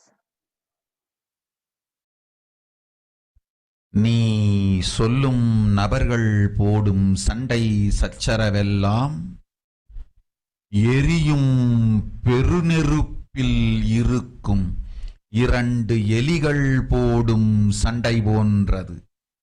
யார் சரி யார் தவறென்பது இப்பொழுது முக்கியம் அல்ல. உயிர் காத்துக் கொள்ளுங்கள், எல்லோரும் நன்றாய் புரிந்து கொள்ளுங்கள். நன்மையைச் சொல்லுகின்றேன், உண்மையைச் சொல்லுகின்றேன். இந்திய நாட்டில் இருக்கும் மக்கள் எல்லோரும் கேளுங்கள். கருட புராணத்தில் வியாசன் சொன்ன கிருமி போஜனம் என்னும் நரகம் திறந்து நேரடியாய் இந்தியா மீது இடிபோல் விழுகின்றது. ஆதி கைலாசத்திற்கு ஓடிச் சென்று வருமுன் காத்துக்கொள்வது மட்டுமே ஒரே வழி. கொரோனா பெருந்தொற்று கொள்ளை நோய் கிருமி போஜனம் எனும் நரகத்தை பூமிக்கு கொண்டு வந்து விட்டது. அகோர தாண்டவத்தின் ஆட்டம் யாராலும் அடக்க முடியாத அளவிற்கு ஆரம்பித்து விட்டது. புதிதாய் உருக்கொண்டிருக்கும் இந்த நுண்ணுயிரி மைல்கள் கடந்தும் காற்றினில் உயிரோடு இருந்து மற்ற உயிர்களையும் அழித்து உடல்களை தின்னும் பெரும் வலிவு கொண்ட பேரசுரர்களாய் வலம் வர துவங்கி விடுகின்றது. நன்றாய் புரிந்து கொள்ளுங்கள்.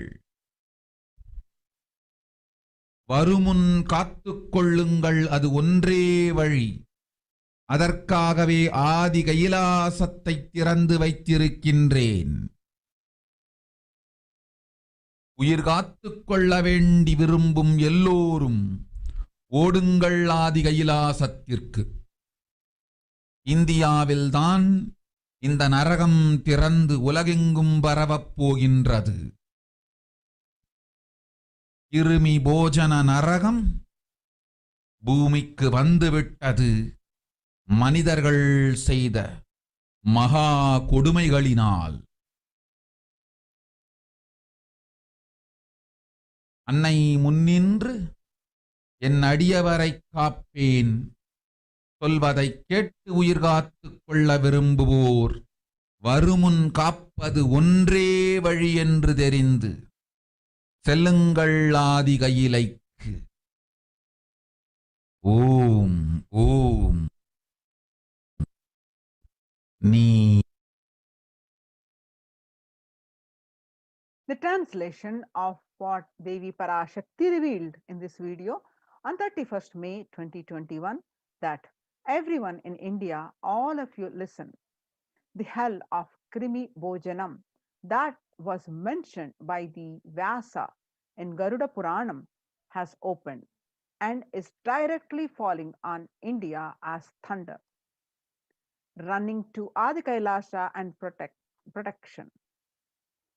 From it is the only way protection by preventive quarantine. Deadly corona, life-taking disease has brought the hell known as Krimi Bojanam to earth.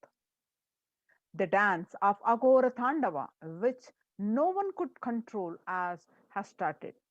This microorganism that has formed will be alive in air for miles together. Destroying other souls, it will eat bodies. It has started the roaming as the great demons with tremendous strength. tremendous strength. Understand properly, prevention is the only way. For that, I have opened Adi Kailasa. For those who want to save their lives, all of you run to Adi Kailasa. Only in India, this hell is going to open and is going to spread to the whole world. The Krimi Bhojanam hell has come to the earth because of the sufferings done by the humans.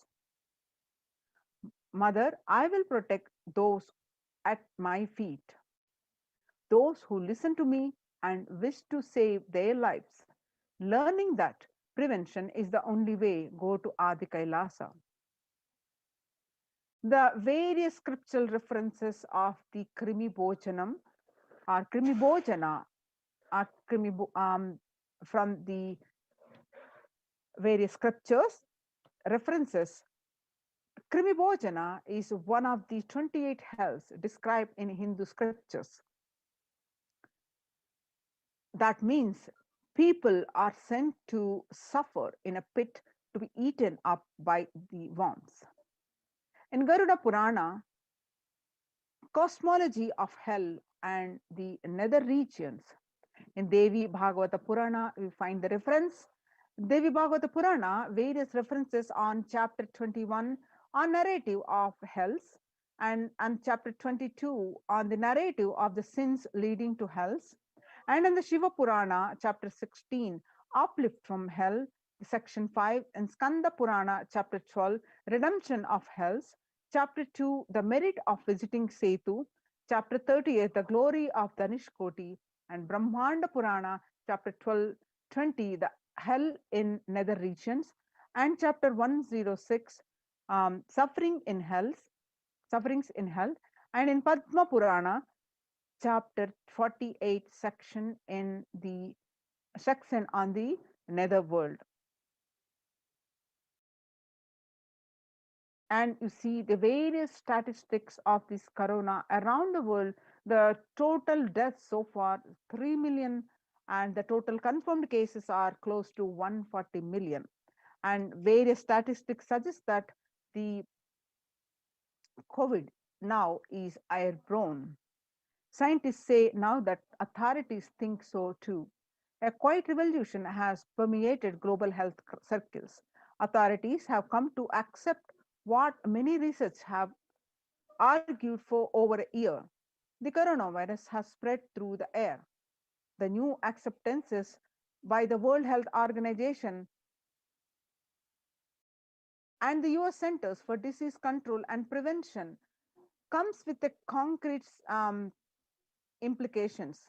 Scientists are calling for ventilation systems to be overhauled, like public water supplies were in the 1800s after petted pipes were found to harbor cholera. Clearer indoor air won't just fight the pandemic, it will minimize the risk of catching flu and other respiratory infections that cost the US more than 50 billion a year. Research said in a study in the journal Science on Friday. According to these germs and their associated sickness, the productivity losses would therefore offset the cost of upgrading the ventilation and filtration in the buildings. The various studies, various newspaper articles published that, and the various statistics you can see the statistics that corona is now airborne and is spreading so fast that home quarantine is not possible, and even the government making statements. Assam Chief Minister Himanta Biswa Sharma said that home quarantine is the prime reason for the large number of deaths during the second wave of corona in Assam. And the Economic Times, the Maharashtra government recently announced the decision to stop home quarantine in 18 districts, which show higher COVID positivity rate than the state's average. State Public Health Minister Rajesh Tope said that the decision to ensure better healthcare facilities to patients in districts which are showing the higher positivity rate. you see, the home quarantine is not possible in India. The business line published recently that because of the majority of the people, about 41% of the houses have just one room, or 32% of the room just in two rooms, and an average 3 to 5 people live in one room. And in order to utilize the India's healthcare infrastructure optimally to manage the expanding fallout of coronavirus, the central government on 27th April signaled to change the approach from mandating that every person who tests positive for the virus be moved to isolation beds in dedicated hospitals or units. The government allowed home quarantine for those who with mild symptoms. The key additional condition was that their house should allow for self-quarantining, that in India it's easier than said than done.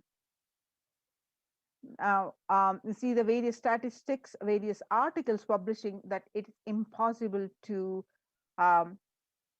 do the home quarantine in India. When the first world countries closed their borders during a massive global emergency, Kailasa has opened its doors to all without exception. Join now in Kailasa's COVID care protection centers and save life. And the link is http://kailasa.org/Kailasa care. Now we will be moving on to the next segment of this program after a short break.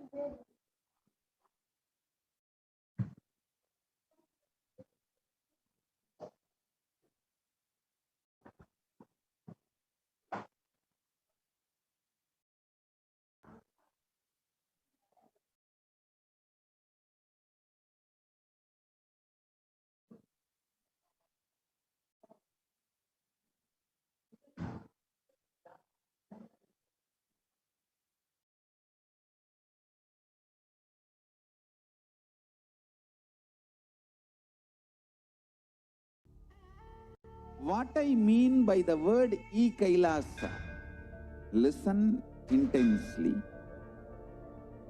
Enlightenment ecosystem, literally enlightenment itself, in your own home, wherever you are. If you cannot come to Kailasa, it's okay. Kailasa can come to you. Kailasa coming to you is e-Kailasa.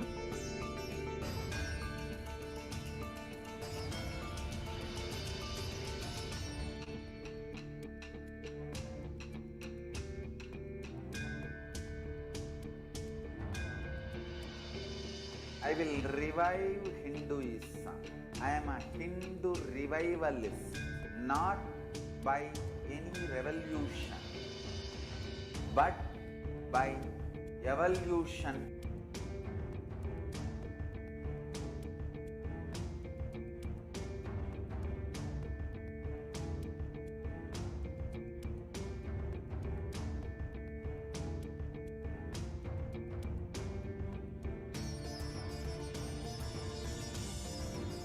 And setting model communities.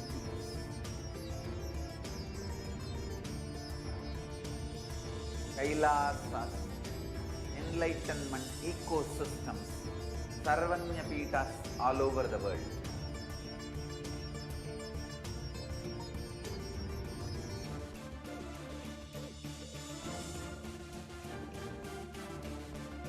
All powerful cognition, knowledge, only when you live power manifestation and possibilities manifestation happens.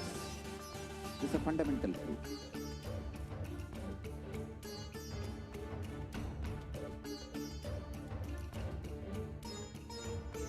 Hinduism cannot live exclusively as one sampradaya. No. All sampradayas of Hinduism is an ecosystem.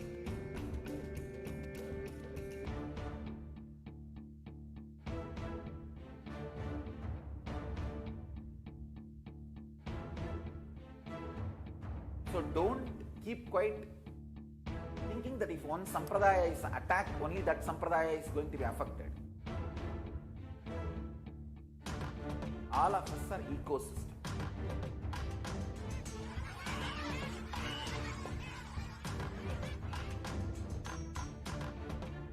I invite all of you to get involved and enjoy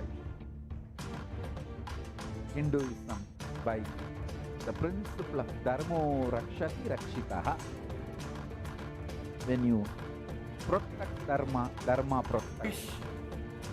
Spiritual, the spiritual prosperity will happen to the whole planet. We all have to coexist together.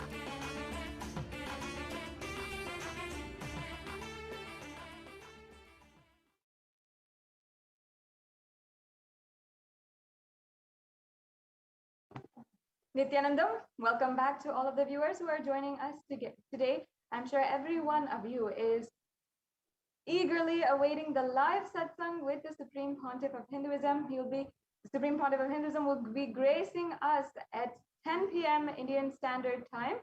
So please make sure that you are staying tuned for the further updates and you're sharing, and we will be graced with the divine presence of the Supreme Pontiff of Hinduism at 10 p.m. Indian Standard Time. It's going to be a very beautiful way that each and every one of us can sit in his divine presence, soak in the beautiful, powerful cognitions that the Supreme Pontiff of Hinduism will be continuing to reveal on conscious sovereignty. And of course, I'd like to remind all of the viewers that even as the satsang is going on, you can comment any of your questions regarding conscious sovereignty or any of your experiences or anything you'd like in the comment section, or you can do through the chat on the chat in YouTube chat, or as well in Facebook, Twitter. You can reply to the live feed and use the hashtag #AskTheAvatar as well. And in this way, you will be able to beautifully be able to interact personally. The Supreme Pontiff of Hinduism might as well just answer your question during the live satsang and see all of your comments, see and bless each and every one of you who asked the question. So you can ask your questions and ask if you feel you have any doubts, sincerely seeking the higher truth that the Supreme Pontiff of Hinduism is giving, then you can ask your questions in the comment section through Facebook, YouTube, Instagram, or Twitter. And later on, we will be understanding how exactly you can ask your questions as well. And we can take a few minutes now to also share this program link. Let's share with all of your family and friends, everyone who is joining us today, about how you can, how you should and you want to share this satsang, the Nityananda satsang, and share the news that the Supreme Pontiff of Hinduism himself will be coming for the live satsang. He will be gracing us at 10 o'clock at 10 p.m. Indian Standard Time. And each and every one of us will be going through the next segment in today's program on the persecution against the Supreme Pontiff of Hinduism. In the month of July, as we are coming to an end, we are strongly introspecting our selves and also doing a deep retrospect of what the actions each and every one of us Hindus have taken now, having cognized and become aware of the persecution that is ongoing against Hindus. Over the course of the last 1 month, we have been every single day presenting to each and every one of you the violence and genocide against Hindus across the world, especially in India, and even in the place where Hinduism was sourced, where Hinduism was born. We are facing so much of attack and no question of safety in the very land where Hinduism once thrived. And in so many different ways, we are seeing how Hinduism does not have any place, a safe place, to where a person who wants to live authentically the Hindu lifestyle is able to do so without risking their lives. And that is why the Supreme Pontiff of Hinduism is establishing and continues to establish the Hindu civilizational nation of Kailasa, bringing political legitimacy, social legitimacy to Sanatana Hindu Dharma once again. That is one of the amazing reasons for why Kailasa, why we need Kailasa, the nation of Kailasa today. We were once a thriving, sprawling Hindu civilization with more than 56 different nations. But today, we are absolutely zero. We don't have even one nation. And we must, at least now, understand the need for a Hindu nation. And the Supreme Pontiff of Hinduism is literally the foremost advocate for bringing Sanatana Hindu Dharma and its teachings, reviving its teachings, and ensuring that the Sanatana Hindu Dharma, the teachings of Sanatana Hindu Dharma, continue to serve the world as they have been for millennia. And as the foremost leader, as the Supreme Pontiff of Hinduism, the Supreme Pontiff of Hinduism is doing so much to revive this nation and stand for the most progressive ideologies in the world right now. Stand for empowerment of women and global animal welfare, as well as the equal and infinite rights of all people with zero discrimination against caste, background, race, class, anything, and even with the equal and infinite rights given to all of the LGBT plus, and no matter what sexual orientation you might be coming from, no matter what race, no matter what your skin color, everything the Supreme Pontiff of Hinduism is standing for and continuing to revive these Hindu teachings in order to serve the world, empower people in as Hinduism does in its truest, most authentic form. And from the very beginning of the mission, the Supreme Pontiff of Hinduism, from the very beginning of this venture, this absolutely impressive and tremendous revival of Sanatana Hindu Dharma through the nation, through the revival of the nation of Kailasa, the Supreme Pontiff of Hinduism has been continuously standing for, giving a strong stance and supporting the right in Sanatana Hindu Dharma for all women to be empowered infinitely, to be empowered for their infinite consciousness.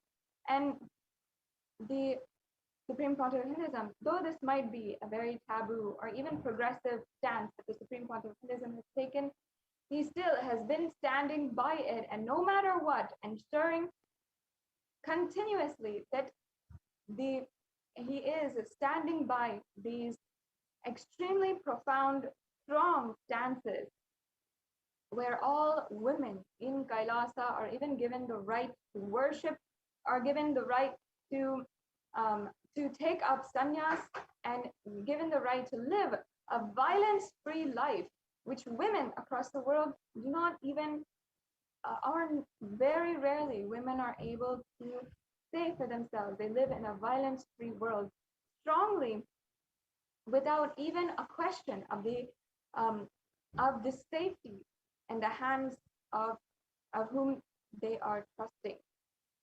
And yet the Supreme Pontiff of Hinduism has successfully created ecosystems where so many different women could be empowered.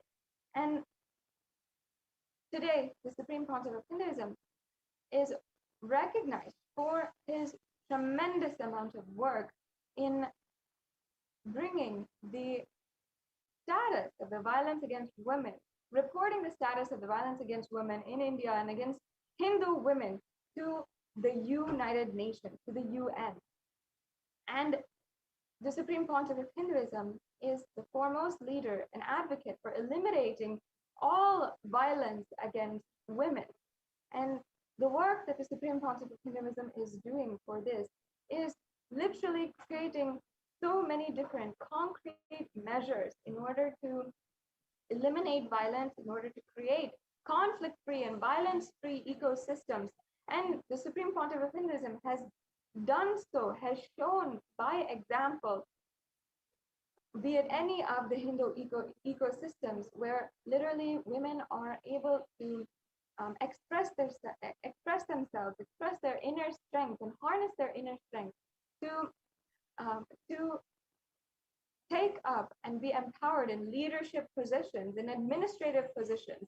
In Kailasa, around the world, more than 2/3 of the leadership positions are filled by women. And women take the leading stance, and women are the leadership positions in the government structure of Kailasa, not just in the main government structure, but Kailasas across the world. In all the different leadership positions, women are taking up more than 2/3 of the roles, which is actually a majority of the leadership positions and administrative roles in Kailasa.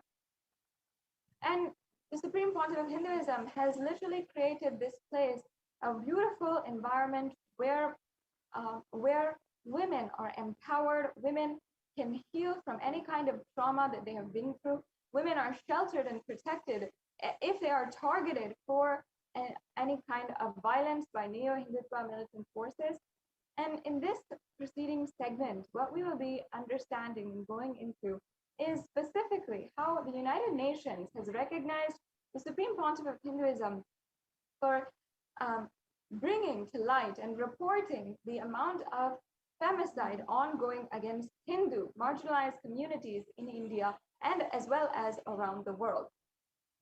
And the Supreme Pontiff of Hinduism has literally been working for so many years in order to create this femicide observatory where we are analyzing the amount of violence, the crimes against women, and the gender-based killings that have been happening for the last 1,000 years, including even uncovering some of the dehumanized and invisible amount of crimes that have been happening even in the last 2 decades.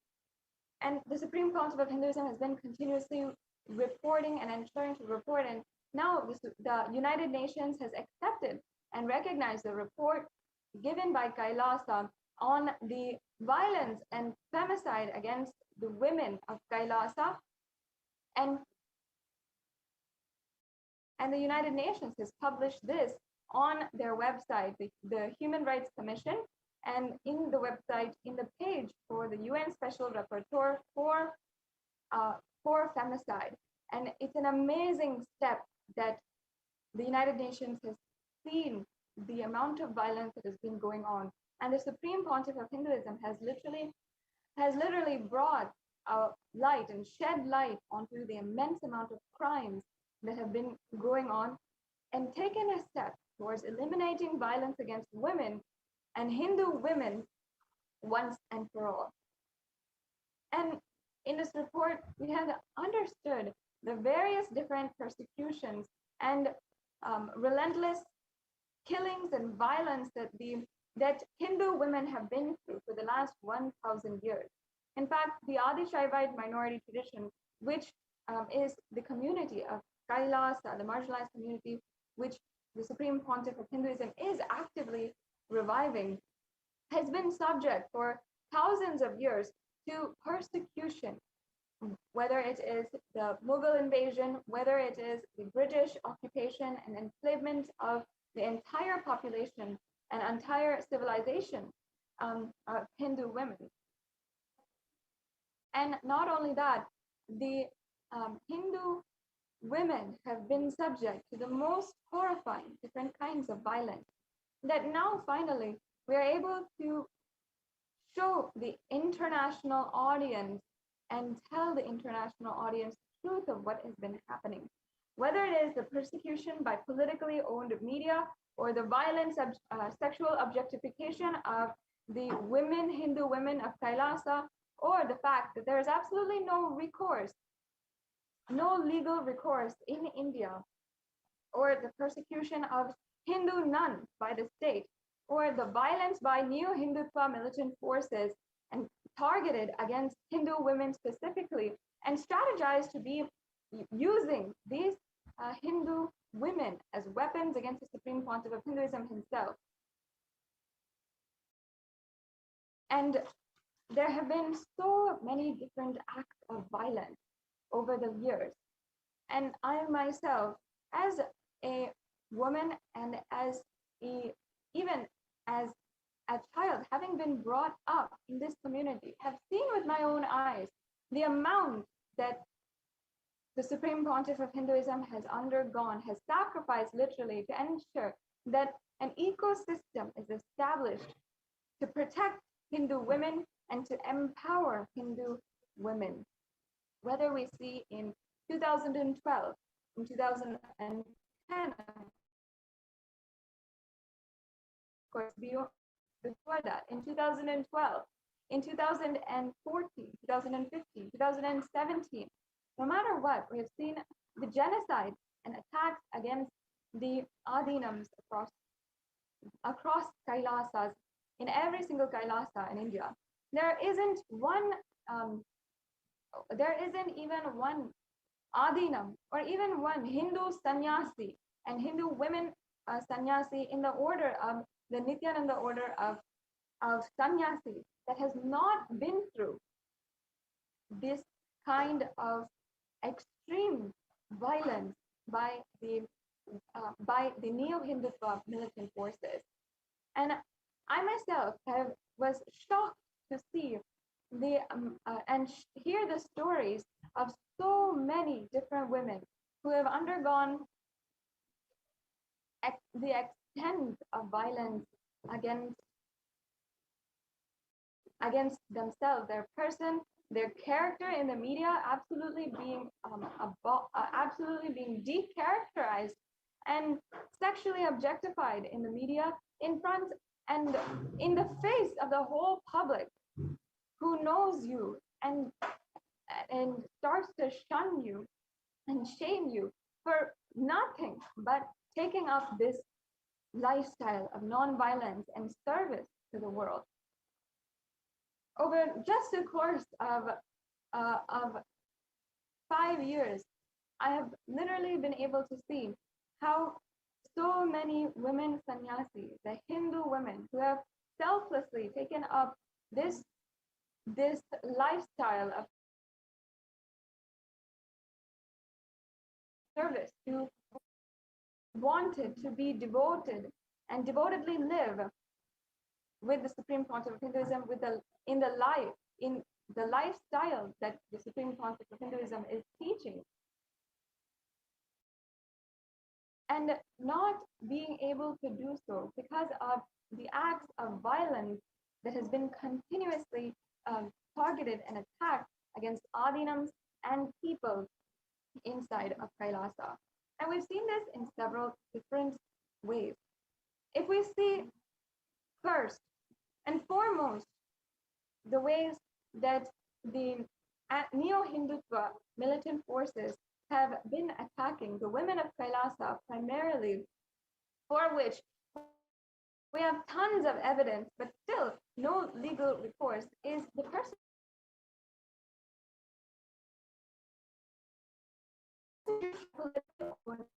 media.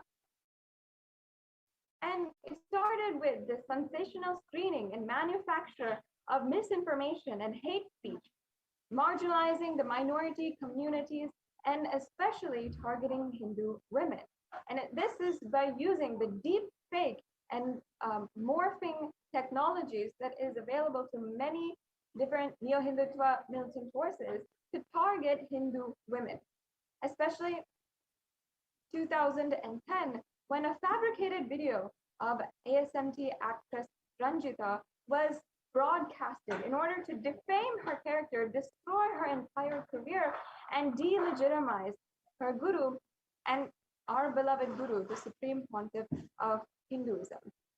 And New Hindutva affiliated media published articles with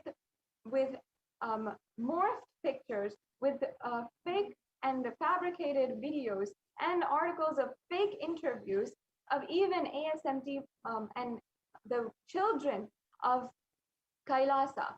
For example, in 2017, the articles were published morphing the pictures of a 16-year-old child and 16-year-old girl who was a Nityananda Gurukul Balasans, morphing her picture and putting that on the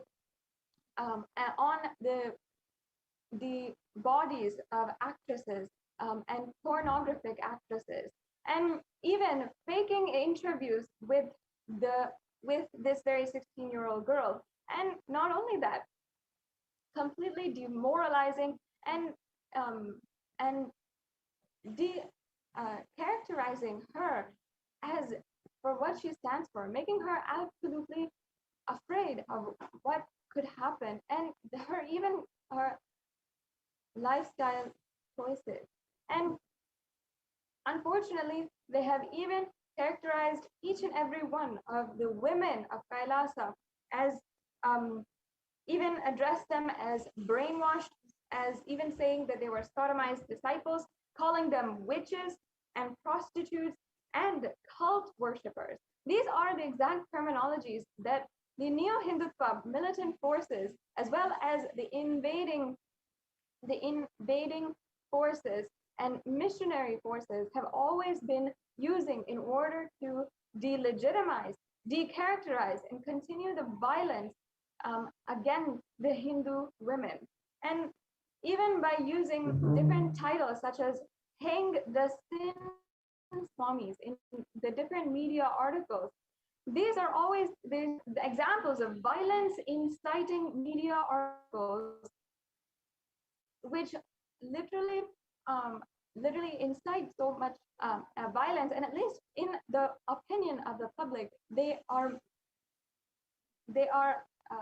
criminalizing Hindu women and the supreme pontiff of Hinduism.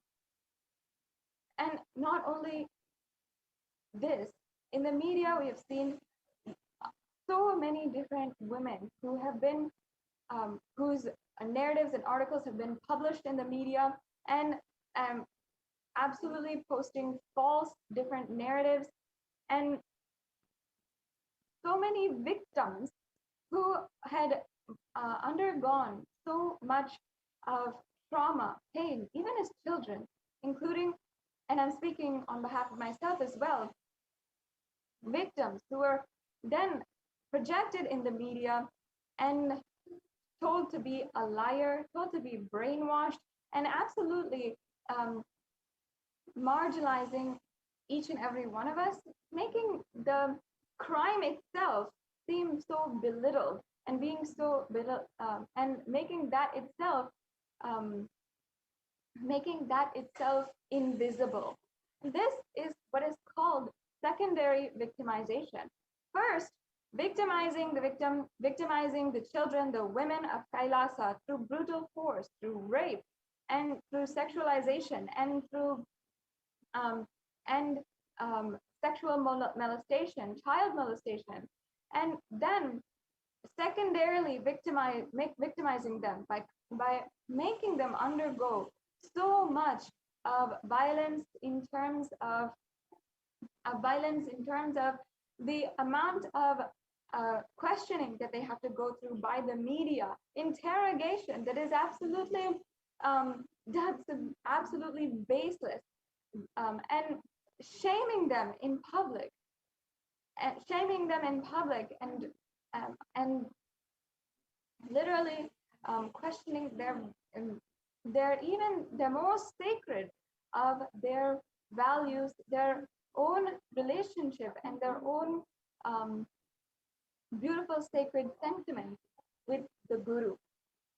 And though we have seen multiple accounts of violence against the women of Kailasa, and though we have seen so many accounts of rape, molestation, and blackmail against women, we have not been able to successfully, in any case, have the legal recourse in India, especially through the media. If we see, the media is easily able to sway the opinion of the public and even the court judges.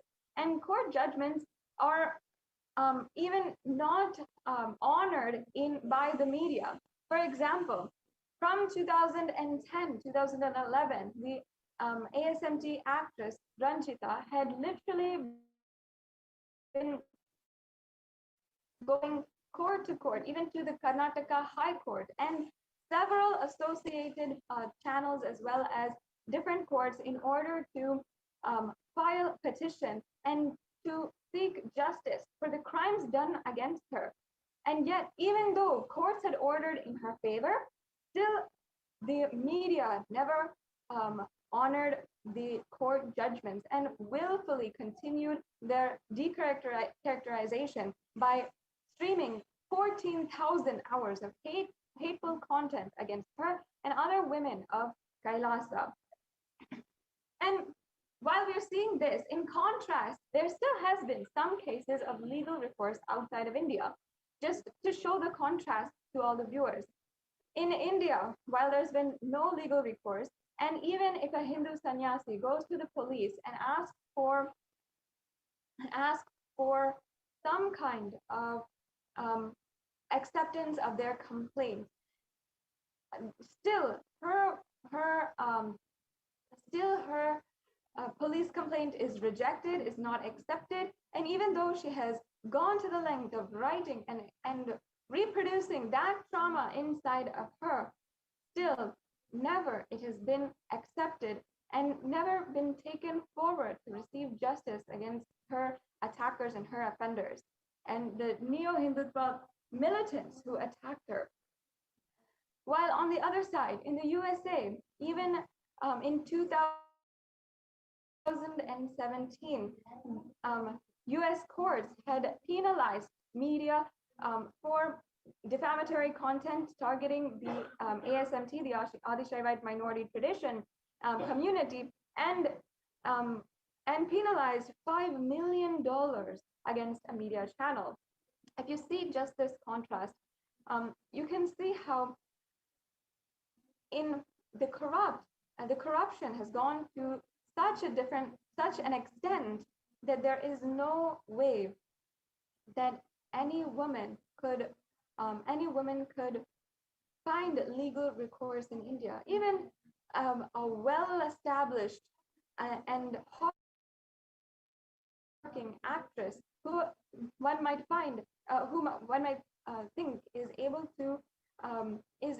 to receive justice for the acts of crime done against her, still, because this is a targeted attack against women of Kailasa and the disciples and the Supreme Pontiff of Hinduism himself, there is so much of attack ongoing against the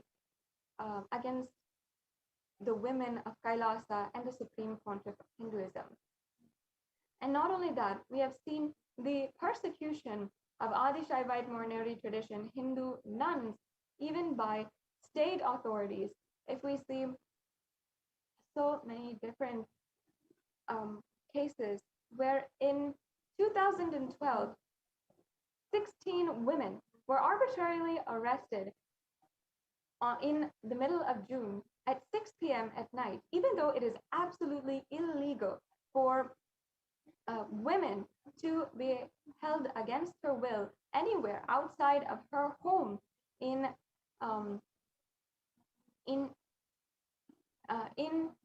in India, it is illegal for women to be held in any place that is not her home after 6 p.m.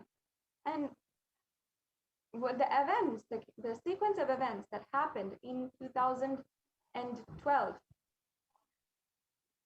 literally shows how the Hindu nuns have been targeted for nothing but being disciples of the Supreme Pontiff of Hinduism and for being strong, standing for the revival of Hinduism, which was exactly against the agenda of the state and against the agenda of the neo-Hindutva militant forces. If we see on 6th June 2012, the media had literally raided the Adinam in Bidadi, in Adi Kailasa Sarvagnipitam, and we even have footage of all of the attacks which happened in 2012. And women were being brutally mobbed, being violated and attacked. And that was being filmed and broadcasted in national television.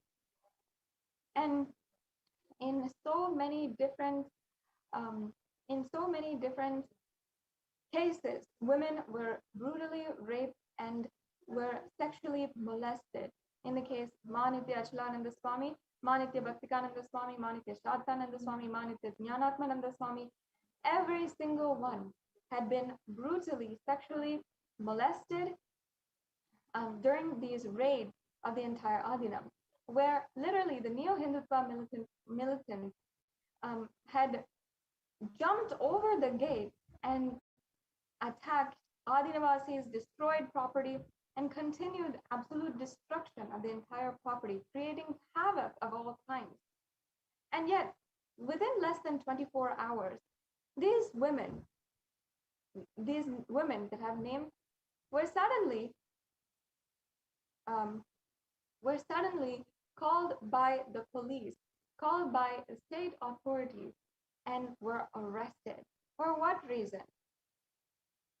The anti-Hindu, the militant forces had, in this time between the attacks, had filed a case against these women so that they would not be able to file for legal recourse. It seems there's a technical glitch. We can stop the share and start again.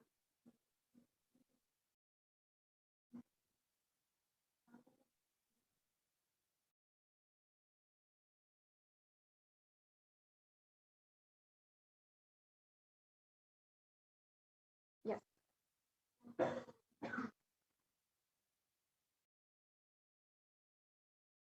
Yes. So overnight, women were unable to speak for themselves, were held against their will in the state authorities in prison overnight. And we were, in this time, the women had undergone so much of violence, being absolutely ridiculed, harassed, and molested by state authorities in prison on this very night.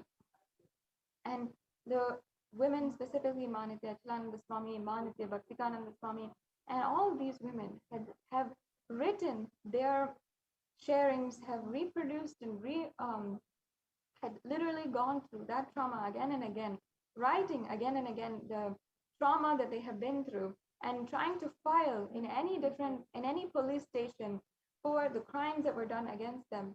But they were not able to find any kind of legal recourse, and their attempts to find justice and seek some sort of healing, legitimate healing for themselves, was absolutely rejected. And still, again, we're finding that there is no legal recourse happening in India, and the actions of the media continue to exacerbate the amount of violence which was targeted by the neo-Hindutva militant forces. And continuously, these acts would would again and again be exaggerated and start to escalate.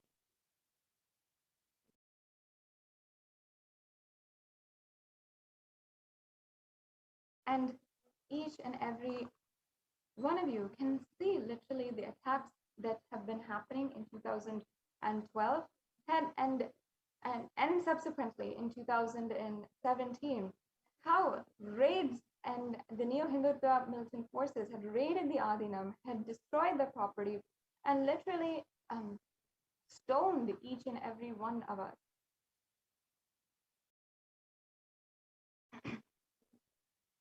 And continuously, there was never any legal recourse for what had happened. And thankfully today, now we're seeing the exact footage of what had happened during the 2012 attacks.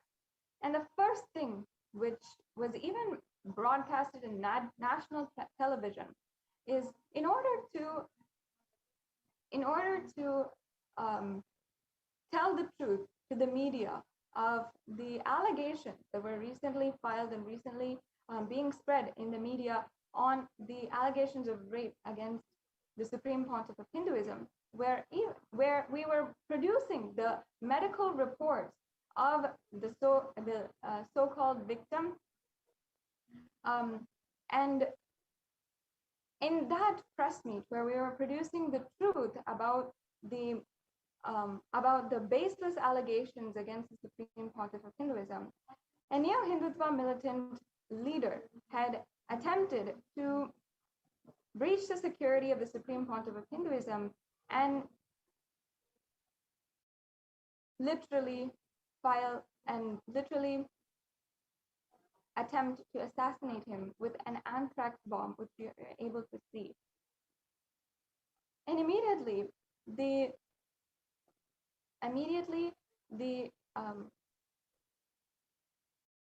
security had immediately leaped up in order to secure the Supreme Pontiff of Hinduism and guide him to security.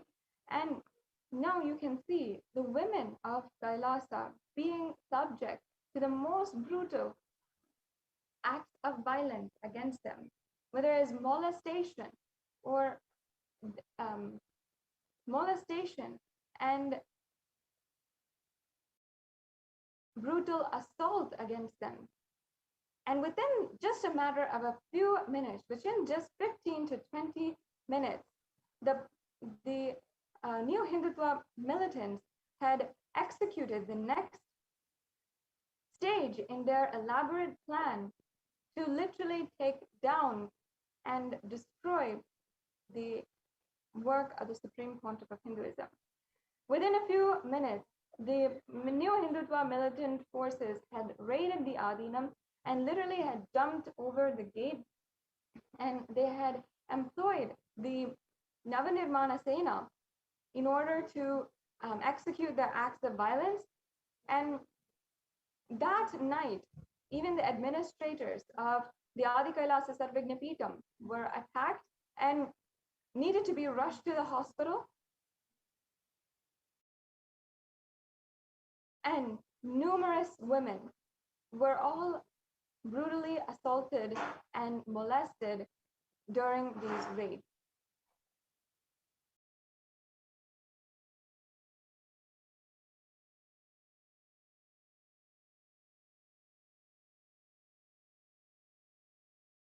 Here you can see that very footage of the huge mob attacking, throwing stones across the gate, and jumping over the gate and literally beating and using brute violence against the administrators and the Adi Navasis of Kailasa. And you can see even women absolutely defenseless against the mob that had raided the Adinam.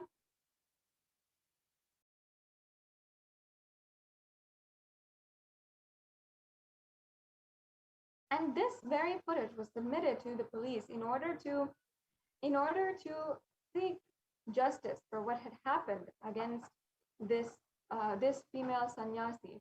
However, still today, there is no justice which has been delivered from the complaints that were filed. And still today, those cases are held up in court and not finding the justice against the people, the people who had literally been attacking these innocent Hindu sannyasis. And as you can see here, the administrators of Adi Kailasa Sarvignapeetham, having been attacked, needed to be rushed to the hospital and were bleeding profusely from the head and needed to have immediate medical attention and medical procedures done on them in order to save their lives. And yet, still in the media, no matter what, there's been always only hateful content which has never shown the truth of what is going on.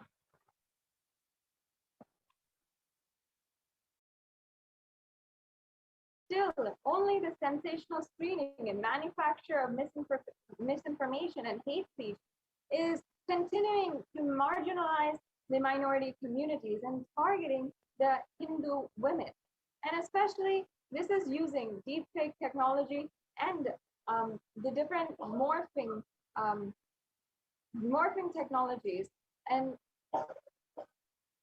still that is being done against the Supreme Court of Hinduism and the women of Kailasa. Here you can see on the following day, the women of Kailasa wanted to speak out and hold another press meet in order to tell the media the truth of what was going on. And yet another attack ensued inside of the Adinam in order to withhold the truth from being told in the media, as well to enforce more brute violence against the Hindu sannyasis and the women of Kailasa. And within just hours of this attack, these women, without even being told, were arrested and not even told what for they were getting arrested. Then they were held by the state authorities.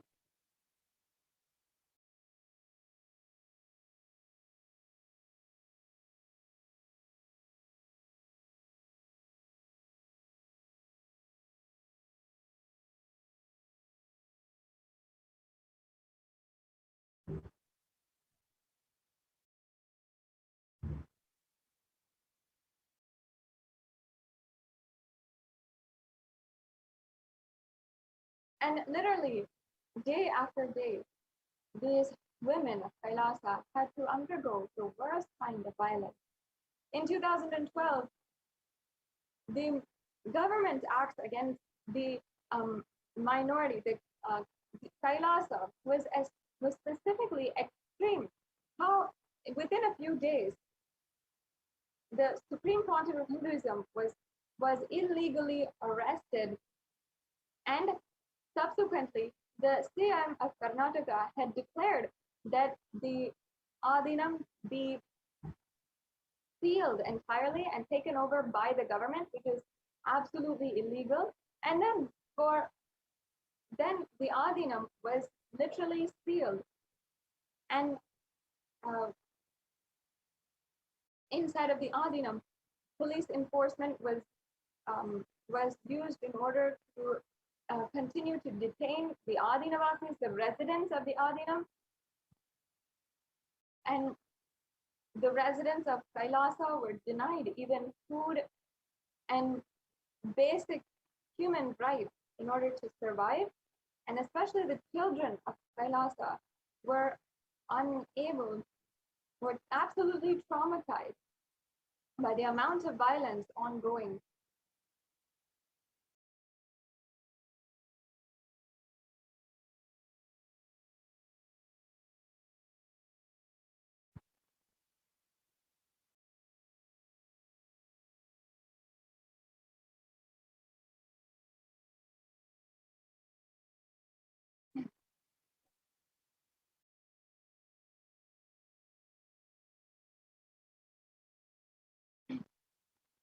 The children of Kailasa in the subsequent attack against the whole Adina had needed to be protected, and at this time, even the bank accounts of the Adinam were frozen, and we could not even get the proper food and arrange for the proper food for the children in Nityananda Gurukul Palasa. As in this time, the entire Adinam was sealed and taken over by the government. So in this way, we are continuing to see how the femicide and acts of femicide against the Hindu women has been ongoing continuously for the last 2 decades against the women of Kailasa. And this is just a representation and hologram of the attacks against the women of Hinduism for thousands of years.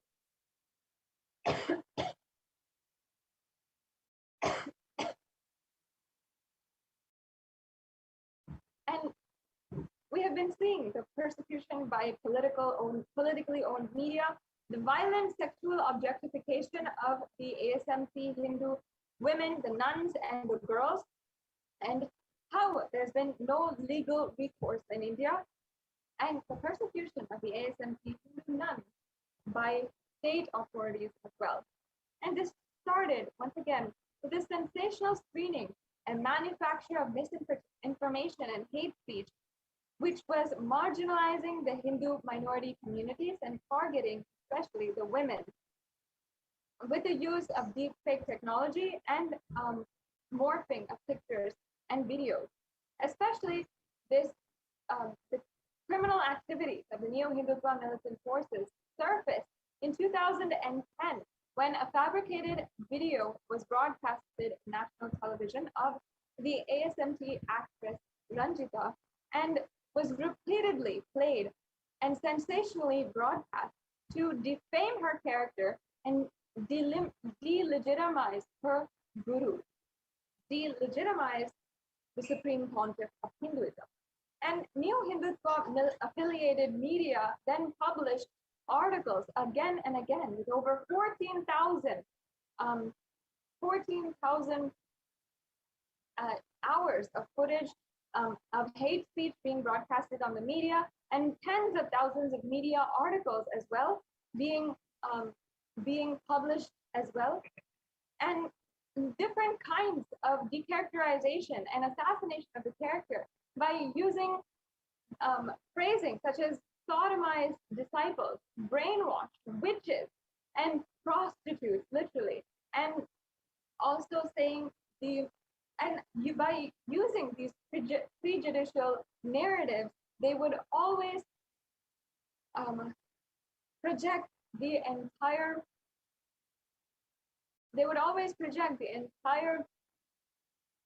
event and narrative in a completely manipulative way that would confuse the entire public, even though majority of the public saw the Supreme Pontiff of Hinduism and followed the Supreme Pontiff of Hinduism as a guru, who were devoted and were devoted Hindus. The media's strategy was to confuse and silence the public in order and to continue the silence and to ensure that their acts of violence could continue on. In this way, we have seen how so many different people have had acts of violence done against them. And here you can see the illegal arrest of the women sannyasis, where they were not even told why they were being arrested or what was going on. And they were subject to the worst kind of ridicule, harassment, molestation in the hands of the authorities. And they were not giving any kind of choice as to what they could do, not given any kind of clarity or legal aid even to help themselves and to aid themselves, and even treated,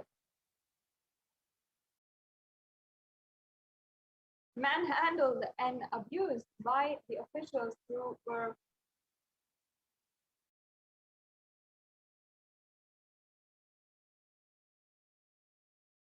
handling them. And this is evidence of the continued persecution of the ASMT Hindu nuns and the children by state authorities.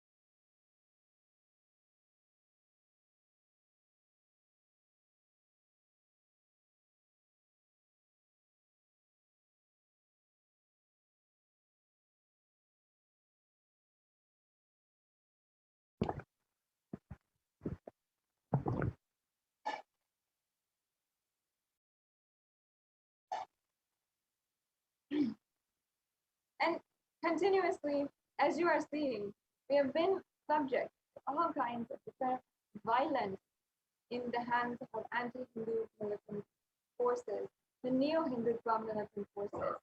And today, thanks to the immense amount of work, the tremendous amount of hard work the Supreme Pontiff of Hinduism has done, and his sacrifice for each and every one of the Hindu women, today, at least in some way or form, our voices are being heard. The United Nations has recognized the acts of violence done against the Hindu women. I request each and every one of the viewers, as we are awaiting the divine presence of the Supreme Pontiff of Hinduism, please take a few minutes and explore the link where the United Nations has recognized the work of the Supreme Pontiff of Hinduism to eliminate the violence against women of Kailasa and eliminate violence against women as well.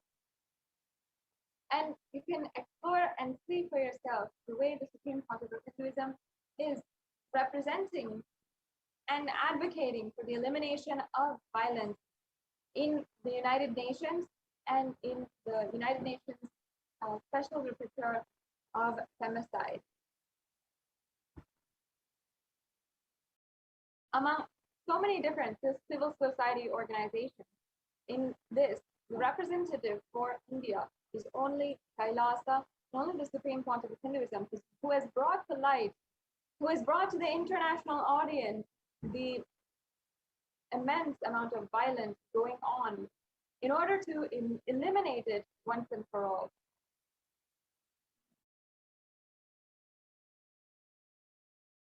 Even though the Supreme Pontiff of Hinduism himself has undergone so much and himself been in the hands of the neo-Hindutva militant forces, literally inches away from being assassinated himself, the Supreme Pontiff of Hinduism has continued to ensure that each and every one of us is empowered and stands so that we can live our lives as we want to, as we had declared want to live, as sannyasis, as rudrakanyas, as brahmacharis, as balasans, and live a life powerfully.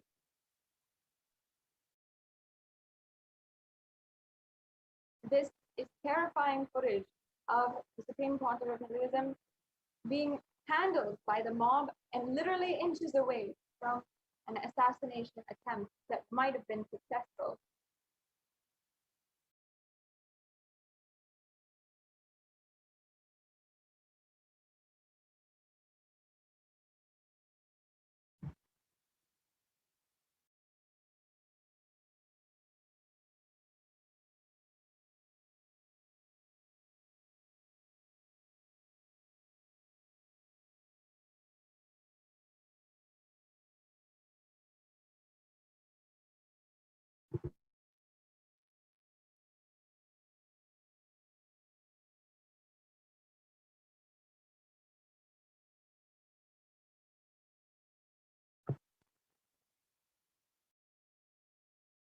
over the years, whether it is from 2010, 2012, 2017, or 2018, every single year, month after month, we have been seeing brutal attacks against the Supreme Pontiff himself, and the attacks against the women of Kailasa. Even until recently, a bioweapon was launched and deployed against the Adi Kailasa Sarvagna Peetham. And the Neo-Hindutva militant forces are still trying their best in order to destroy the mission of Hindu. And continuously, by targeting the women of Kailasa, the women and children of Kailasa,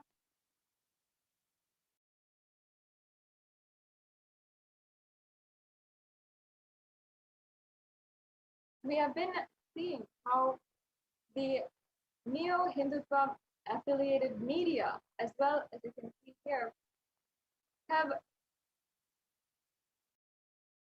published articles with pictures of the ASMT Hindu nuns, as well as with children, and literally used captions such as sodomized disciples, and they targeted the ASMT minor girls by publishing pictures and morphing them in national newspapers. And as you can see here, they literally denied the Supreme Pontiff of Hinduism his right to worship and right for religion.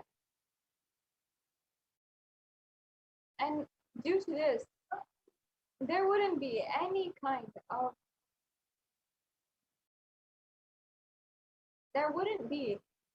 religious leader in any different sense, in any different religion, in any different country, who would be treated in such a foul and dehumanizing way.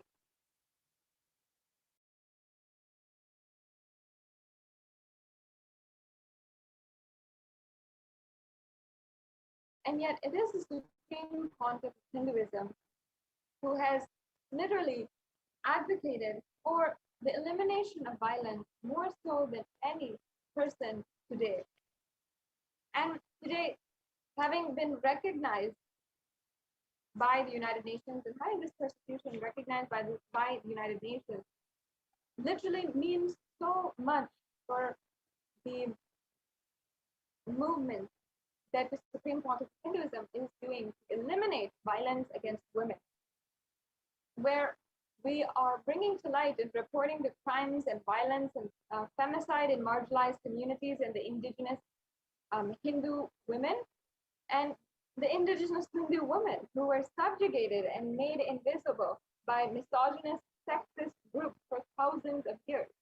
And the Supreme Pontiff of Hinduism has done so by empowering women, many of whom are targets or have once been victims of the Neo-Hindutva militant forces, and empowering them through the various orders of Kailasa as well. And the Supreme Pontiff of Hinduism has started and supported the research and studies undertaken to analyze femicide or gender-related killings against Hindu women in India, as well as against the global Hindu diaspora. As well, the Supreme Pontiff of Hinduism has established the concrete measures taken to improve support to victims of violence and protect these victims and prevent femicide overall. And the Supreme Pontiff of Hinduism has done literally the most in order to prevent femicide from happening by establishing these Hindu ecosystems which are absolutely violence-free.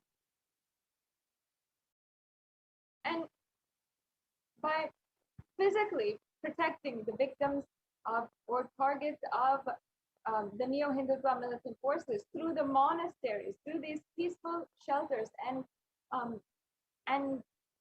places, safe havens for women to recover from trauma and undergo peaceful transformation while they're recovering as well. as well, the Supreme Council of Hinduism has been empowering women with leadership roles and successfully even established more than 2/3 of the leadership positions in Kailasa being filled by women. The Supreme Council of Hinduism has also ensured for reporting on the good practices and challenges in implementing an evidence-based response. And these reports are continuously being shown and told the world through the various different social media and through the as well through the Sri Kailasa Uniting Nations movement, the global initiative in order to bring peace to the world and work alongside the United Nations as well in bringing peace to the world and ending all gender-based violence. As well, the Supreme Council of Hinduism has reported on the result of the analysis of femicide cases as well, by showing that there has been no legal recourse in several of these cases, and how there have been so many different reports of women who have not been able to get the legal recourse of for what they have been through and the trauma that they have been through.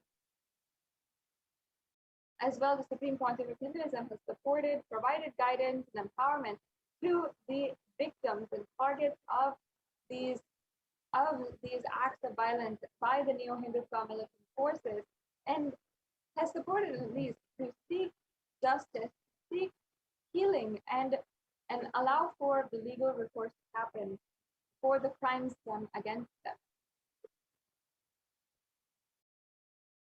And in so many different ways, we have seen how this violence happened.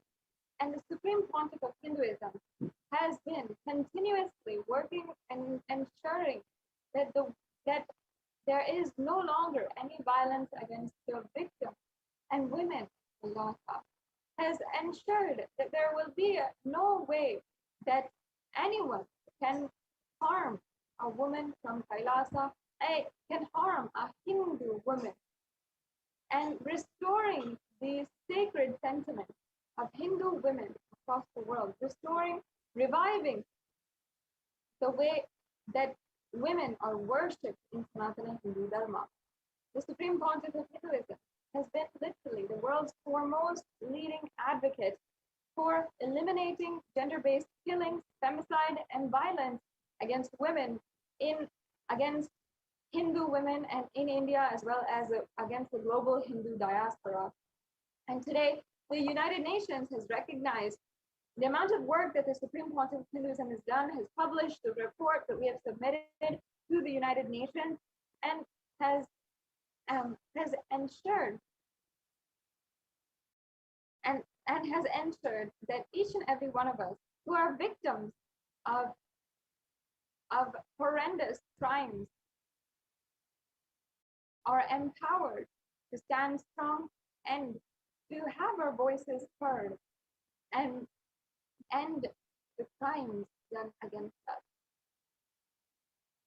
And for each and every one of us women, the Supreme Council of Hinduism has literally created these ecosystems to ensure that we are empowered, and we can be empowered, and to show literally the whole world that we can be empowered by the sacred Hindu sentiment of Sanatana Hindu Dharma. But still, there has not been any kind of legal recourse, any kind of acknowledgement and apology by the media to end the violence that has been done against us and that has been done against the Supreme Council of Hinduism. As you can see here, this is footage from the attacks that were done against the Pavalakundru Adinam in 2017. 4 years back, anti-Hindu militant forces raided the Adinam, the peaceful monastery in Pavalakundru, a sacred Hindu site for all Kailashiyans across the world, as it is the very place where the Supreme Council of Hinduism had the beautiful enlightenment experience. And yet today, it is a place, it's still a place of continuous attack, vandalizing, and trespassing by by neo-Hindutva militant forces, and it is still not safe for any woman to live in. And you can see the escalation of the attacks where neo-Hindutva militant forces are literally attacking the women, and while they are protecting their deities with their lives and holding on to them, they're literally being dragged, pulled, assaulted, and even the children amongst them are being sexually assaulted as well. And each and every one of us, as we are coming closer and closer to the live Nityananda Satsang happening tonight at 10 p.m., we must realize that it is time now to declare our conscious sovereignty. And we must do that by taking responsibility, understanding the violence done against Hindus, the violence that we have undergone, and what the Supreme Pontiff of Hinduism himself has undergone in order to revive Sanatana Hindu Dharma.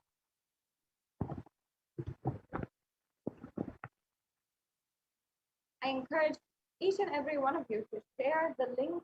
You can find the link for the published page where the UN has recognized the persecution against the Supreme Pontiff of Hinduism on Facebook, on the official channel for Facebook, on Kailasa's SPHJGM Nityananda Paramashrivam Facebook page.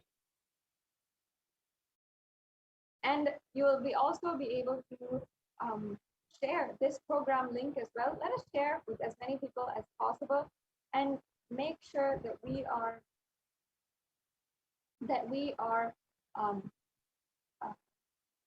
doing our part in ensuring what the Supreme Pontiff of Hinduism has done for each and every one of us Hindus is shown to the world, is told to the world, and brought to the international platform, to the international audience.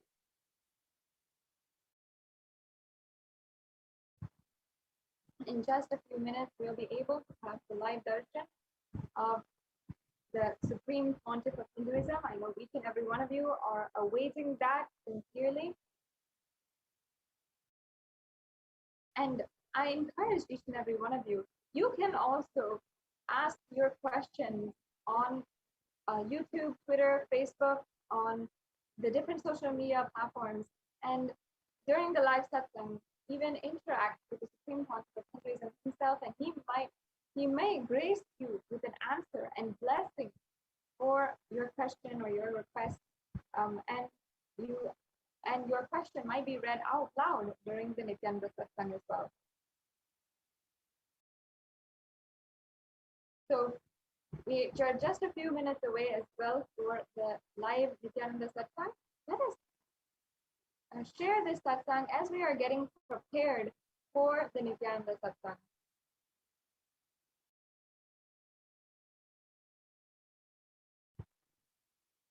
Each and every one of you can spend a few minutes and share this satsang, share this program link, and you can share with all your different, in all of your different social media platforms, perhaps in your favorite one where you're most comfortable, whether that is Facebook, Instagram, Twitter, or YouTube.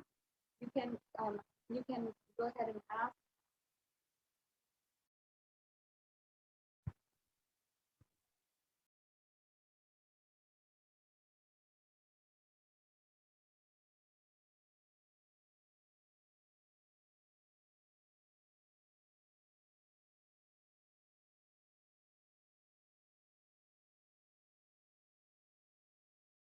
And in just a few minutes, we'll be starting to get prepared for the live Nityananda Satsang.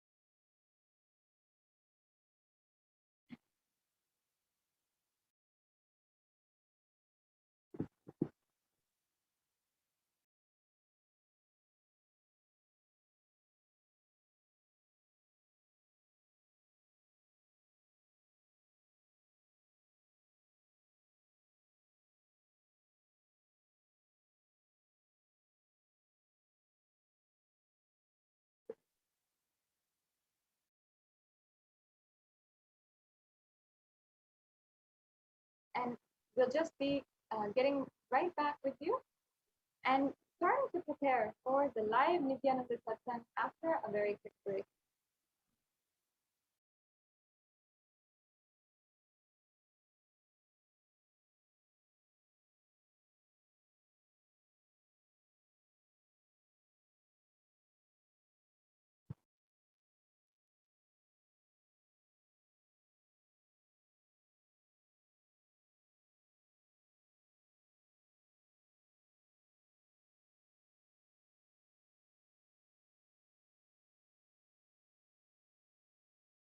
Yes, sorry for that technical glitch.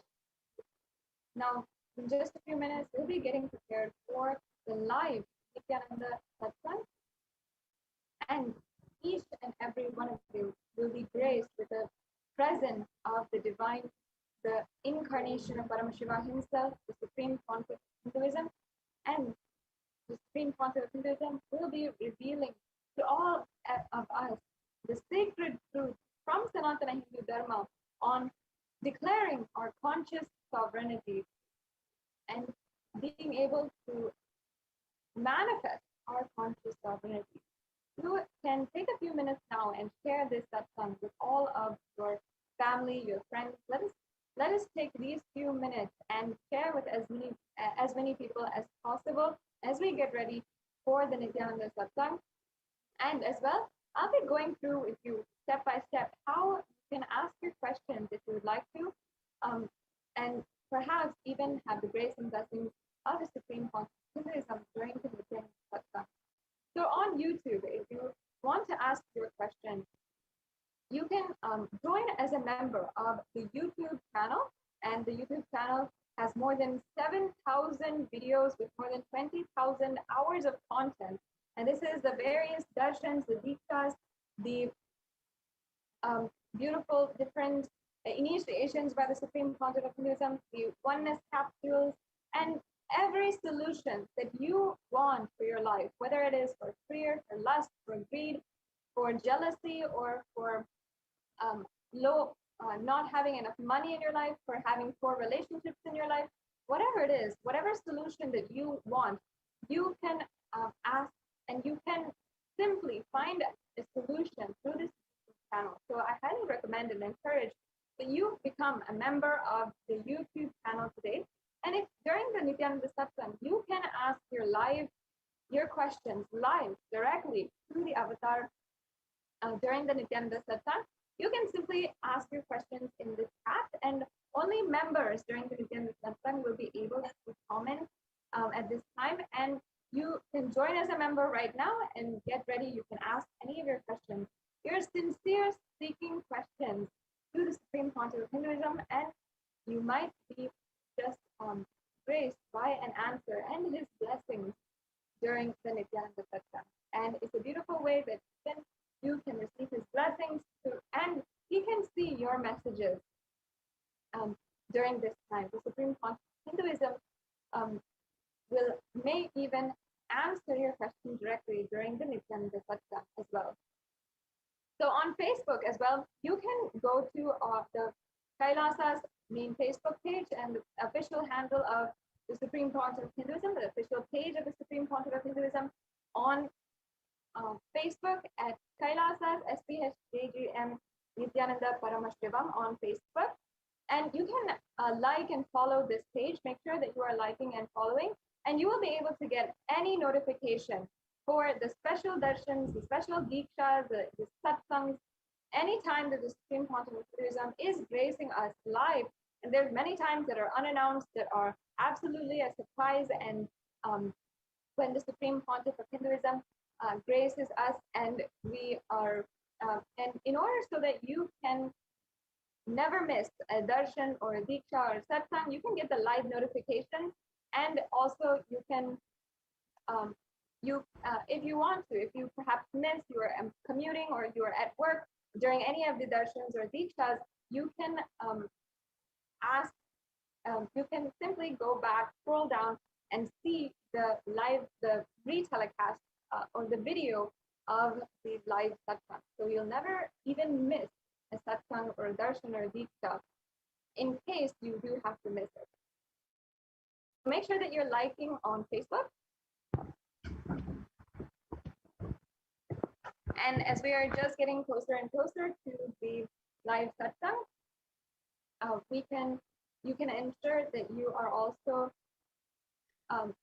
you can ask your questions through Twitter. You can also share this live satsang on Twitter. Just hit retweet to the live Twitter feed of this satsang, and you can ensure that you are asking your questions if you would like to by hitting reply to this tweet on Twitter and using the hashtag #AskTheAvatar, and you can tag @Nityananda for your questions to be answered by the grace of the Supreme Pontiff of Hinduism during the Nityananda satsang. And as well on Instagram, you can ask your questions as well by commenting on the post for the live satsang. And as well, you can also send in your questions through WhatsApp or through the live chat on the kailasa.org website. So in that way, you will be able to ask your questions. You can ask your questions about anything, about if you are sincerely seeking, or if you are seeking some kind of advice or guidance in your spiritual path, you can ask, and by the grace of the Supreme Pontiff, you'll be able to, might have the guidance you are looking for, or perhaps even more than that, with his blessings and grace. So I invite each and every one of you, if you'd like to, you can ask your questions, you can get ready and ask, and please do spend a few minutes right now and share this satsang. Let us enrich the whole world with the presence of the avatar with us on planet Earth right now, without whom we will not be able to enjoy Sanatana Hindu Dharma, the lifestyle of Sanatana Hindu Dharma as we do today. And we would not be able to be assured that Sanatana Hindu Dharma is absolutely in the right hands and will be protected as the last hope of Hinduism. Now, let us take a few minutes and continue to share in all these different social media platforms.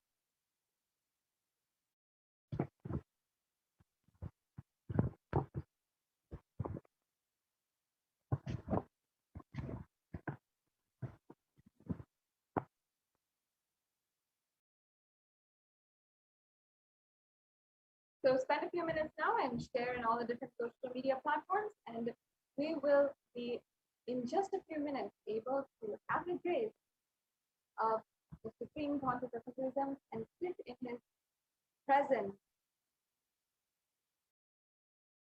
and imbibe the cognitions, the powerful cognitions that will be revealed directly from Kailasa, from Paramashiva himself.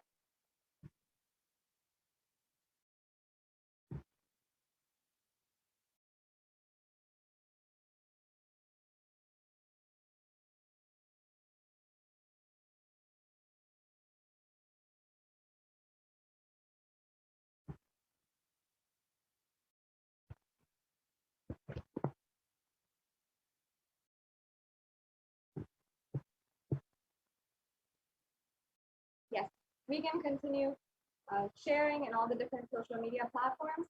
Soon, we will be able to be in the grace of the Supreme Pontiff of Hinduism. Let us now begin getting ready for the darshan of the Supreme Pontiff of Hinduism by entering into a brief meditation. Sit with your head, neck, and spine in a straight line. Breathe deeply, inhale and exhale. And with the divine remembrance of the Supreme Pontiff of Hinduism himself, now let us enter into this brief meditation before we are in the divine presence of the Supreme Pontiff of Hinduism himself, getting ready our inner space and preparing ourselves to receive the divine cognition, powerful cognitions from Paramashiva himself. So sit with your head, neck, and spine in straight line. Let us chant the Mahavakya. Invoke the powerful presence of Paramashiva in your inner space with the Mahavakya. Om Nityananda Paramashivoham. Let us now chant together. Om Nityananda Paramashivoham. Om Nityananda Paramashivoham. Om Nityananda Paramashivoham.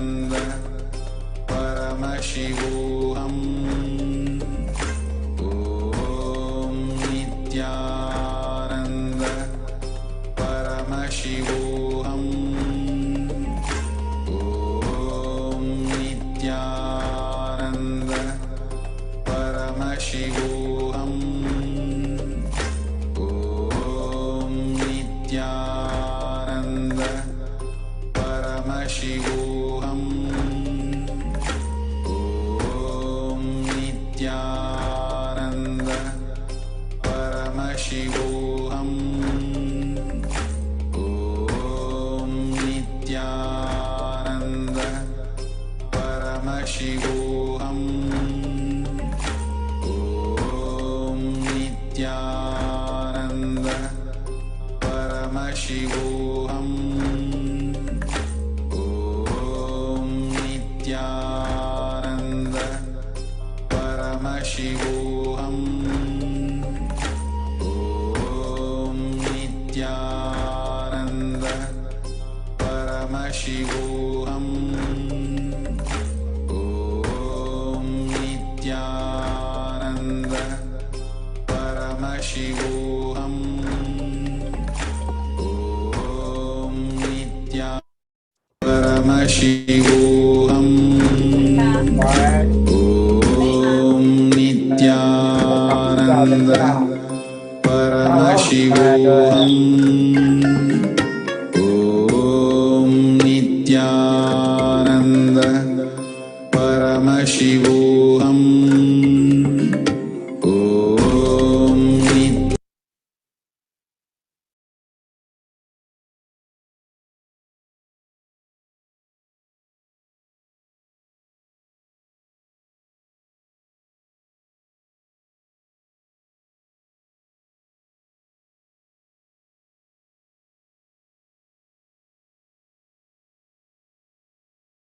Connecting with the divine with your eyes closed is meditation.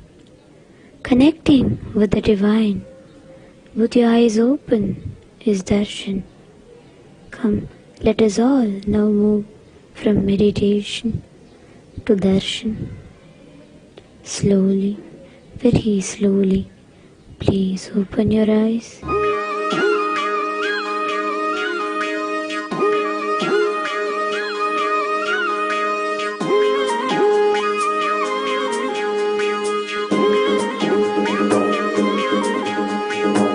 கண்டாரே காணாதத கண்டாரே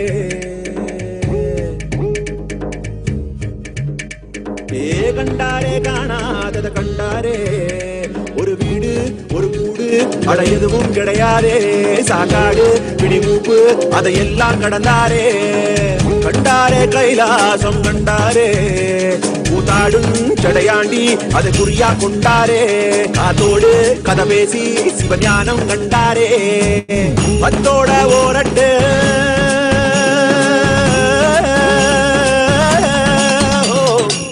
பத்தோட 18 சித்தர்கள் விளையாட்டு எத்தனை பேருக்கு தந்தாரோ கையாட்டு சித்தங்கா போக்கு சிவம் போக்கு என சொன்னாரே பித்தங்கா போக மருந்தாக தனம் வந்தாரே வடகாசி தென்காசி வழிதோறும் சித்தரடி அடியாத்தி முடிஞ்சாக்கா அடையாளம் கண்டுபிடி கண்டாரே காணாதத கண்டாரே கண்டாரே கைலாசம் கண்டாரே கண்டாரே காணாதத கண்டாரே ஒரு வீடு ஒரு கூடு அட எதுவும் கிடையாதே சாக்காடு பிடிமூப்பு அதையெல்லாம் கடந்தாரே கண்டாரே கைலாசம் கண்டாரே கூத்தாடும் சடையாண்டி அதை குறியா கொண்டாரே காத்தோடு கதை பேசி சிவஞானம் கண்டாரே பத்தோட ஓரட்டு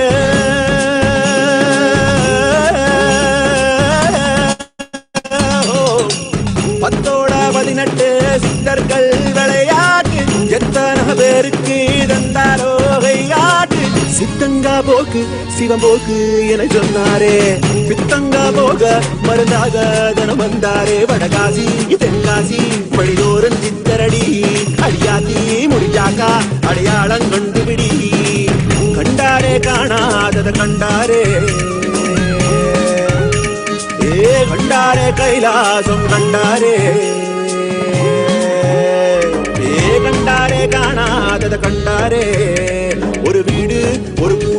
அட எதுவும் கிடையாதே சாக்காடு பிடிமூப்பு அதையெல்லாம் கடந்தாரே கண்டாரே கைலாசம் கண்டாரே கூத்தாடும் சடையாண்டி அதை குறியா கொண்டாரே காத்தோடு கதை பேசி சிவஞானம் கண்டாரே பத்தோட ஓரட்டு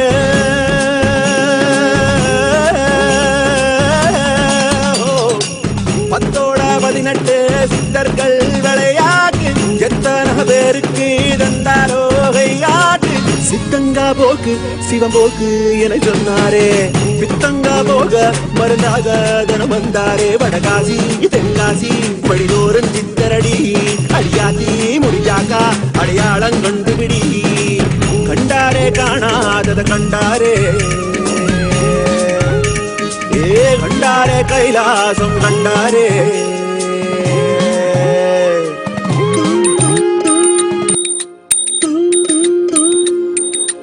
ஐயா சிவ சிவ சிவ சிவ ரகர ரகர சிவ சிவ சிவ சிவ ரகர ரகர ஐயா சிவ சிவ சிவ சிவ ரகர ரகர சிவ சிவ சிவ சிவ ரகர ரகர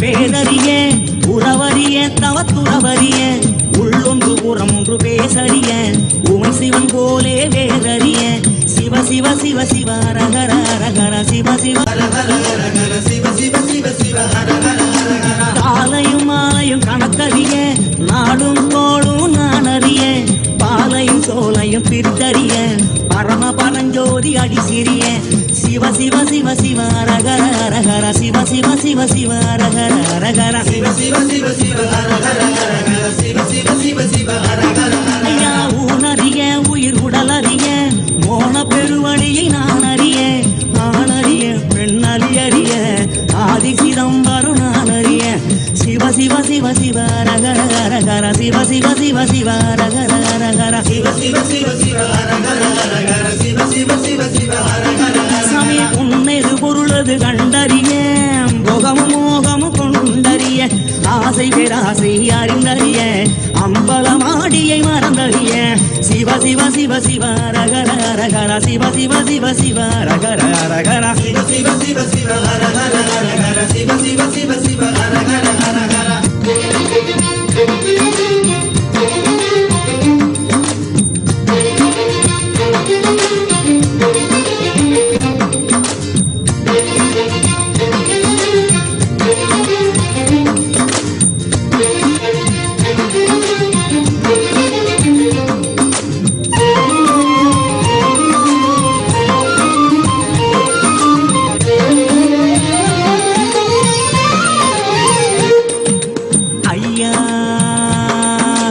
சிவ சிவ சிவ ரகர ரகர சிவ சிவ சிவ சிவ ரகர ரகர ஐயா சிவ சிவ சிவ சிவ ரகர ரகர சிவ சிவ சிவ சிவ ரகர ரகர ஆகம வேதங்கள் படித்தறிய 6 குளங்களில் குடித்தறிய யாகம் யோகமும் செய்தறிய ஓமுகம் பார்த்து பணிந்தறிய சிவ சிவ சிவ சிவ ரகர ரகர சிவ சிவ சிவ சிவ ரகர ரகர சிவ சிவ சிவ சிவ ரகர ரகர சிவ சிவ சிவ சிவ ரகர ரகர சும்மா ஒருபோது இருந்தறிய சுத்த அசுத்தங்கள் பார்த்தறிய ஆத்ம நிவேதன செய்தறிய அர்த்தநாரீசன் அடி சிறிய சிவ சிவ சிவ சிவ ரகர ரகர சிவ சிவ சிவ சிவ ரகர ரகர சிவ சிவ சிவ சிவ ரகர சாமி ஏடறிய சொல் எழுத்தறிய ஏற்றமும் தாழ்வும் நான் அறிய வீடறிய கொடுங்காதறிய சோமசுந்தரம் மறந்தறிய சிவ சிவ சிவ சிவ ரகர ரகர சிவ சிவ சிவ சிவ ரகர ரகர சிவ சிவ சிவ சிவ ரகர ரகர சிவ சிவ சிவ சிவ ரகர உணவறிய ஊரும் உணர்வறிய உள்ள ஒளியது வெளியது நான் அறியேன் கணவரிய நனவரிய கனக சமாவரி அடி சிறிய சிவ சிவ சிவ சிவ அரகர அரகர சிவ சிவ சிவ சிவ அரகர அரகர சிவ சிவ சிவ சிவ அரகர அரகர சிவ சிவ சிவ சிவ அரகர அரகர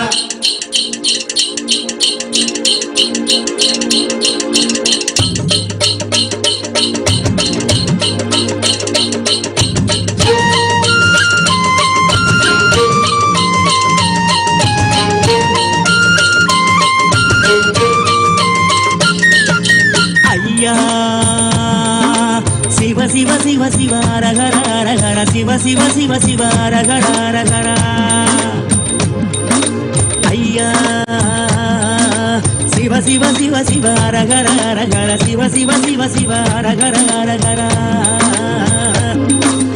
இரவறிய ஒரு பகலறிய இறப்பு பிறப்பு நான் அறிய வரவறிய கை செலவறிய பரசிவ திருவடி மறந்தறிய சிவ சிவ சிவ சிவ அரகர அரகர சிவ சிவ சிவ சிவ அரகர அரகர சிவ சிவ சிவ சிவ அரகர அரகர சிவ சிவ சிவ சிவ அரகர சாமி சூதறிய கொடு ஆதறிய சூத்திரம் சாத்திரம் நான் அறிய தீதறிய நன்மை சிறிதறிய திகம்பர தேசிகன் அடி சிறிய சிவ சிவ சிவ சிவ அரகர அரகர சிவ சிவ சிவ சிவ அரகர அரகர சிவ சிவ சிவ சிவ அரகர அரகர சிவ சிவ சிவ சிவ அரகர சாமி வழியறிய கொண்ட வழியறிய பாவ புண்ணியம் நான் அறிய குலமறியேன் பிறர் நலமறிய நீத கண்டன மறந்தறிய சிவ சிவ சிவ சிவ அரகர அரகர சிவ சிவ சிவ சிவ அரகர அரகர சிவ சிவ சிவ சிவ அரகர அரகர சிவ சிவ சிவ சிவ அரகர அரகர சுகமறிய துக்கமறிய சொந்தமும் பந்தமும் நான் அறிய அகமறிய சுத்த புறமறிய அரும்பெருங்கோதி அடி சிறிய சிவ சிவ சிவ சிவ அரகர அரகர சிவ சிவ சிவ சிவ அரகர அரகர சிவ சிவ சிவ சிவ அரகர அரகர சிவ சிவ சிவ சிவ அரகர அரகர ஐயா சிவ சிவ சிவ சிவ அரகர அரகர சிவ சிவ சிவ அரகர சிவ சிவ சிவ சிவ அரகர அரகர சிவ சிவ சிவ சிவ அரகர யோகி ஐயா சிவ சிவ சிவ சிவ அரகர சாமி தோப்பு ஐயா சிவ சிவ சிவ அரகர அரகர சிவ சிவ சிவ சிவ அரகர அரகர சிவ சிவ சிவ சிவ அரகர அரகர சிவ சிவ சிவ சிவ அரகர அரகர சிவ சிவ சிவ சிவ அரகர சிவ சிவ என்றே தெளிகில ரூப சிவ சிவ வாயுவுண்டே துள்ளடங்க சிவ சிவ என்றே தெளிகில ரூப சிவ சிவ வாயுவுண்டே துள்ளடங்க சிவ சிவ வாய தெளிவினுள் உள்ளாக சிவ சிவ வாயும் திருவருளாமே Shiva Shiva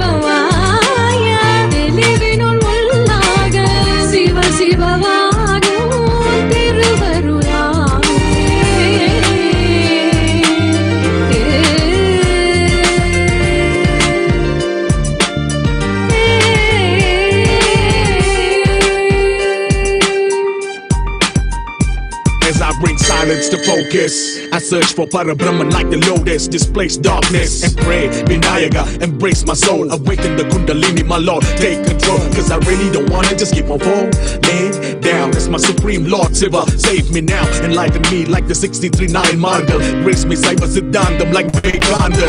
Sivaya Nama Om, Lord bring me back home. Come as Lord Krishna, show me Vishwarupam. My Lord Muruga, you are one and the same. Arumugangal within the third eye flame. My Amma, divine mother, Parashakti. Without you, how can I or anything be? As Anavam shatters to you, I surrender. My Lord Nanda Raja, the cosmic dancer. Seeing you dance, Sarvam Sivamayam at every glance. Lord, I'm seeing you dance, Sarvam Sivamayam at every glance. Siva Siva Yandre, Teligila Ruva, Siva Siva Vayubunde, Tulladanga, Siva Siva Yandre, Teligila Ruva, Siva Siva Vayubunde, Tulladanga, Siva Siva Vaya, Teliginul Mullaga, Siva Siva Vayu.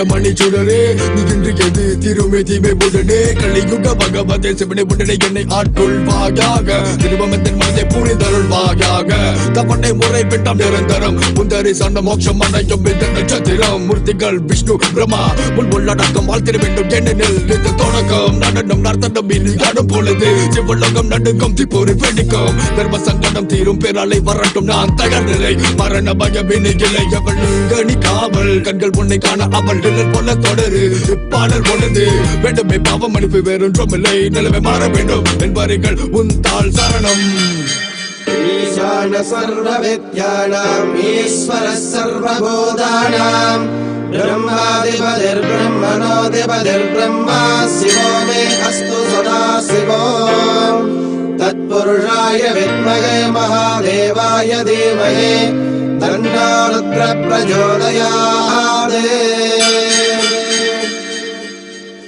கண்ணுடையானே முள பொருளே காத்திருந்த நாள் பல கடவுளே கைலாயம் வரை என் மேல் முறையீடு நிலகண்டா திவ்ய தரிசனம் கொடுச்சினம் கொண்ட தமிழ் மகன் இசைப்படையுடன் நடைபொடும் இவன் வினை பல கண்டேன் துணையாய் முனை கொண்டேன் விட்டு கட்டை சர்ச்சைகள் பல உண்டு இனி என் மனதில் நீ நின்று கொடியவனை கொன்று வென்று அர்த்தநாரேஸ்வரா உடல் முழுதும் திருநீரு கங்காதர கடல் நதிகள் உன்னோடு நவரச தாண்டவம் திரிசூலம் கைலாயம் உன்வசம் தோடுடைய செவியோனே என அருள்வாயாக சிவனே திருச்சிற்றம்பலம் சிவ சிவ என்றே தெளிகிலர் ஊம சிவ சிவ வாயுவும் தேர்ந்துள்ளடங்க சிவ சிவ என்றே தெளிகிலர் ஊம சிவ சிவ வாயுவும் தேர்ந்துள்ளடங்க சிவ சிவ வாய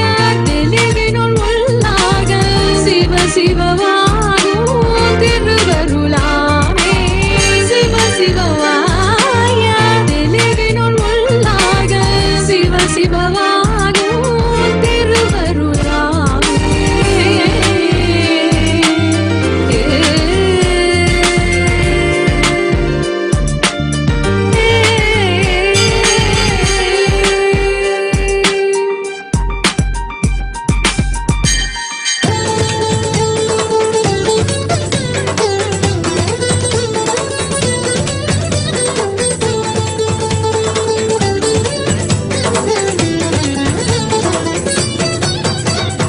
ஈசா ஈசா ஈசா ஈசா அருணாச்சல ஈசா வாசா வாசா வாசா வாசா அண்ணாமலை வாசா நேசா நேசா நேசா நேசா உண்ணாமுலை நேசா காடா இடை காட்டு சித்தா மௌன உபதேசா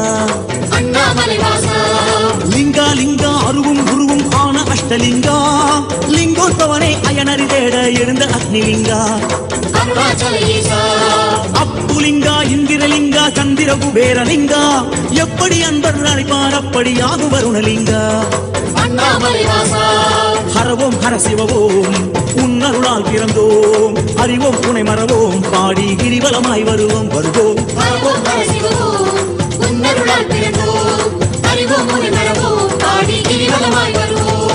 ஈசா ஈசா ஈசா ஈசா அருணாச்சல ஈசா வாசா வாசா வாசா வாசா அண்ணாமலை வாசா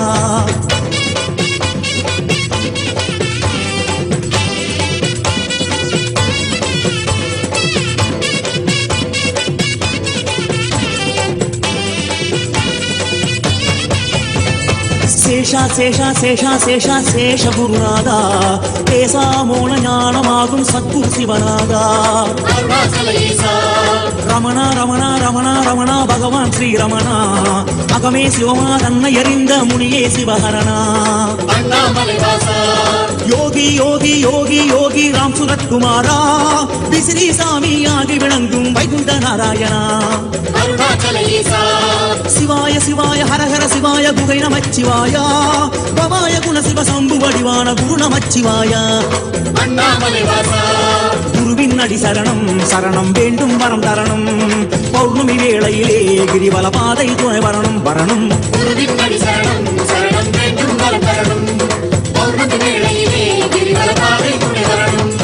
ஈசா ஈசா ஈசா ஈசா அருணாச்சல ஈசா வாசா வாசா வாசா வாசா அண்ணாமலை வாசா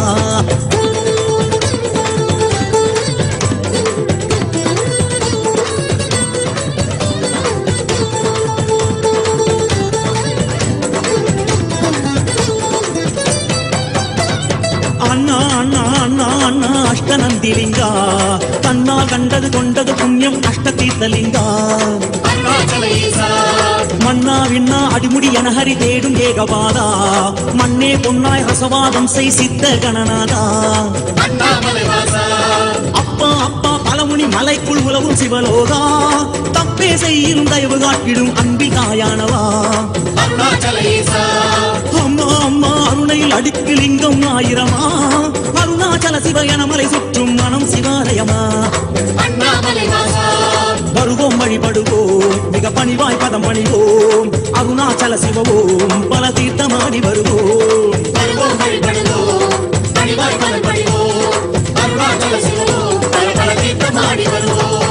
ஈசா ஈசா ஈசா ஈசா அருணாச்சல ஈசா வாசா வாசா வாசா வாசா அண்ணாமலை வாசா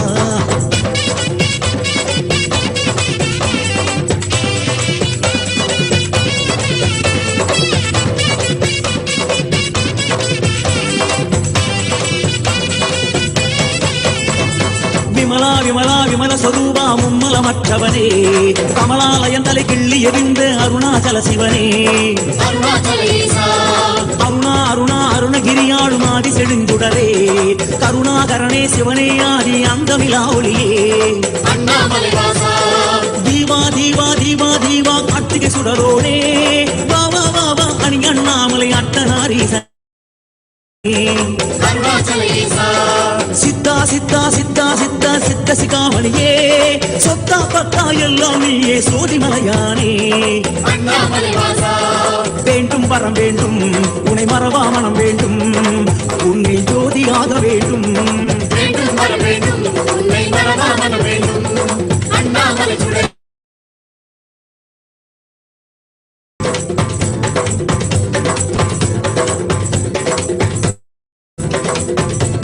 शिवाय परमेश्वराय शशिशेखरा ओम शिवाय परमेश्वराय शशिशेखराय नमः भवाय गुणसंभवाय शिवतांडवाय नमः भवाय गुणसंभवाय शिवतांडवाय नमः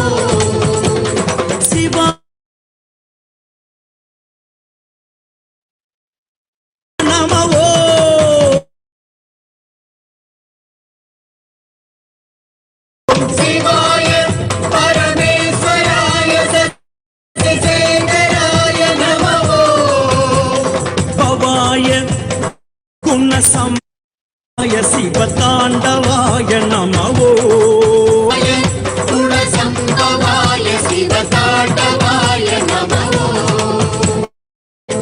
शिवाय परमेश्वराय शशिशेखराय नमः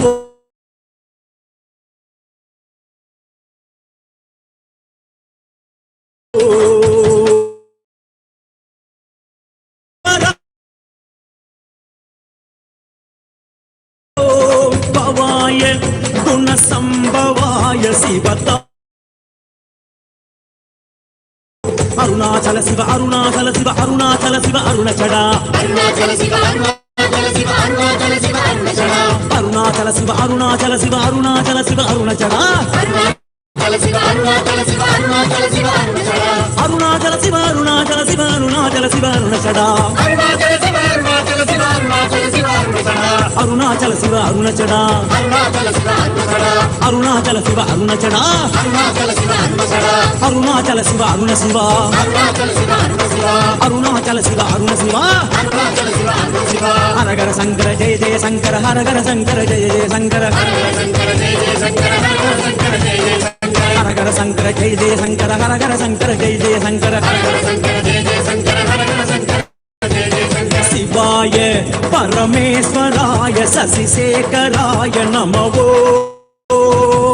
शिवाय परमेश्वराय शशिशेखराय नमः भवाय गुणसंभवाय शिवतांडवाय नमः भवाय गुणसंभवाय शिवतांडवाय नमः शिवाय परमेश्वराय शशिशेखराय नमः भवाय சம்பவாய சிவதாண்டவாய நமவோ அருணாச்சல சிவ அருணாச்சல சிவ அருணாச்சல சிவ அருண சிவா அருணாச்சல சிவ அருணாச்சல சிவ அருணாச்சல சிவ அருண சிவா அருணாச்சல சிவ அருண சிவா அருணாச்சல சிவ அருண சிவா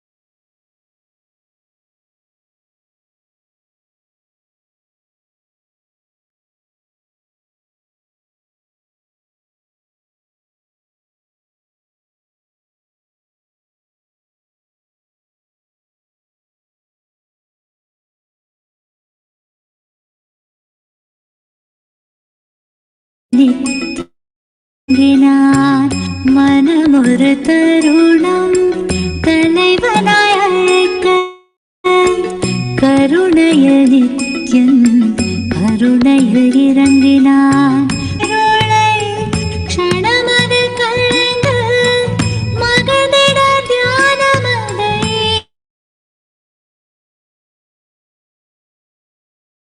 க்ஷணமது கலந்து மகனிட தியானமதை வழங்கினான் பணிவோடு கனிவாய் நித்ய நிந்தாசன் நீ என அருளினான் பணிவோடு கனிவாய் நித்ய நிந்தாசன் நீ என அருளினான்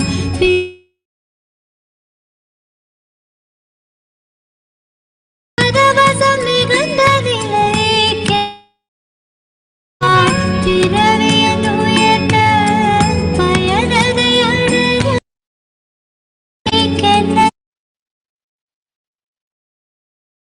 குணம் தலைவனாய் அழைக்க கருணைய நித்யன் கருணையில் இறங்கினான்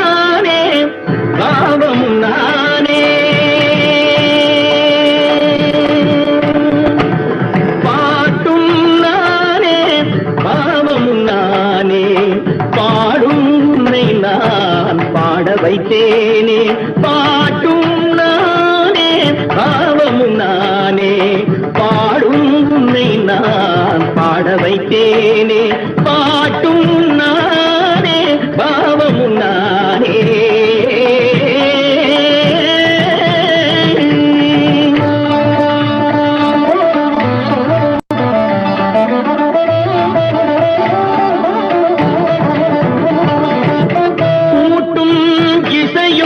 கூட்டின் முறையும் காட்டும் என்னிடம் கதை சொல்ல வந்தாயோ கூட்டும் இசையும் கூட்டின் முறையும் காட்டும் என்னிடம் கதை சொல்ல வந்தாயோ பாட்டும் நானே பாவமும் நானே பாடும் உன்னை நான் பாட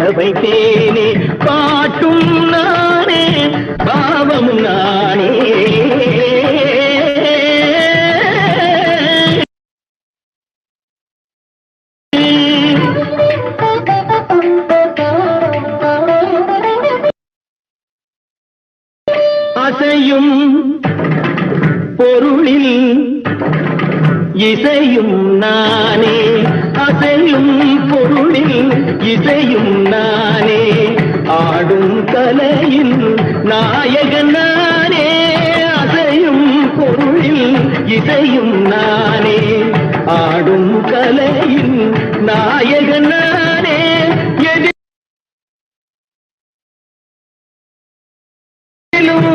இயங்கும் இயக்கம் நானே, எதிலும் இயங்கும் இயக்கம் நானே, என் இசை நின்றால் அடங்கும் உலகே.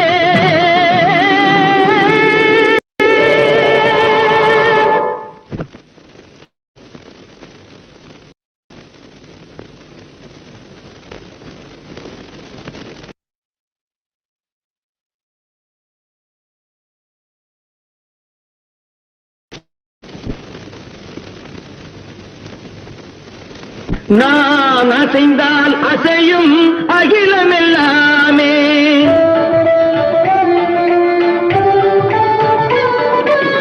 நாம் அசைந்தால் அசையும் அகிலமெல்லாமே, அறிவாய் மனிதாவும் ஆணவம் பெரிதா, நான் அசைந்தால் அசையும் அகிலமெல்லாமே, அறிவாய் மனிதாவும் ஆணவம் பெரிதா, பாடவாயனோடு பாட வந்தவனில் பாடுவாயை இனி மூட வந்ததொரு பாட்டும் நானே, பாவமும் நானே, பாடும் உன்னை நான் பாட வைத்தேனே, பாட்டும் நானே, பாவமும் நானே. தனி தனி தனி தனி தனி தமகரி தமகரி பமகர பமகரி மக பமர பமகரிதா.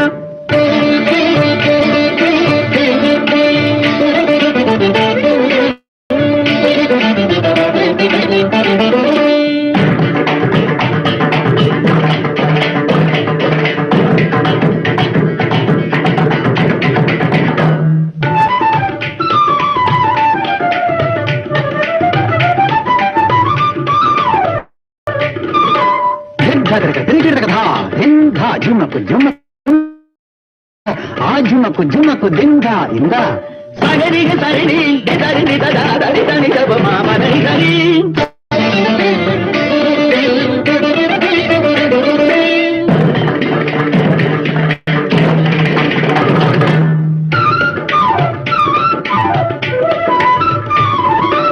கதப்படி தக்கிட்ட ஜெண்டு தரி திங்கிட்ட தாங்கிருக்கிறதுக்கா கரி மகரி தாரிகா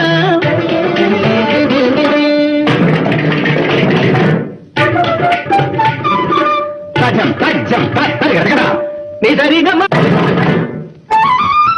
దుందరిగడ కదా గరితం పరిగడ పరని దిగడై సగరి మగగడ పపమగ పపరి మగ పపర పని దసని సగరి మగ దిక్కని దనిద సగరి దని దరి దనిద దరి దని దని సగరి దని దరి మగరిగ సమయరిగ గరి దని దరి దరి దని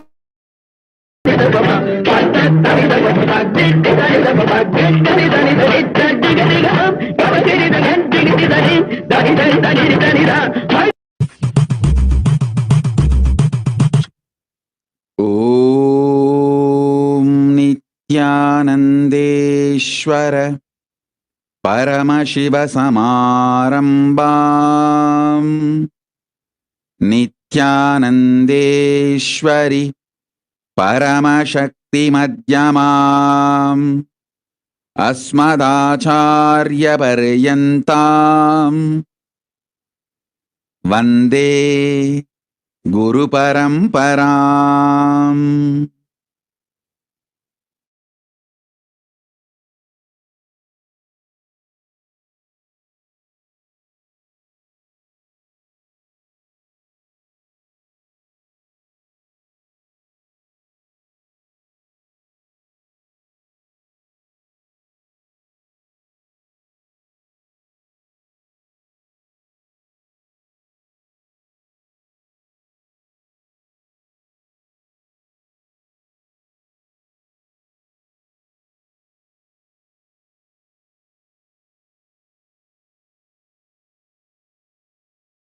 I welcome you all with my love and respect.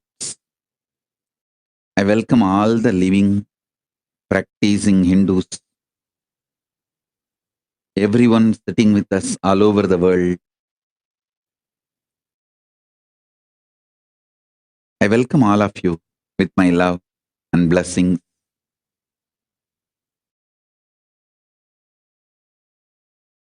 Paramashiva's message directly from Kailasa.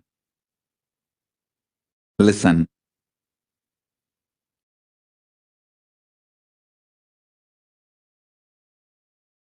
Conscious sovereignty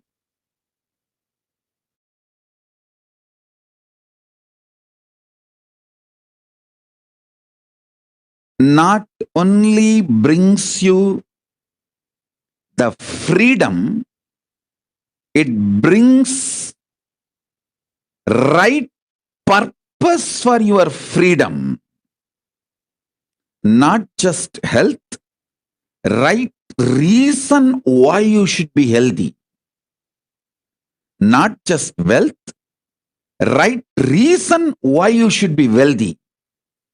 Not just freedom, right reason what for you need freedom, what kind. Understand? Not just powers, what kind of powers you need for your fulfillment. Not just freedom, bringing the purpose for your freedom. Not just bliss, bringing the purpose for your existence. I tell you, the beauty of conscious sovereignty is the moment you hear this truth, get initiated, your inner space expands to that level. Never go back to the old past, same old personality or identity. Back to be same old. That is why that initiation is always called, Shakti Pada is always called, giving you second birth, rebirth. Initiated one who got the Shakti Pada is called Dvija, reborn. Because once you receive Shakti Pada, you can never go back to the same old existence, same old identity. Once in a while you can have mood swing, that's your freedom. But you can never go back to be the same person. Listen.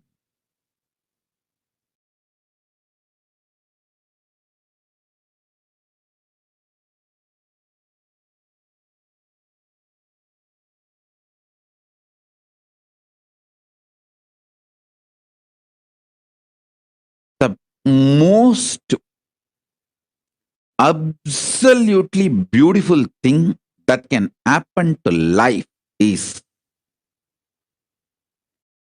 constantly delete past. Constantly upgrade yourself. The more and more you get into a space where you cannot go back to your past, the more and more you will find higher way of existing. Higher form of existing. Listen.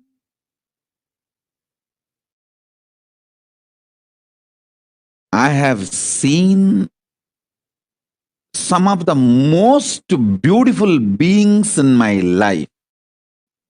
My own Guru, Arunagiri Yogeshwara himself.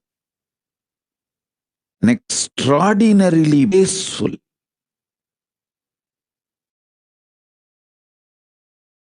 I have seen most graceful, beautiful beings in my life from all walks of life. My own Guru Arunagiri Yogeshwara, Raghupati Yogi, Ram Surat Kumar, at least all these names I uttered, they are all not bound by certain responsibility or organization or organized living. But living inside the organization, very organized living, but very graceful beings I have seen. Srimad Swami Gautamananda Ji is still alive. If you are in Chennai or Tamil Nadu, never miss having his darshan. He lives in Chennai, Mailapur, Ramakrishna Mat. Tiruchi Swami, Kailashashram. Of course, Swami is not in the body. He has attained Jiva Samadhi. Some of these beings, especially Srimad Swami Gautamananda, is within the organization. Very organized living. But I have seen him in close quarters. The kind of the conscious sovereignty he manifests. An absolute clarity, powerful understanding of Vedanta, highest truths, unimaginable. Same way, Swami Kamalatmananda, he is still alive. He is the head of the Madurai Ramakrishna Mat. I had the fortune of sitting at his feet. And he radiates the grace of Shiva Bhakti. I have seen such wonderful people in my life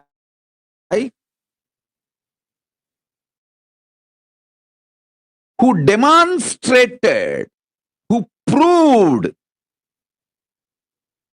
that conscious sovereignty, manifesting it, living it is possible in all walks of life. In all walks of life, whether you are a free living individual or living in an organization or even married and living with wife, a householder life. I have seen so many graceful people in my life, radiating conscious sovereignty. Some of the greatest revelations I received from my Guru, Arunagiri Yogeshwara. And when I started my life,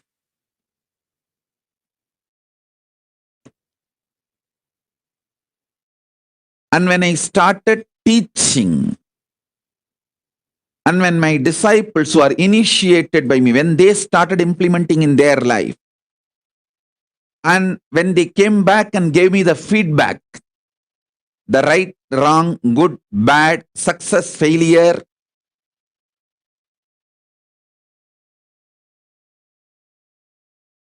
compilation of all this knowledge, the essence of all this I am sharing with you all.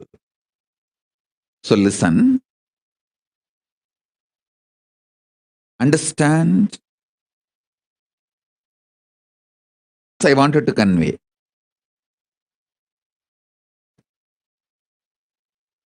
Conscious sovereignty brings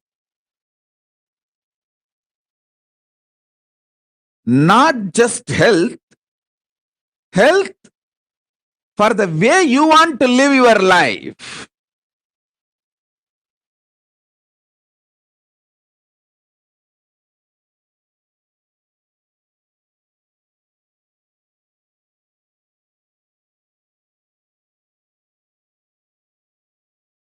Conscious sovereignty not just brings freedom, it brings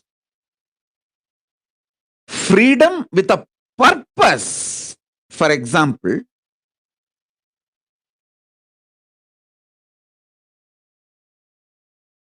when you are suffering with diabetes,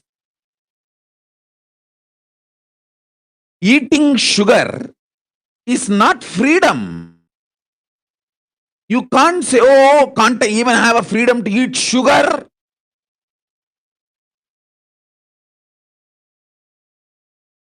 People cry, saying, are they kept in prison?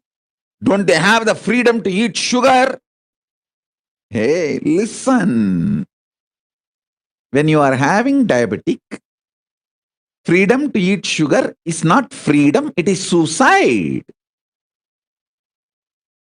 Freedom to have the food for your health in a tasty way is freedom.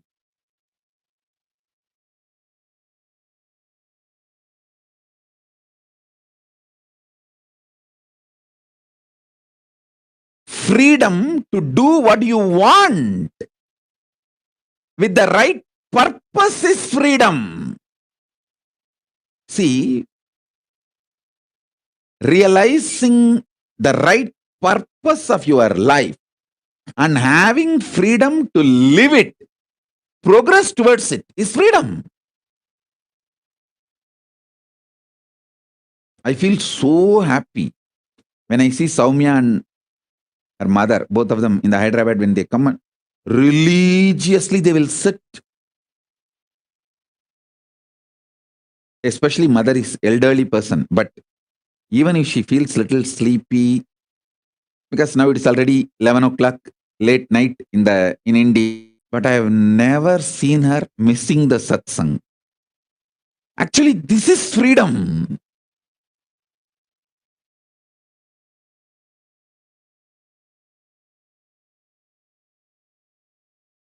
Even some of the Adinavasis are not that regular. They try to crib, saying, oh, are we put in jail or what? Anytime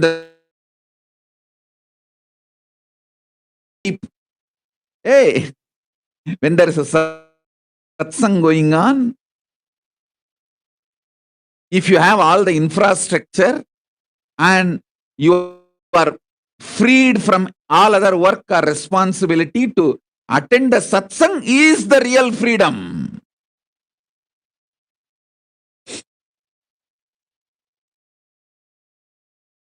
So freedom with a purpose.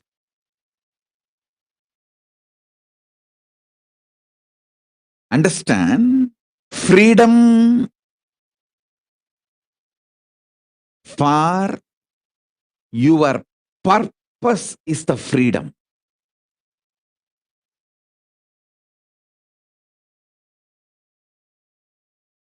Health for your purpose.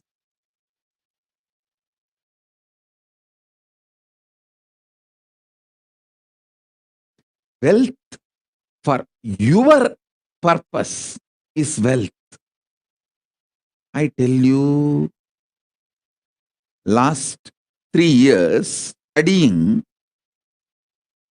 many different ideas about economy and many different countries' economy policies, how it is geopolitical centered, how it is the ideology like communism or socialism or capitalism centered, and how various countries function their economy.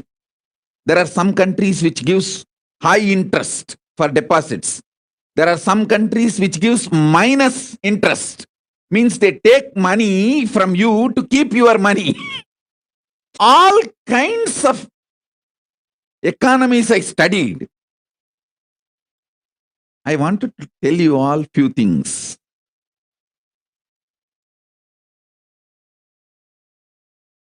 It is actually knowing your higher purpose, conscious sovereignty makes you really wealthy. I tell you, still planet Earth functions based on Varnashrama Dharma. Cosmos functions on Varnashrama Dharma.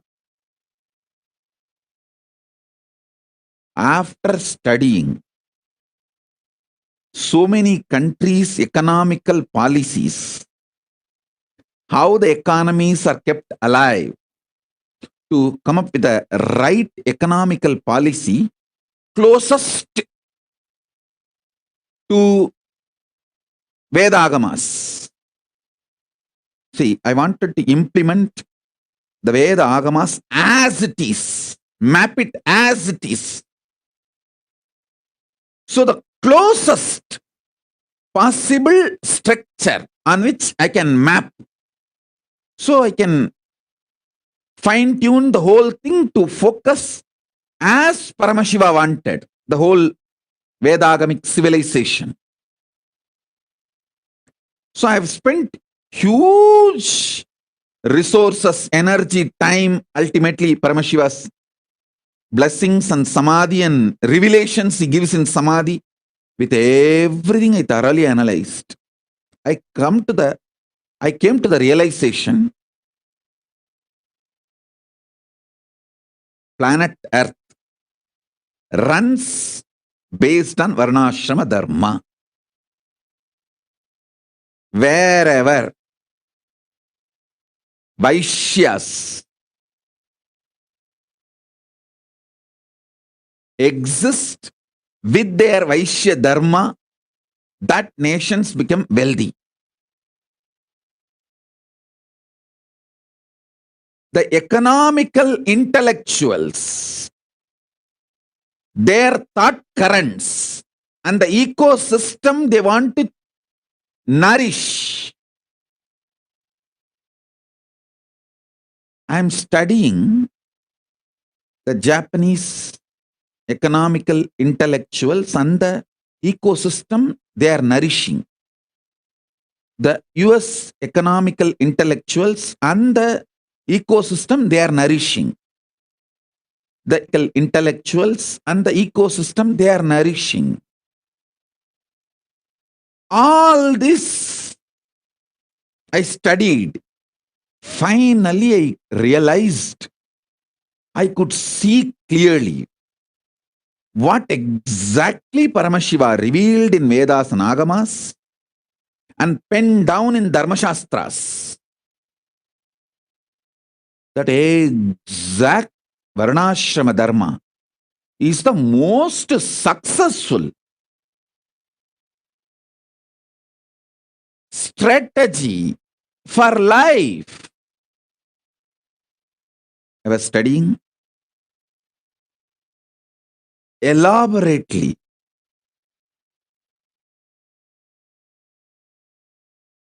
I'll give you just understandings. This will be directly useful for your life.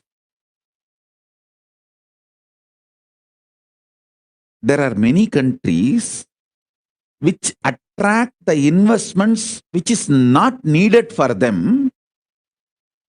Those investments become a load on them, and then they try to lend with less interest rate just to rotate that money and keep that money circulating because they don't know what to do.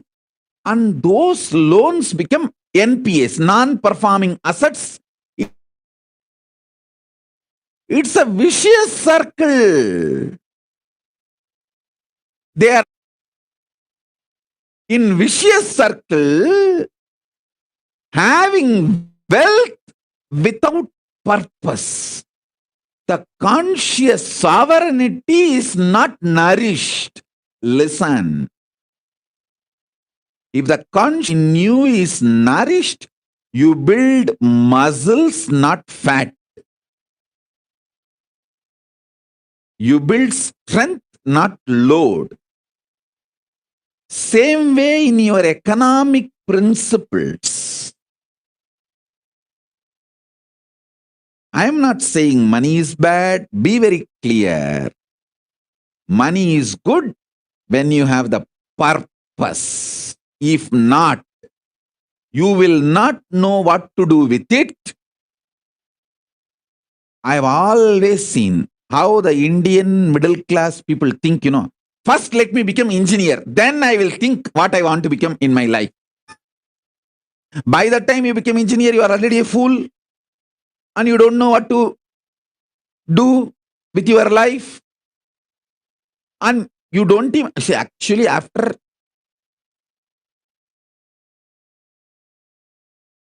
completely dampening you with the dumbest ideas and all outdated machineries which can be seen only in museum.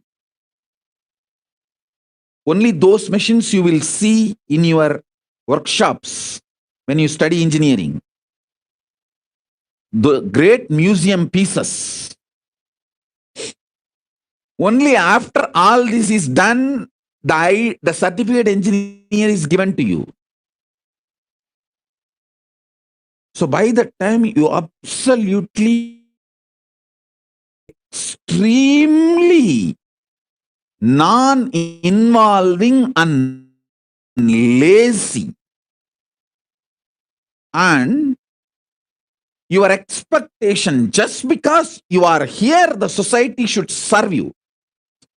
That mentality is the source of all corruption you find anywhere in the world. Anywhere in the world.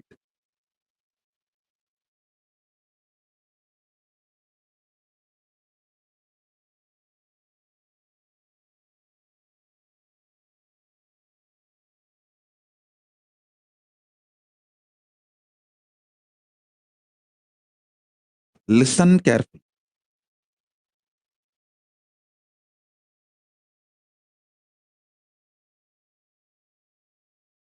Many times, just like Indian middle class mind thinks, oh, let me become first engineer, then I'll think what I want to become, what I want to do in my life. Same way, you guys think, let me first just acquire money, then I'll do what I want to do with that money. No. First, have conscious sovereignty. The society has become such now, none poverty and none of you are going to die without food. The moment you found your basic needs, food, shelter, clothes, focus on conscious sovereignty, realizing the core purpose of your existence. That will tell you the purpose for which you want wealth. So when you start working for wealth itself, you will continue to fulfill the purpose. So your life itself will be a joy. Your path and goal will be one and the same. You will be enjoying the very path, not waiting for the goal to celebrate your life. The path itself becomes celebration. I tell you, person who made path itself as a celebration lives in eternal vacation. See, I live in eternal vacation.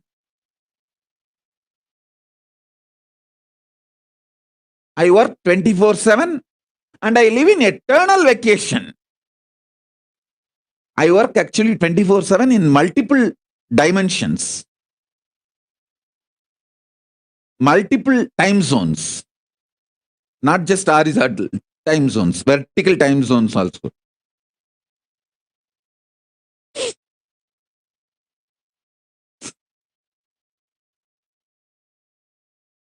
understand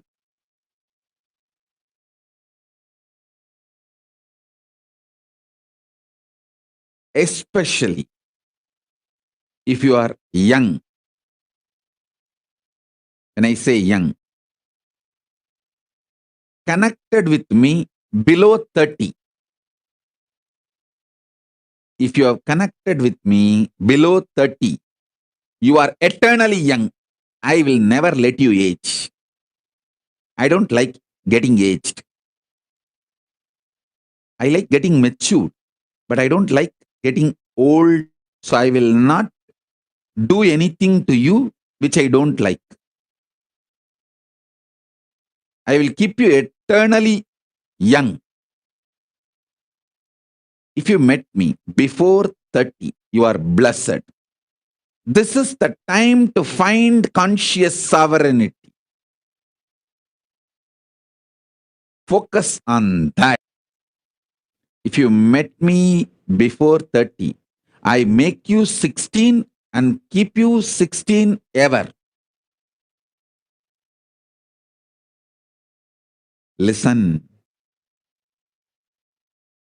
When you find the idea of conscious sovereignty, you will never do the stupidity of questioning your life. Oh, why can't I eat sugar? Eating sugar is not wrong. But when you have diabetes, eating sugar is suicidal. So you are not controlled saying don't take sugar. You are protected.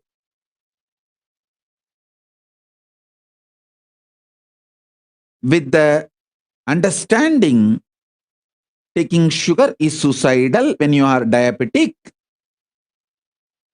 Even otherwise taking sugar is not good for health. That is separate. I am telling you, listen. People think, let me find wealth, then I'll do.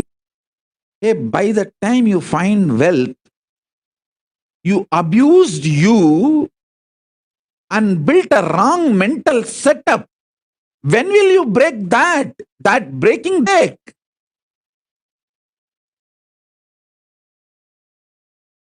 I tell you, with conscious sovereignty, if you find wealth, you will live in absolute aparigraha. I tell you. Listen, I have seen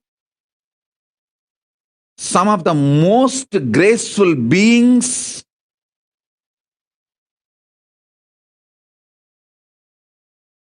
demonstrating minimalist lifestyle, literally having the amount of wealth equivalent to kings. Whether Tiruchi Swami is the founder and head of the Kailasha Mahasamsthana in Bangalore, which has branches all over India. He built a beautiful Devi temple, which is literally now golden temple. The whole Garbhagriha, Vimanam is golden and Garbha Mandir is golden.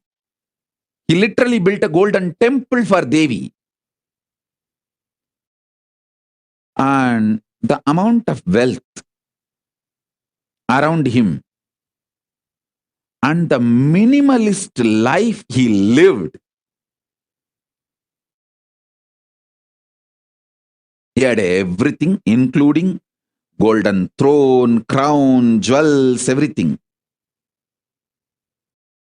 He will sit in the golden on those timings when he is receiving the Pada Puja or when he is doing his responsibilities.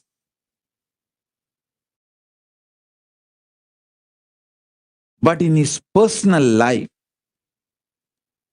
he will not take one more extra bitter leaf from his own garden. He will not waste one bitter leaf from his own garden. And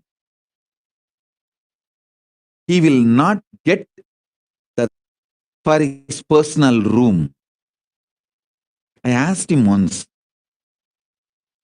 Swami, it is all for you. Why can't we have the few more sets of dress? Hey, சிம்மாசனம் கொடை சப்பரம் சாமரம் எல்லாம் நமக்கு வேலை, உரிமை இல்லை, உடமை இல்லை. Means all the umbrella, paraphernalia, throne, all that responsibility, neither right, means either we are the owners, nor it is ours. Listen.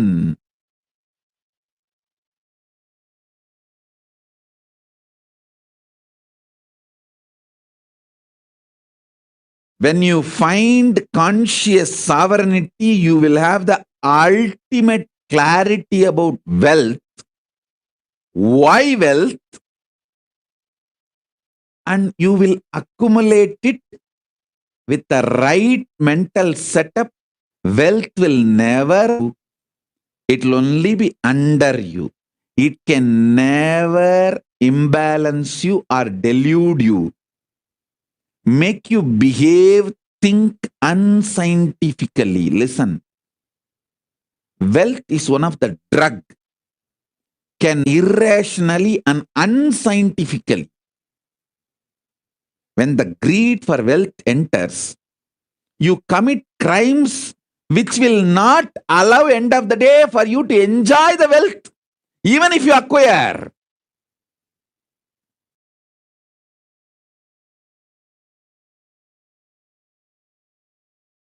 That's a funny thing.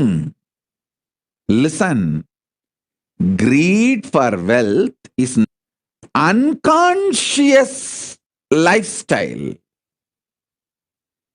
The conscious sovereignty will make you realize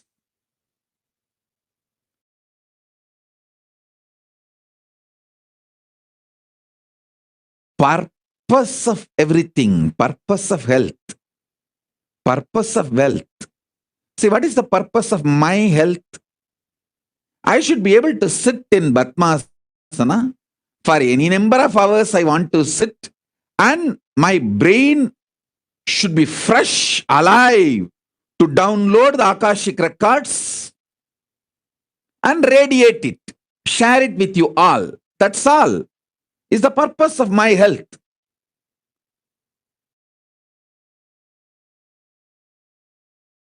So because I know healthy for that purpose, over.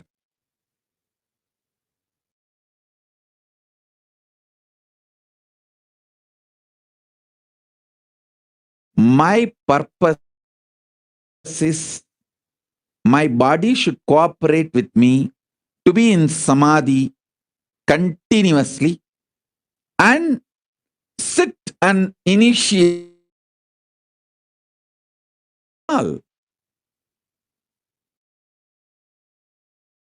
Because the purpose is clear.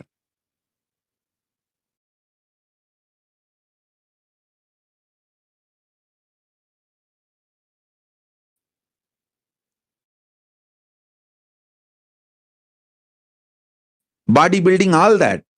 But after a few days, that six-pack and muscles, bodybuilding becomes so important and addictive.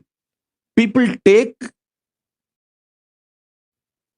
the banned drugs, steroids, health Please understand, there are many people who build body so unconsciously without knowing the purpose. They lose the body itself in the process of building the body. See how many bodybuilders die by taking the wrong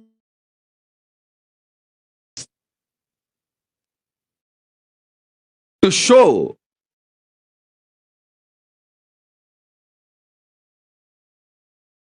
There are so many people and don't know what to do. That load kills them. Our people around them exploit them, bind them, destroy their life, and life is lost. So in every level, conscious sovereignty is the first truth you should start experiencing. This should be your priority.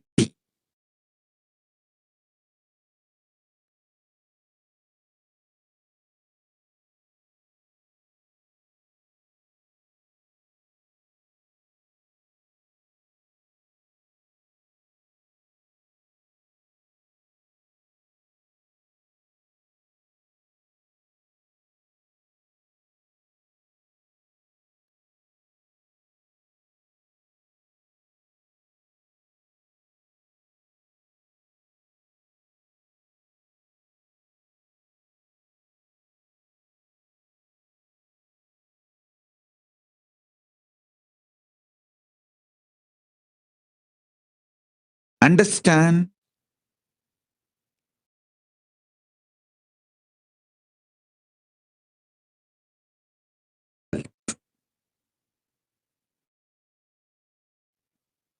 Purpose of health, not just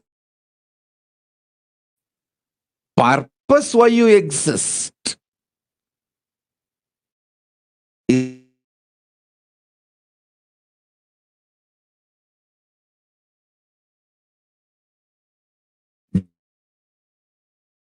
Is suicidal.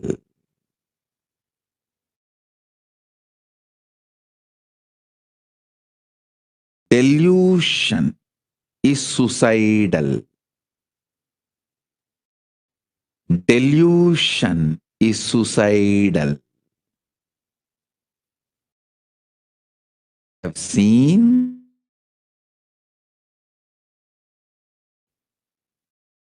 the most graceful people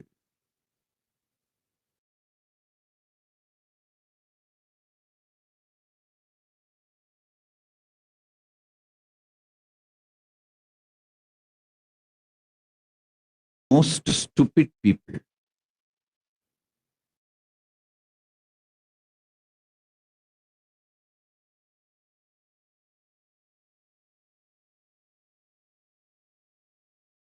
Evening. Even in one conversation, the beginning they will talk some logic, and just in few statements they will completely opposite to the logic with which they started. I have seen sometimes people having one logic and talk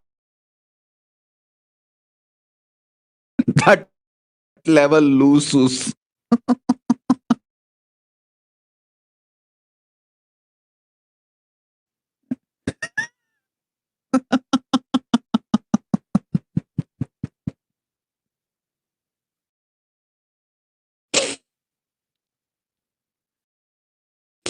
Those are the moments I feel compassionate for myself.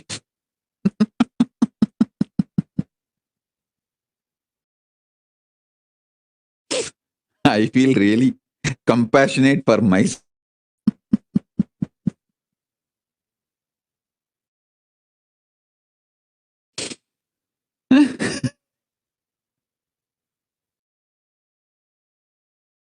Anyhow, I think now everyone feels Is this me Swamiji is talking about?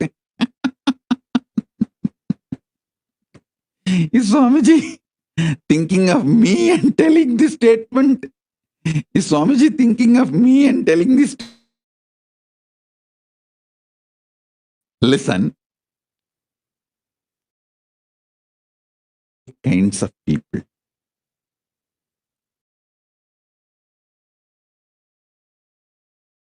With my experience, I wanted you to know time spent on understanding it is the best time spent. Understand?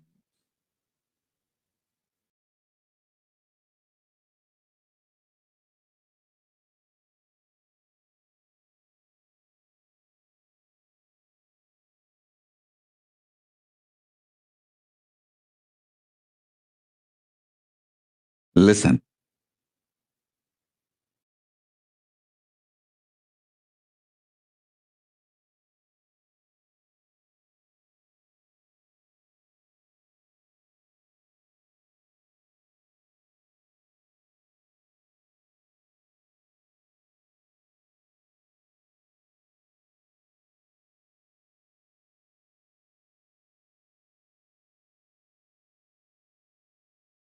Even manifesting powers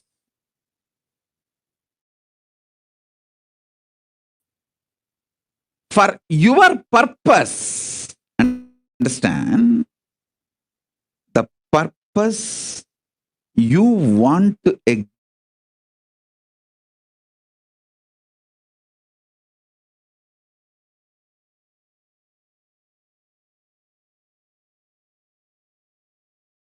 I tell you,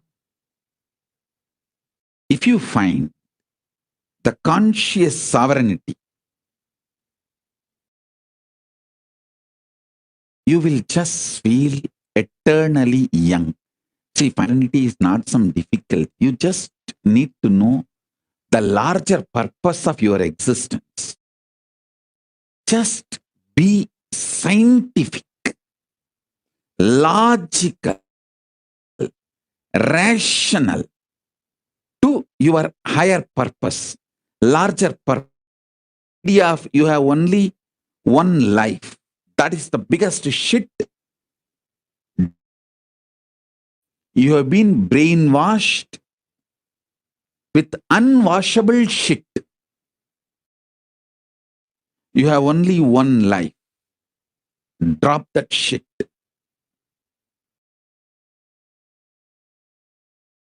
Assuming bodies after bodies till you achieve your absolute conscious sovereignty. These are fundamental cosmic truths.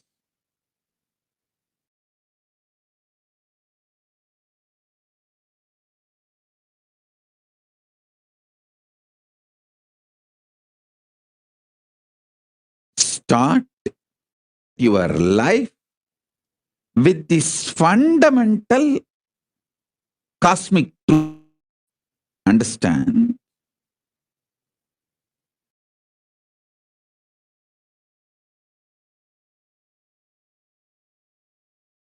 Stop with the delusion or the drug called delusion on your brain as you. The impact of the delusion drug on your brain forms a fog called mind. You associate yourself with that and make your life's decisions, which is absolute unscientific. Listen. Absolute unscientific. Understand that. Just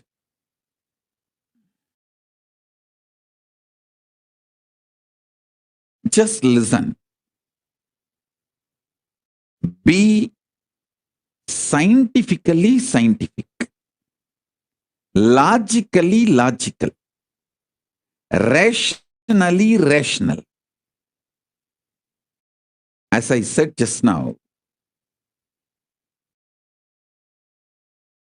Tiruchi Swamigal or Swami Gautamananda Ji, the wealth around them is much more than kings will have. But they lived such absolute minimalist lifestyle because they know of wealth. I learned exactly that from my gurus.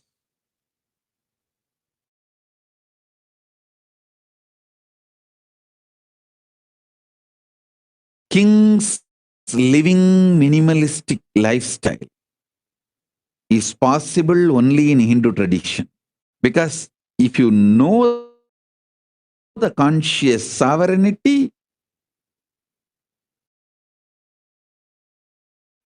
lifestyle is powerful. It's an absolute power.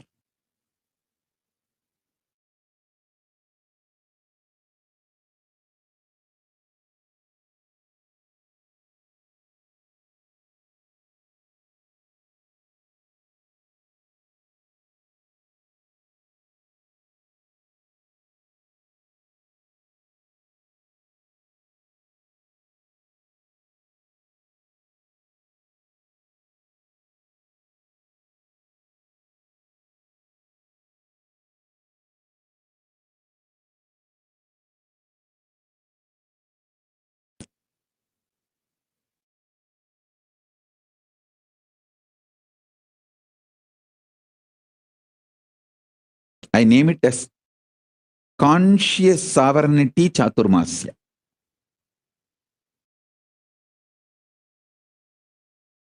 Manifesting powers through conscious sovereignty. See, there are many powers you may not need.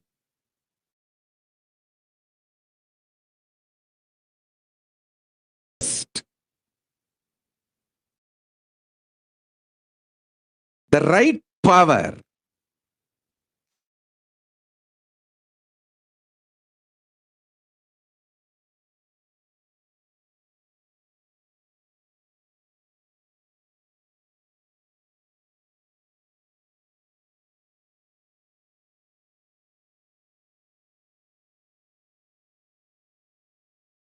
especially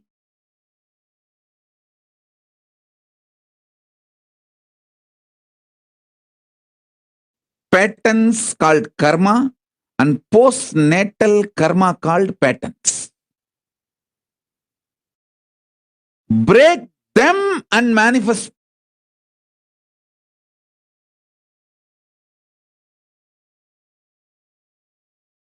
If you are pattern, break them, then you will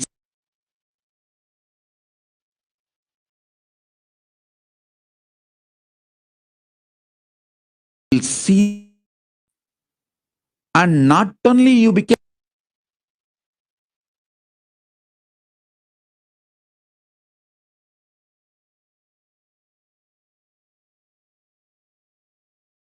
you are free from addictions, you live long.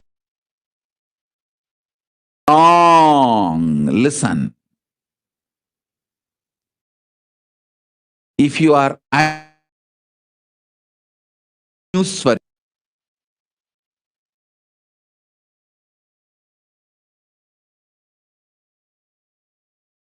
you, those addictions through proper nirahara samyama, step by step, and manifest powers, you will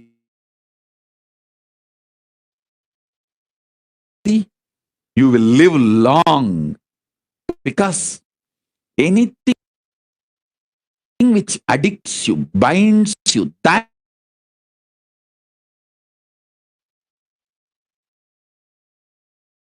the secret key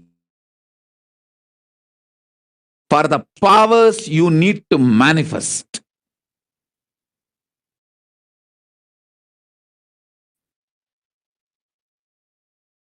Bound by greed, deluded by greed, doesn't want to take responsibility, but you want everything. Start practicing minimalistic lifestyle. You will manifest so much wealth and you will enjoy the wealth, not wealth will be enjoying you. I tell you.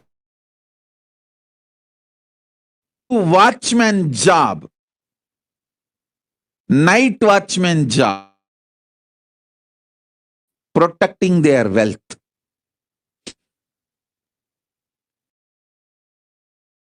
So they are not using the wealth, wealth is using them.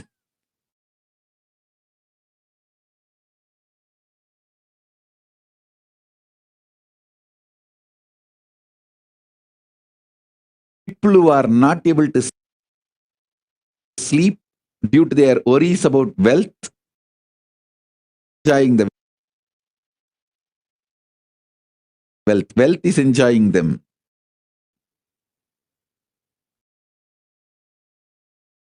Like first few days you enjoy, you smoke, then cigarette smokes you. Understand? Understand?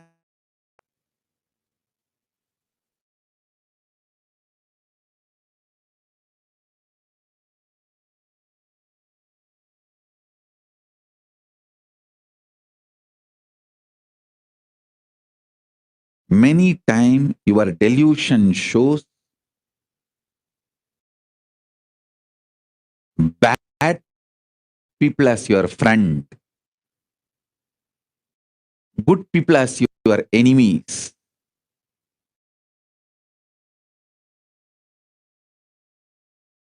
The pressure of hormones, chemicals, frustrations inside you,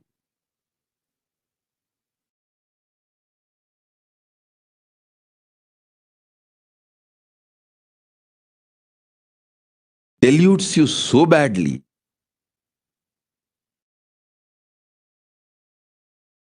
Conscious sovereignty is the only solution.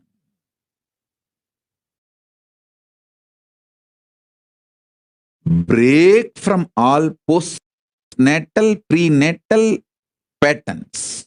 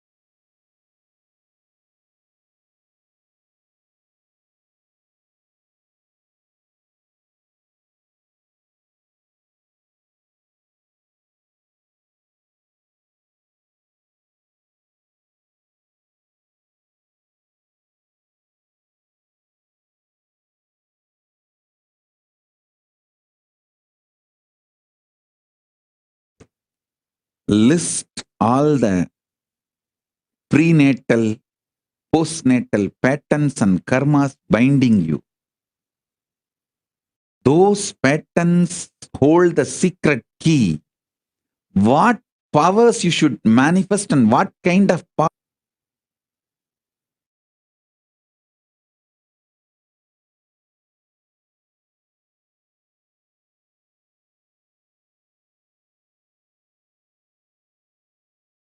I'll give you a few minutes. I'll give you Shaktipada and be here with you all to help you all to your patterns, break them and manifest as powers. Let's start. First day. Conscious sovereignty, power manifestation process in this Chaturmas. Pen down all the patterns which chains you, binds you. Start writing.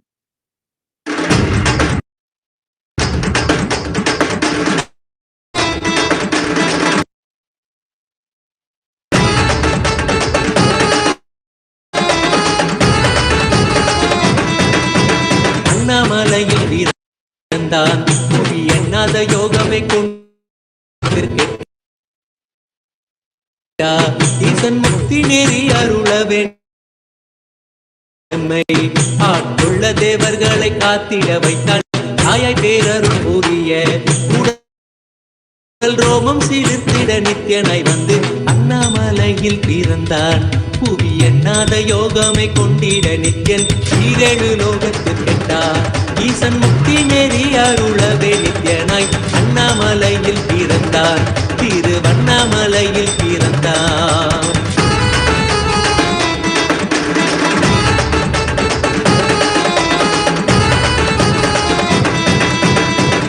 கிளப்பி விட்டேனில் பாரமஞானியாய் ஞானக்கண் கொடுத்த நமக்கே ரூபம் காட்டிய மாய வித்தை செய்யும் நித்தியன் தூவம் கற்பித்த பாரமஞானியாய் ஞானக்கண் கொடுத்த நமக்கே ரூபம் காட்டிய மாய வித்தை செய்யும் நித்தியன் அண்ணாமலையில் பிறந்தான் புவி எண்ணாத நித்தியன் ஈரேழு லோகத்தில் கேட்டார் ஈசன் முக்தி நெறி அருளவே நித்தியனாய் அண்ணா நித்தியன் அண்ணாமலையில் பிறந்தான்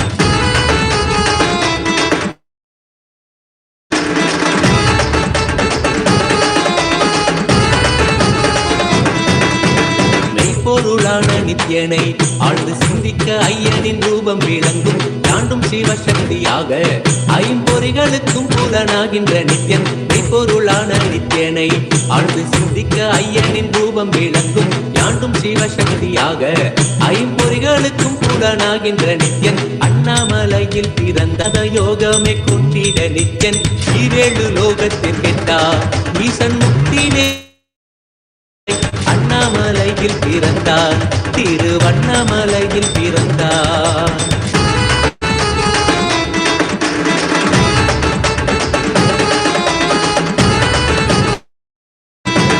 உள்ளும் பூரமும் இருந்து உயிர் பக்குவமாக்கிடும் பரமனாம் கொண்ட ஞானமும் ஆகிய ஆண்டிடும் நித்தியன் உள்ளும் பூரமும் இருந்து உயிர் பக்குவமாக்கிடும் பரமனாம் நித்தியன் ஞானப்பாடித்தங்கள் ஏழும் கொண்ட ஞானமும் ஆகிய ஆண்டிடும் நித்தியன் அண்ணாமலையில் பிறந்தார் புவி எண்ணாத யோகமே கொண்டிட நித்தியன் ஈரேழு லோகத்திற்கெட்டார் ஈசன் முக்தி நெறி அருளவே நித்தியனாய் அண்ணாமலையில் பிறந்தான் நித்தியன் அண்ணாமலையில் பிறந்தான்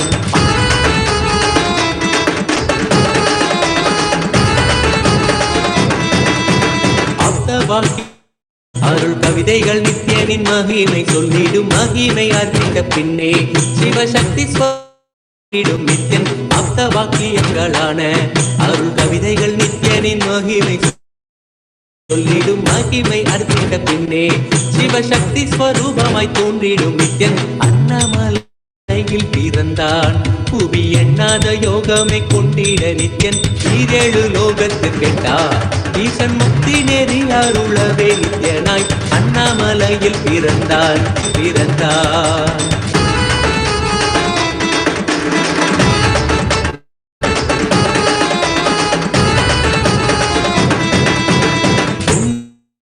என் உன்னத நீலை ஊழத்தில் வருமே விண்ணவர் மன்னவர் ஒப்ப அகிலம் ஆளும் கீர்த்தியுடைய ஈசன் நித்யானந்தன் புண்ணிய சேத்திரம் தனிலே என் உன்னத நீலை ஊழத்தில் வருமே விண்ணவர் மன்னவர் ஒப்ப அகிலம் ஆளும் கீர்த்தியுடைய ஈசன் நித்யானந்தன் கொண்டிட நித்யன் ஈரேழு லோகத்து கெட்டார் ஈசன் முக்தி நெறி அருளவே நித்யனாய் அண்ணாமலையில் பிறந்தார் நித்யன் அண்ணாமலையில் பிறந்தார்.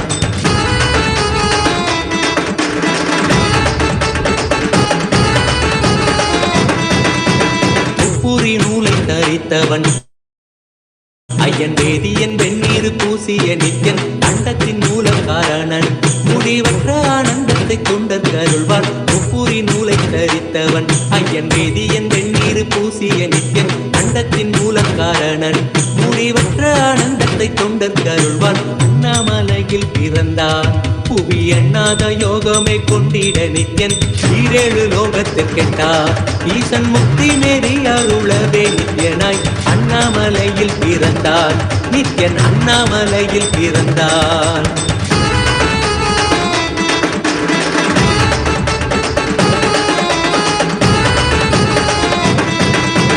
பேரறிவு பொருள் நித்யன் உலகாளும் ஊரை மன்னவர் கழித்தவன் அர்த்தநாரீஸ்வரனாக அருள் செய்திட்டே எம்மை ஆட்கொண்டிடும் நித்யன் பேரறிவு பொருள் நித்யன் உலகாளும் ஊரன் அர்த்தநாரீஸ்வரனாக அருள் செய்திட்டே எம்மை ஆட்கொண்டிடும் நித்யன் அண்ணாமலையில் பிறந்தான் புவி எண்ணாத யோகமே கொண்டிட நித்யன் ஈரேழு லோகத்திற்கெட்டார் ஈசன் முக்தி நெறி அருளவே நித்யனாய் அண்ணாமலையில் பிறந்தார் நித்யன் அண்ணாமலையில் பிறந்தார்.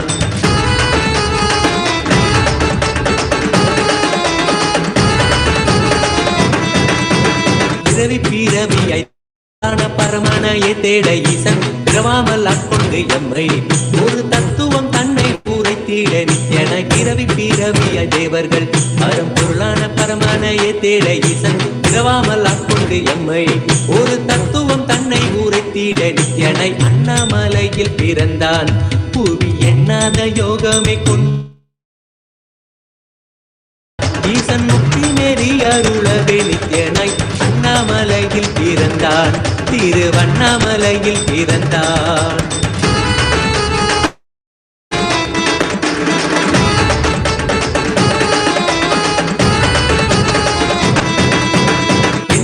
வடிவமுடையவன் என்னும் எண்ணம் கடந்த முதற் பொருளானவன் பிறவி எழுத்தே சலிக்க அருள் தாகத்தை தீர்த்தன் வினைகள் களைந்தான். எண்ணில்லா வடிவமுடையவன் என்னும் எண்ணம் கடந்த முதற் பொருளானவன் பிறவி எழுத்தே சலிக்க அருள் தாகத்தை தீர்த்தன் வினைகள் களைந்தான். அண்ணாமலையில் பிறந்தான்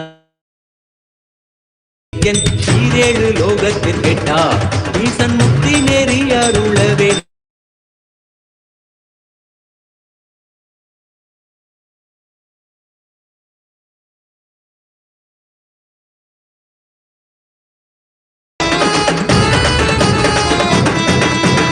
ஆனந்தமாயனுள் நித்யன் முக்தி காணாத சோதியன் தேடி தேனாய் எனித்திட ஞானம் அருள்வான். ஆனந்தமாய் என்னுள் நித்யன் முக்தி மார்க்கத்தை காட்டி வீட்டிருந்தருள்வான். மாலையன் காணாத சோதியன் திட ஞானம் அருள்வான். அண்ணாமலையில் பிறந்தான் புவி எண்ணாத யோகமே கொண்டிட நித்யன் ஈரேழு லோகத்திற்கெட்டார் ஈசன் முக்தி நெறி அருளவே நித்யன நித்யன் அண்ணாமலையில் பிறந்தான்.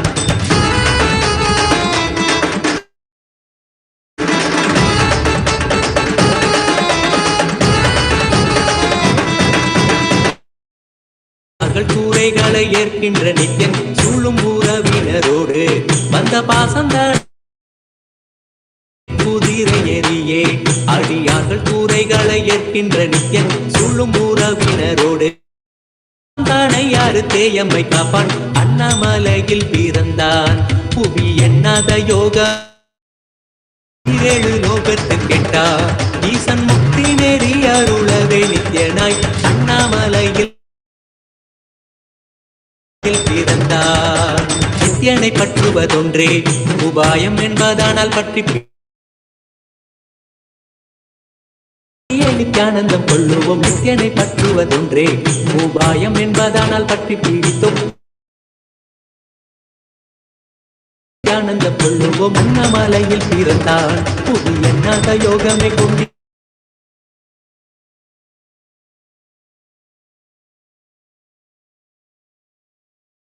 அண்ணாமலையில் பிறந்தார்.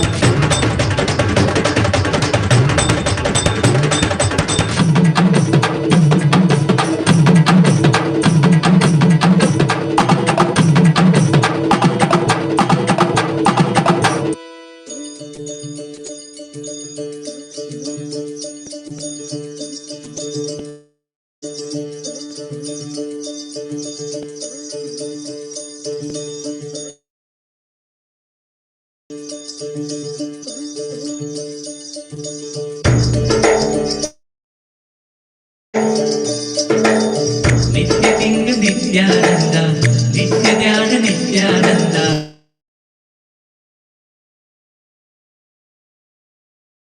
நித்யதிங்க நித்யானந்தா நித்ய ஞான ஞானதிங்க நித்யானந்தா நித்யானந்தா நித்யானந்தா ஞானதிங்க நித்யானந்தா நித்யதிங்க நித்யானந்தா நித்ய ஞான நித்யானந்தா ஞானதிங்க நித்யானந்தனே நித்யானந்தனே நித்யானந்தா சத்ய